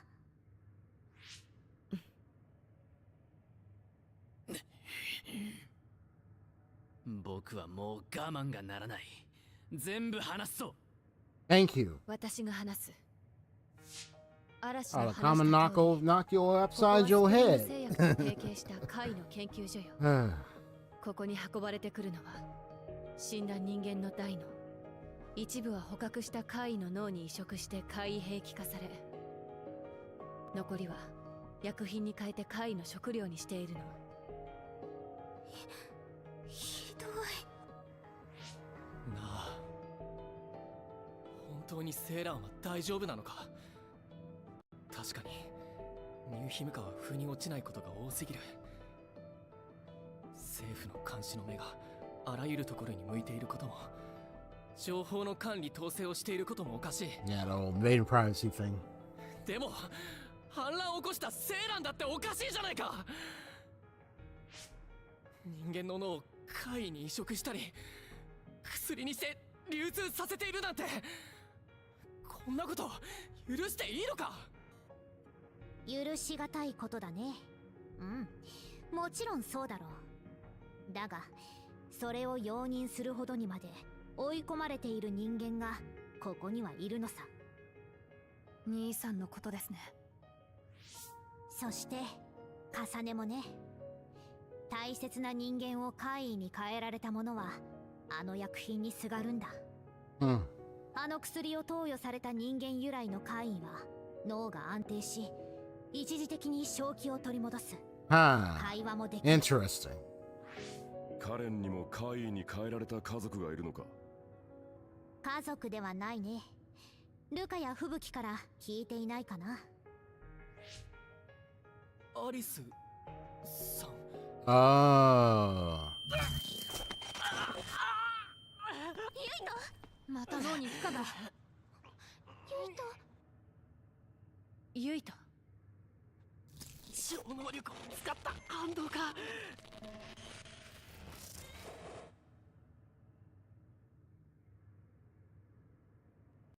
また頭痛が。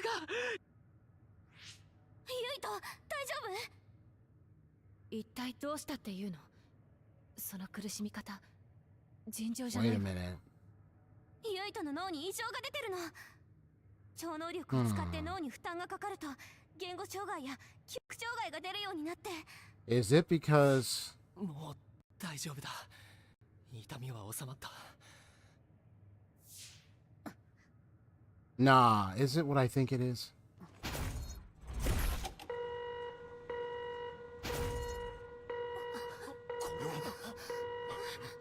He just did that. しまった。お取り込み中のところ悪いが、ここは痛み分けとして引いてくれ。ほら、急いで逃げないと怪異が来るぞ。僕たちも一旦引くぞ。重ね、それでいいな。ええ。ユイト、任務はここまでです。撤退しましょう。そうだな、急いでここを離れよう。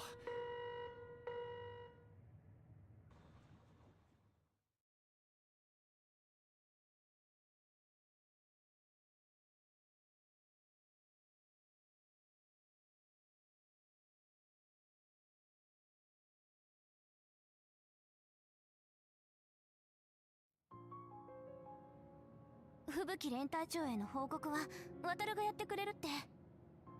そうか、ごめん。俺がやらなきゃいけないことなのに気分が。何言ってんの。いいんだよそんなの。みんなユイトの気持ちわかるもん。ユイトの痛みとか苦しみとか完全に分かってないのかもだけど、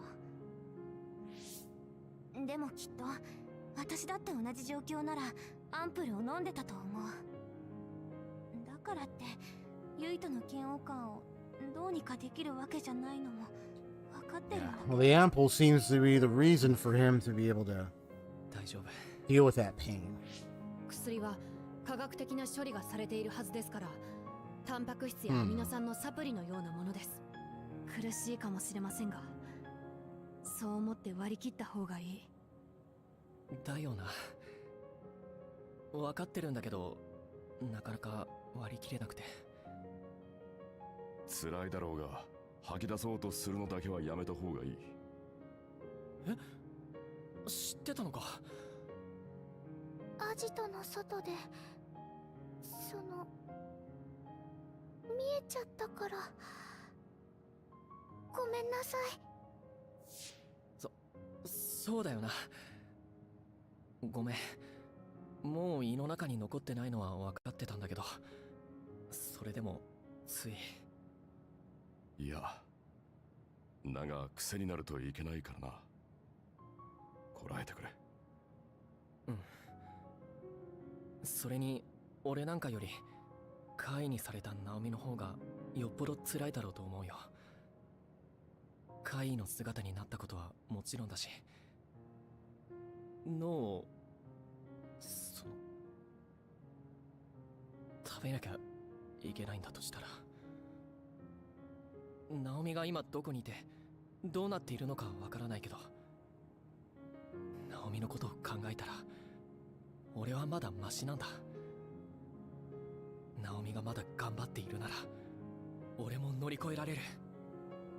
ユイトが乗り越えたなら、いつかナオミに再会できた時、ユイトがナオミを支えてあげられますね。ああ、そうだよな。俺しっかりしなきゃな。ただあのアンプルのことをニューヒムカが知らずに仕入れているのか、知ってて黙認しているのかが気になる。もし全て知っているなら、俺は自分の国を恨んでしまいそうだ。いや、多分ニューヒムカは何もかも知ってるんじゃないかって思う。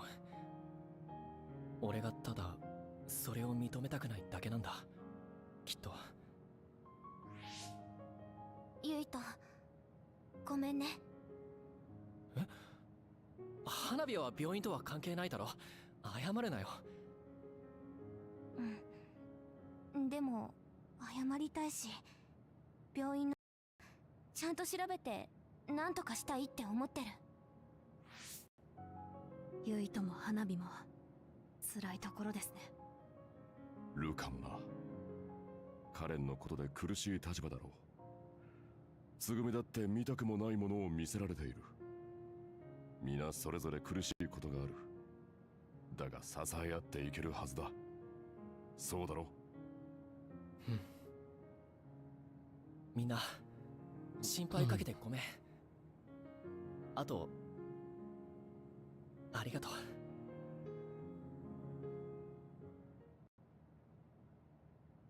Story standby phase 6. All right. I like how it shows like the individual characters right there. なんて声かければいいのかわかんないけど、とにかく一人で抱え込むなよ、ユイト。お前の荷物が重いときは俺にも背負わせてくれよ。そのためのチームなんだからな。ありがとう、渡れ。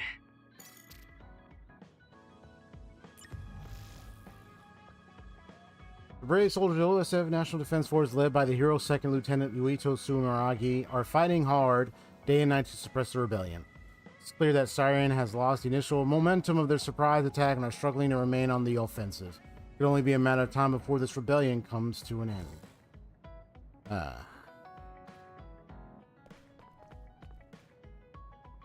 See if I can get any more skills in the brain map.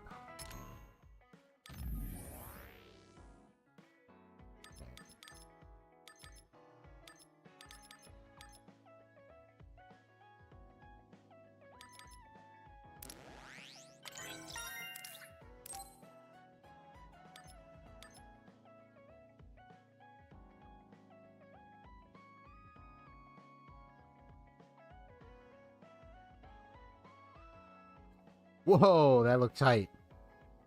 That looks tight. Can't wait to get that one.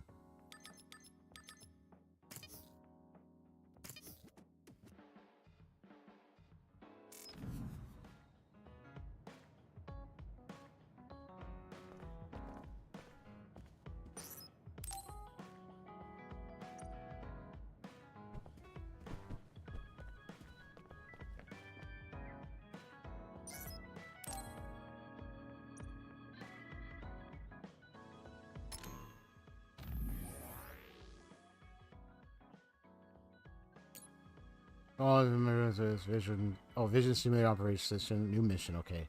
Check the contents of the mission by accessing the Vision Simulator via any first to do. Okay. Sorry for messaging you so late. Can you help me go over some information? It is about Kasane. I understand Kasane's motives and where she is. If she was angry at New Himuka for turning Naomi into an other, it makes sense that she would join Siren. I understand what you're trying to say, Luca. I understand Siren gave the order to assassinate my father. Well, why give the order to Kasane? Right? Like, why give it to her? I don't understand it either. Yes, well done. Yuito. She graduated top of her class, but she is a rookie. I do not believe she has the skills of an assassin. To give someone in such an order would not be Kasane. I apologize. I was speculating too much. Here's I have mostly organized things in my head. Thank you very much. Perhaps she was the aftermath. The one that appeared to have the weapon in her hand, but it may not have been of her to pull the trigger, if you know what I mean. It might be that situation. Thank you again for fighting you at Mizuhagawa. Could you come to Mitsubi's again? I'm waiting for your reply. Eden? We had to fight in that situation, so I'm not sure how I feel about you apologizing. Make you feel better, Kyoka, I'll see you. I'm going to Mitsubi's now.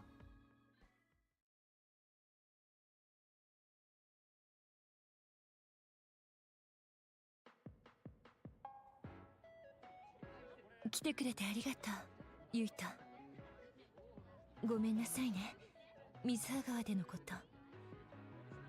別に謝らなくていいって。お互い理由があって戦ったんだし、そこは恨みっこなしだろ。そう言ってもらえるとありがたいわ。本当は少しでも手加減したかったのだけど、あなたが予想以上に強かったから本気で戦わざるを得なかったのよ。怪我しなかったかしら。そんなに心配いらないって。怪我はなかったし、もし怪我しても俺自分で応急処置できるしさ。まあさすがね。昔から自分の力で何でもやれるようにと思っていろいろ勉強してたから。そうなのね。そういえばあなたは子供の頃からしっかりした子だったものね。子供の頃からってなんで京香が俺の子供の頃のことを知ってるんだ？それは想像したのよ。きっとそうだったんでしょうねって。なんだ？急に慌てて。怪しいな。She looks a bit beautiful and gorgeous herself. まあ、心配してくれてるのに変に疑うのも悪いか。No, she'd be probably one of the girls I would like in this, but I mean, I'm only witnessed her a few times, so. わかったわ。心配性でごめんなさい。あと最後に一つだけ。I have to get to know her a little bit more first. 渡月にはなるべく近づかないって。渡月？どうして俺にそんなことを？理由は言えないけれど、あそこに行けばあなたに危険なことが起きるかもしれないの。理由もわからないのに約束はできないよ。そう、もっともね。何もできない自分が歯がゆいわ。京香が何を隠してて俺に何を伝えようとしてるのかよくわからないけどさ。でも俺のことを心配してくれてるのは理解できた。だから気遣ってくれてありがとう。ゆいと気をつけてね。ああ、今日かもな。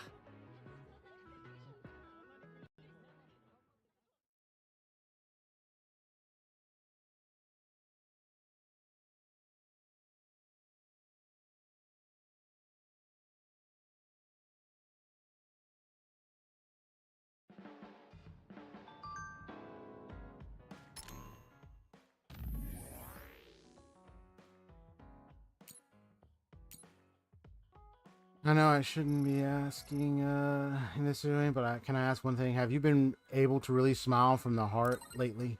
From the heart? I'm not sure. I smile naturally when I'm around everyone, I think. Yeah, sorry, that was a weird question. You have such a cute smile. I was just feeling nostalgic. Ah. What I was talking about in my last video was your smile when you join the OSF. I hope the day comes when you can smile like that again. Talk to you later. Battle Sword Program, I really want you to test it. I'll be waiting on Subies. Thing that's going on. Yeah, I don't like having awkward talks, but you know, yeah, I mean, look at what's happening. They're fighting each other, and it's like, oh, you want to talk, huh? You know, like, you feel like that, you know? それで戦闘補助プログラムのテストをするって話だけど。ああ、ぜひユイトに試してほしくてね。大丈夫なのかそれ。それを確かめるためにテストするんだろ。さあ、時間は有限だ。早速始めようか。では、インストールするよ。よし、インストール終了だ。ではユイト、超能力を使ってみてくれ。超能力？じゃあこのコップを浮かせ。なんだこれ、視界にノイズが。落ち着きたまえ。意識的に超能力を使わなければすぐに戻る。あ、本当だ。びっくりした。よし、成功だ。嵐、このプログラムは何なんだ？超能力を感知すると主に視覚に作用し、超能力を使う意欲を削ぐもの。名付けて強制お休みプログラムだ。なんだそれ。どうしてこんな意味のないプログラム作ったんだよ。意味ならあるさ。このプログラムを基礎に様々な条件を付与できれば、過剰な労働を抑制することも可能になる。海抜軍のように超能力が必須な職種であれば、なおさら効果的だ。何しろ働けないんだからね。つまりこのプログラムを言い訳にして存分に休めという私なりの気遣いだよ。これ相当ヤバいプログラムじゃないか。とにかく今の君は戦うことができないんだ。つまり休暇だよ。さあ、このひとときを満喫するといい。まあ確かに疲れは溜まってるし。ひとまず何か注文したらどうだい？好きなものでも食べてぼーっとするのも悪くないだろう。そうだな。は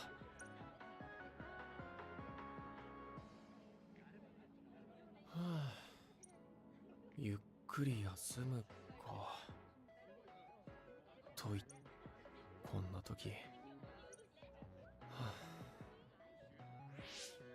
さっきからため息が多いね、ユイト。ごめん、そういうつもりじゃないんだ。でもいろいろありすぎて気が休まらない。こういうのってどう解消すればいいんだろう。簡単だよ。心のままに力を抜けばいい。例えばほら、こうしてぐだっとするんだ。ああ、落ち着く。君もやってみたまえ。 As I just lay back, just like, then you probably fall asleep next couple of minutes. すごい格好だな。今の嵐の姿、入隊前の俺に見せてやりたいよ。それはどういう意味かな。俺が入隊する前はマスコミに出てる嵐しか知らなかったからさ。愛想が良くてハキハキしてて。あれは表向きのオン状態だからさ。 Ah, 今のがオフの well, that's 私だ you よ。 off the clock, eh? そういう切り替えができないまま常に気を張ってるといつかぽっきり折れてしまう。私は I know, sometimes I might lay back like that myself. Next thing you know, I'm snoring. 確保しようとしてるのさ。君もそうすべきだと思うがね。心配してくれてありがとう。でも俺やっぱりそういうの。なるほど、私の押し付けだったか。これは失敬だが参考になったよ。あれ、もしかしてプログラムがアンインストールされた？今後はもう少しマイルドなやり方で助言するとしよう。 Hmm. 今日のところは引き下がるよ。折れないようにか。嵐のような生き方もあるんだな。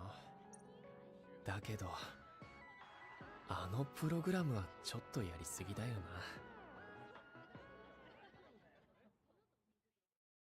な。 That's an interesting bond with her.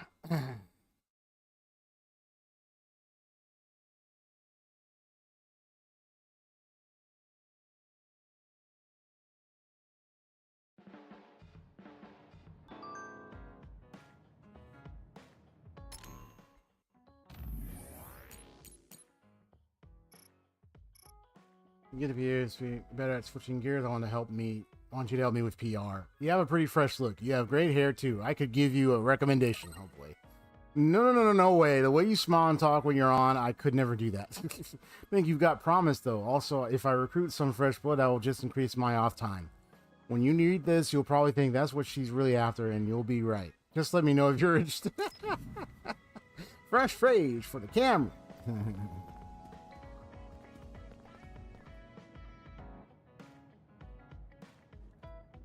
ユイとは意外と変わり者ですよね。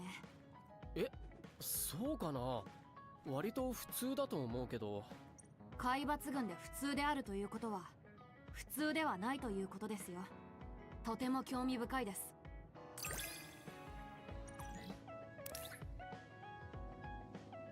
Oh, mid-air teleportation. And he guard. Okay. You appear and block the attack. Nice. Yeah, because I couldn't do the teleportation mid-air. Cool. なんとなくですが、ユイとのこと少し分かってきた気がします。本当か？ルカにそう言ってもらえるのは嬉しいな。He's got a Bond episode. Okay.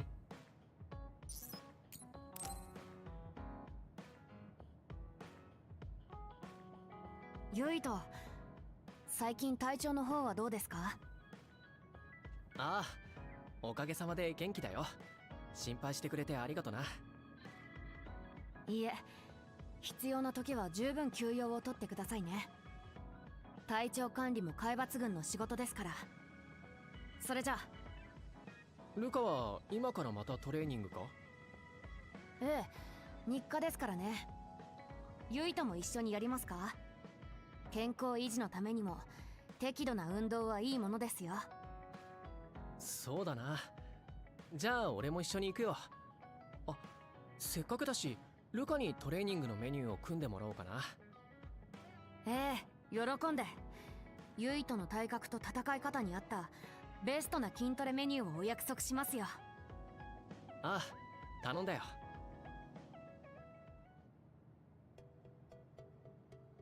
はあ、疲れた。喉カラカラだ。ルカも水飲むか？いえ、それはユイとが飲んでください。僕にはこれがありますので。それなんだ？僕が配合した特製プロテインドリンクです。運動後45分以内に飲むのが効くんですよ。プロテインか。飲んだことないな俺。美味しいのか？僕のはイチゴ味にしているので飲みやすいですよ。筋肉を増やすためにタンパク質の摂取は必須ですからね。ただ鍛えるだけじゃなくて栄養面まで気を配ってるのか。すごいなルカ。そんな驚くほどのことじゃありませんよ。トレーニング好きにとってはプロテインは常識です。いや、それだけじゃなくてさ、今のトレーニングもルカがやってたメニューはかなりハードだっただろ。ずいぶんストイックだなって思って。どうしてそんなに体を鍛えたがるんだ？そうですね、僕は体が小さいですから、周りと比べるとどうしても肉体的なハンデがある。だからその差をなるべく埋めるためにもできる限りのことはやっておきたいんですよ。体格の差か。でもそんなに関係あるのかな。実戦でルカにかなうような隊員なんてほぼいないだろ。なんたってセプテントリオンの一員だし、超能力を駆使した戦いならトップクラスの強さじゃないか。超能力ばかりに頼っていたくないんです。なんでだ？すごい超能力があるんだからどんどん頼っちゃっていい気がするけど。言い方を変えましょう。能力は生まれ持ったものですから簡単には変えることはできません。でも筋肉は違います。努力すれば下だけ強くなる。徐々に、しかし確実に。すごいと思いませんか？そう言われると確かに結構すごいような気がしてきたかな。そうでしょう。ユイともだんだん分かってきましたね。それに僕の前にはいつもあの兄がいます。どれだけ高い目標を掲げてもなかなか追いつける相手じゃありませんから、それだけ熱が入るんです。なるほどな。そこはよくわかるよ。そう言ってもらえて嬉しいです。せっかくですから特別に僕の秘密を教えてあげましょうか。秘密？ちょっとこれを持ってみてください。これいつもルカが背負ってるリュックじゃ重っ。なんだこれ。 It must be very heavy. 体を鍛えるために常日頃からいろいろと工夫してるんです。 Oh my goodness, he got weights 重 everywhere. りを仕込んであるんですよ。工夫っていうか、これはもう苦行の域なんじゃ。 Kind of funny how this kid almost reminds me of Rock Lee in a way for some reason. Not quite, not actually Rock Lee from not like he's much different, but it just I don't know.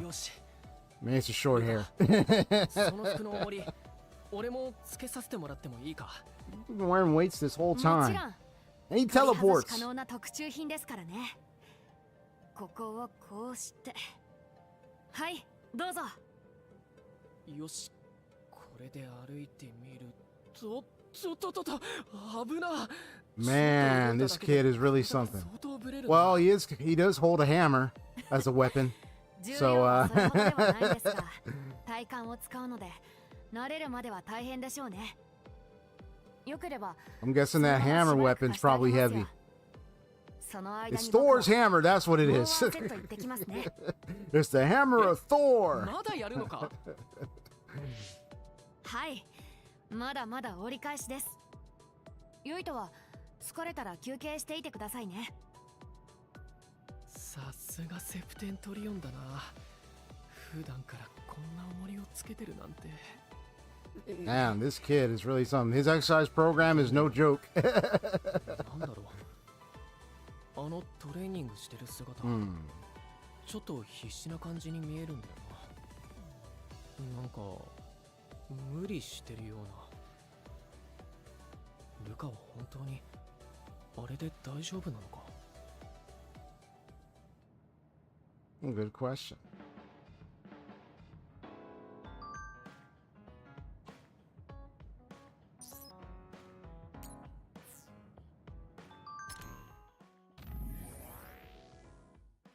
Strange, I'm able to talk with you about things that I cannot with anyone else. My brother, he is that type of person, but he always on my side when we were children. What about Chief Kaito? Murder can be pretty strict, but he always cared about me. The fact that they are family makes the situation more confusing. Hope that we can speak again. Oh, we must continue our weight training as well. Man, this kid is on top of this. I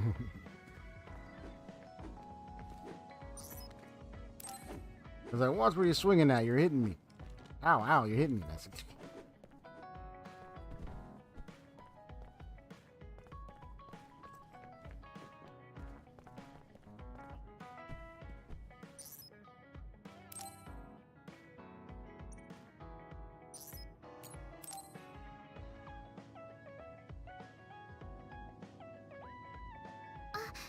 ゆいと話あるの？どうしたんだつぐみ。あの花のことやっと分かったかもしれない。これ見てみて。あ、この花。雪白静かそうって言って山の上とか高い場所で咲く珍しい花。ゆいとが見たのこれ？ああ、これだよ。この花だ。すごいなつぐみ。あれだけの情報からちゃんと見つけ出すなんて。スボーの気候とこの花の生息環境が一致しなくて見つけるのに少し時間かかっちゃったけど。ってつまりどういうことだ？寒い高山で咲く花だから。ゆいとの家みたいに地上の環境だと気温が高すぎて育てるのが難しいの。そっか。だからうちの庭じゃすぐにか。ちゃんと花を咲かせただけですごい。私も自分で育ててみたい。何か問題あるのか？あ、珍しい花だってさっき言ってたっけ？そう。種も苗も普通の手段じゃ手に入らないみたい。データにも自生地が書かれてなくて自分で採集するにもどこを探せばいいか情報が何もない。八方塞がり。なるほど。俺んちの庭にあったってことはニューヒムカのどこかには咲いてるはずなんだよな。私この花探してみたい。実はさ、俺もつぐみに任せっきりじゃ悪いと思ってちょっと調べようとしたんだけど、この花を植えてくれた庭師さんもう亡くなってて、どこで手に入れたのかとか、結局わからなかったんだ。悲しい。きっと腕のいい人だったのに。そうだな。そんな珍しい花をうちの庭でわざわざ咲かせてくれたんだもんな。俺なんでこの花が記憶に残ってたか思い出したよ。おふくろが死んだ後俺ずっと寂しくてさ、その庭師のおじいさんが落ち込んでる俺のためにおふくろが好きだったっていう花を植えてくれたんだ。そうだったんだ。だから少なくとも花の名前が分かってよかったよ。ありがとなつぐみ。でもまだゆいとに本物の花見せられてない、悔しい。俺は十分嬉しいよ。つぐみが頑張って調べてくれたおかげで花の画像はいつでも見られるようになったし。私もっと調べてみる。ゆいともどうせなら本物が見たいでしょ？いや、まあ見られるなら見たいけど、そんなに無理してまでは。私絶対見つけるって言ったから。だから諦めたくない。わかった。じゃあ頼むよ。確かに。俺も何か手伝えることがあったら手伝うから。さっきのつぐみすごい勢いだったな。意外と頑固なところがあるよな、つぐみって。でもああいう顔を見せてくれるってことは、それだけ心を開いてくれてるってことだよな。そう思うとちょっと嬉しいかも。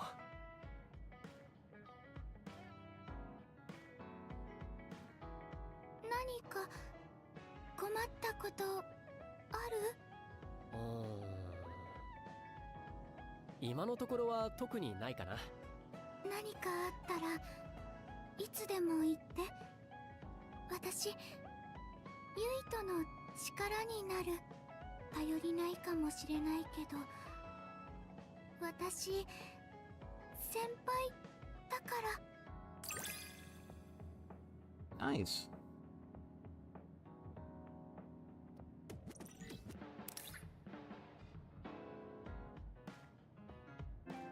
Whoa. So after a perfect dodge. Oh, okay. Oh, she got one shooting me attacks from a distance while retreating. As he shoots. Okay. After a perfect dodge, use R2 to perform a read attack to damage the enemy and knock them prone. Nice. That's cool.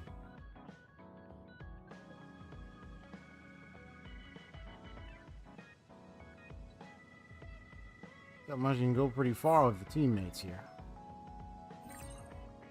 Got Baki good set volume 1 as a present from Tsugumi. Oh, nice. ユイとのことちょっと分かった。俺も少しつぐみのことを分かってきた気がする。同じだな。I've got my long, extensive charging cord. Just attach it just like that.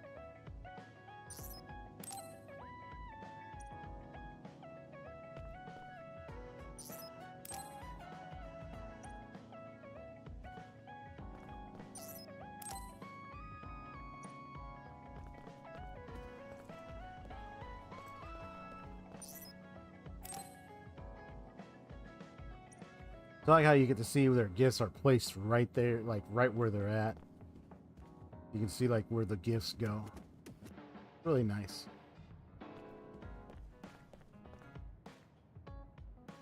Look at this. Okay. I know there's like new missions now.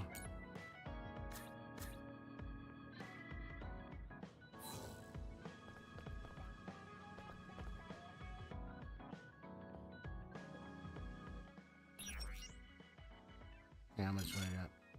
7,000. Okay.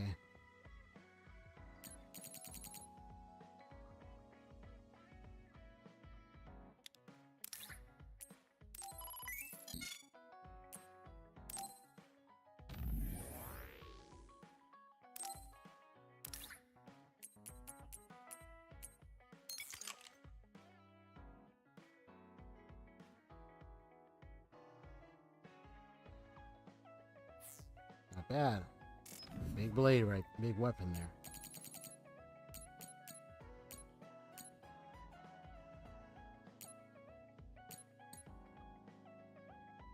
That would be for her. That would be for him. It's all like cost like 2,000. Yeah, it's weight hammer.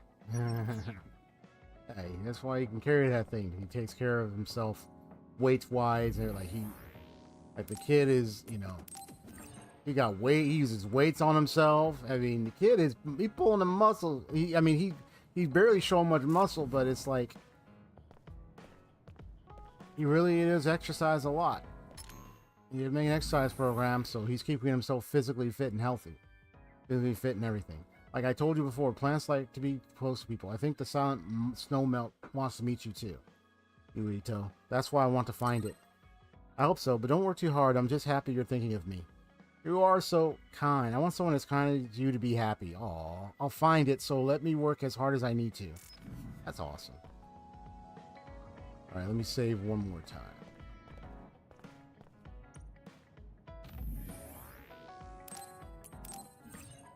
I like level 35.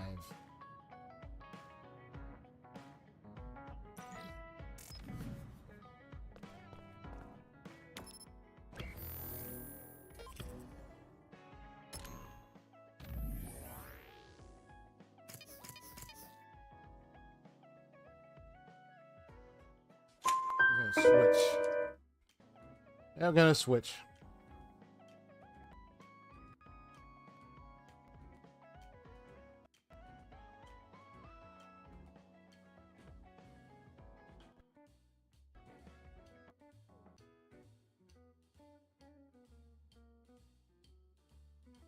Yeah, I mean, you can see it on the screen.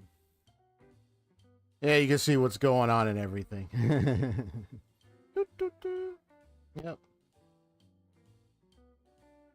Nice. But yeah, that's it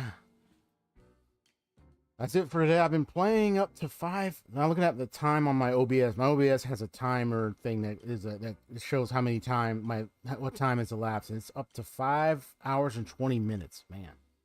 So I've been on this for a very long length of hours, but it's because I was so eager to want to make so much progress. You know, kind of want to get through it faster. It's all good. I'm glad I got to play it. I'm glad you got to hang out with me, Haseo and stuff. I'm just gonna rest myself. I'm just gonna keep my, you know, because I know I'm on my I be on my personal space a lot. You know, I like to relax within my own space myself without disturbance at times. Sometimes that's why you might not see me on it, you know, coming on Discord right away. Because like I just like to relax. I like to relax in my own space at times. And then, you know, there will be occasion where I will go and interact with people socially. But usually my family. If there's anyone like a friend or someone I want to talk to, like if I want to come on, I mean, of course, I'll still come by the server for a bit. Or just to check messages. That way I can keep up tabs of what you've been posting. But then I you know, might have like a friend I might call, but it only depends on who and what time and what length and whatnot. But overall, I think this has been really a nice, fun stream, and I'm glad to finally take care of this. So hey, all I gotta say is, if you enjoyed this stream, Haseo and everybody else, if you enjoyed this stream, hit that like button. Hit that like button, help support the channel, and subscribe. You can see all my RPG, JRPG gaming stuff. That's what I mostly do on here. I like to talk about the lore. I like to talk about in-depth of what goes on, themes, reacting to various matters that take place in the story, the lore, the narrative, and the gameplay itself. I also try to capture many moments, and also will eventually start doing some streams and videos where I like go deep diver and more in-depth theme talk. You know, maybe call it theming talk. Case file theming talk or something. Maybe explore like what are some common things I can look at that I think is worth tackling, and see if there's a way I can formulate my stream or anything around it better. How to structure it. If it's not a stream, a video maybe write a script, but we'll see. Yeah, so I'll see you later. Yeah, see you later, Haseo. Thank you so much for dropping by the stream always, bros. I'm glad I make some good considerable progress so far. I just got a lot more to go. Yep. So be seeing ya. Have a good rest of your night, your evening. See you later, everyone, and enjoy yourself. God bless, and take care. Peace.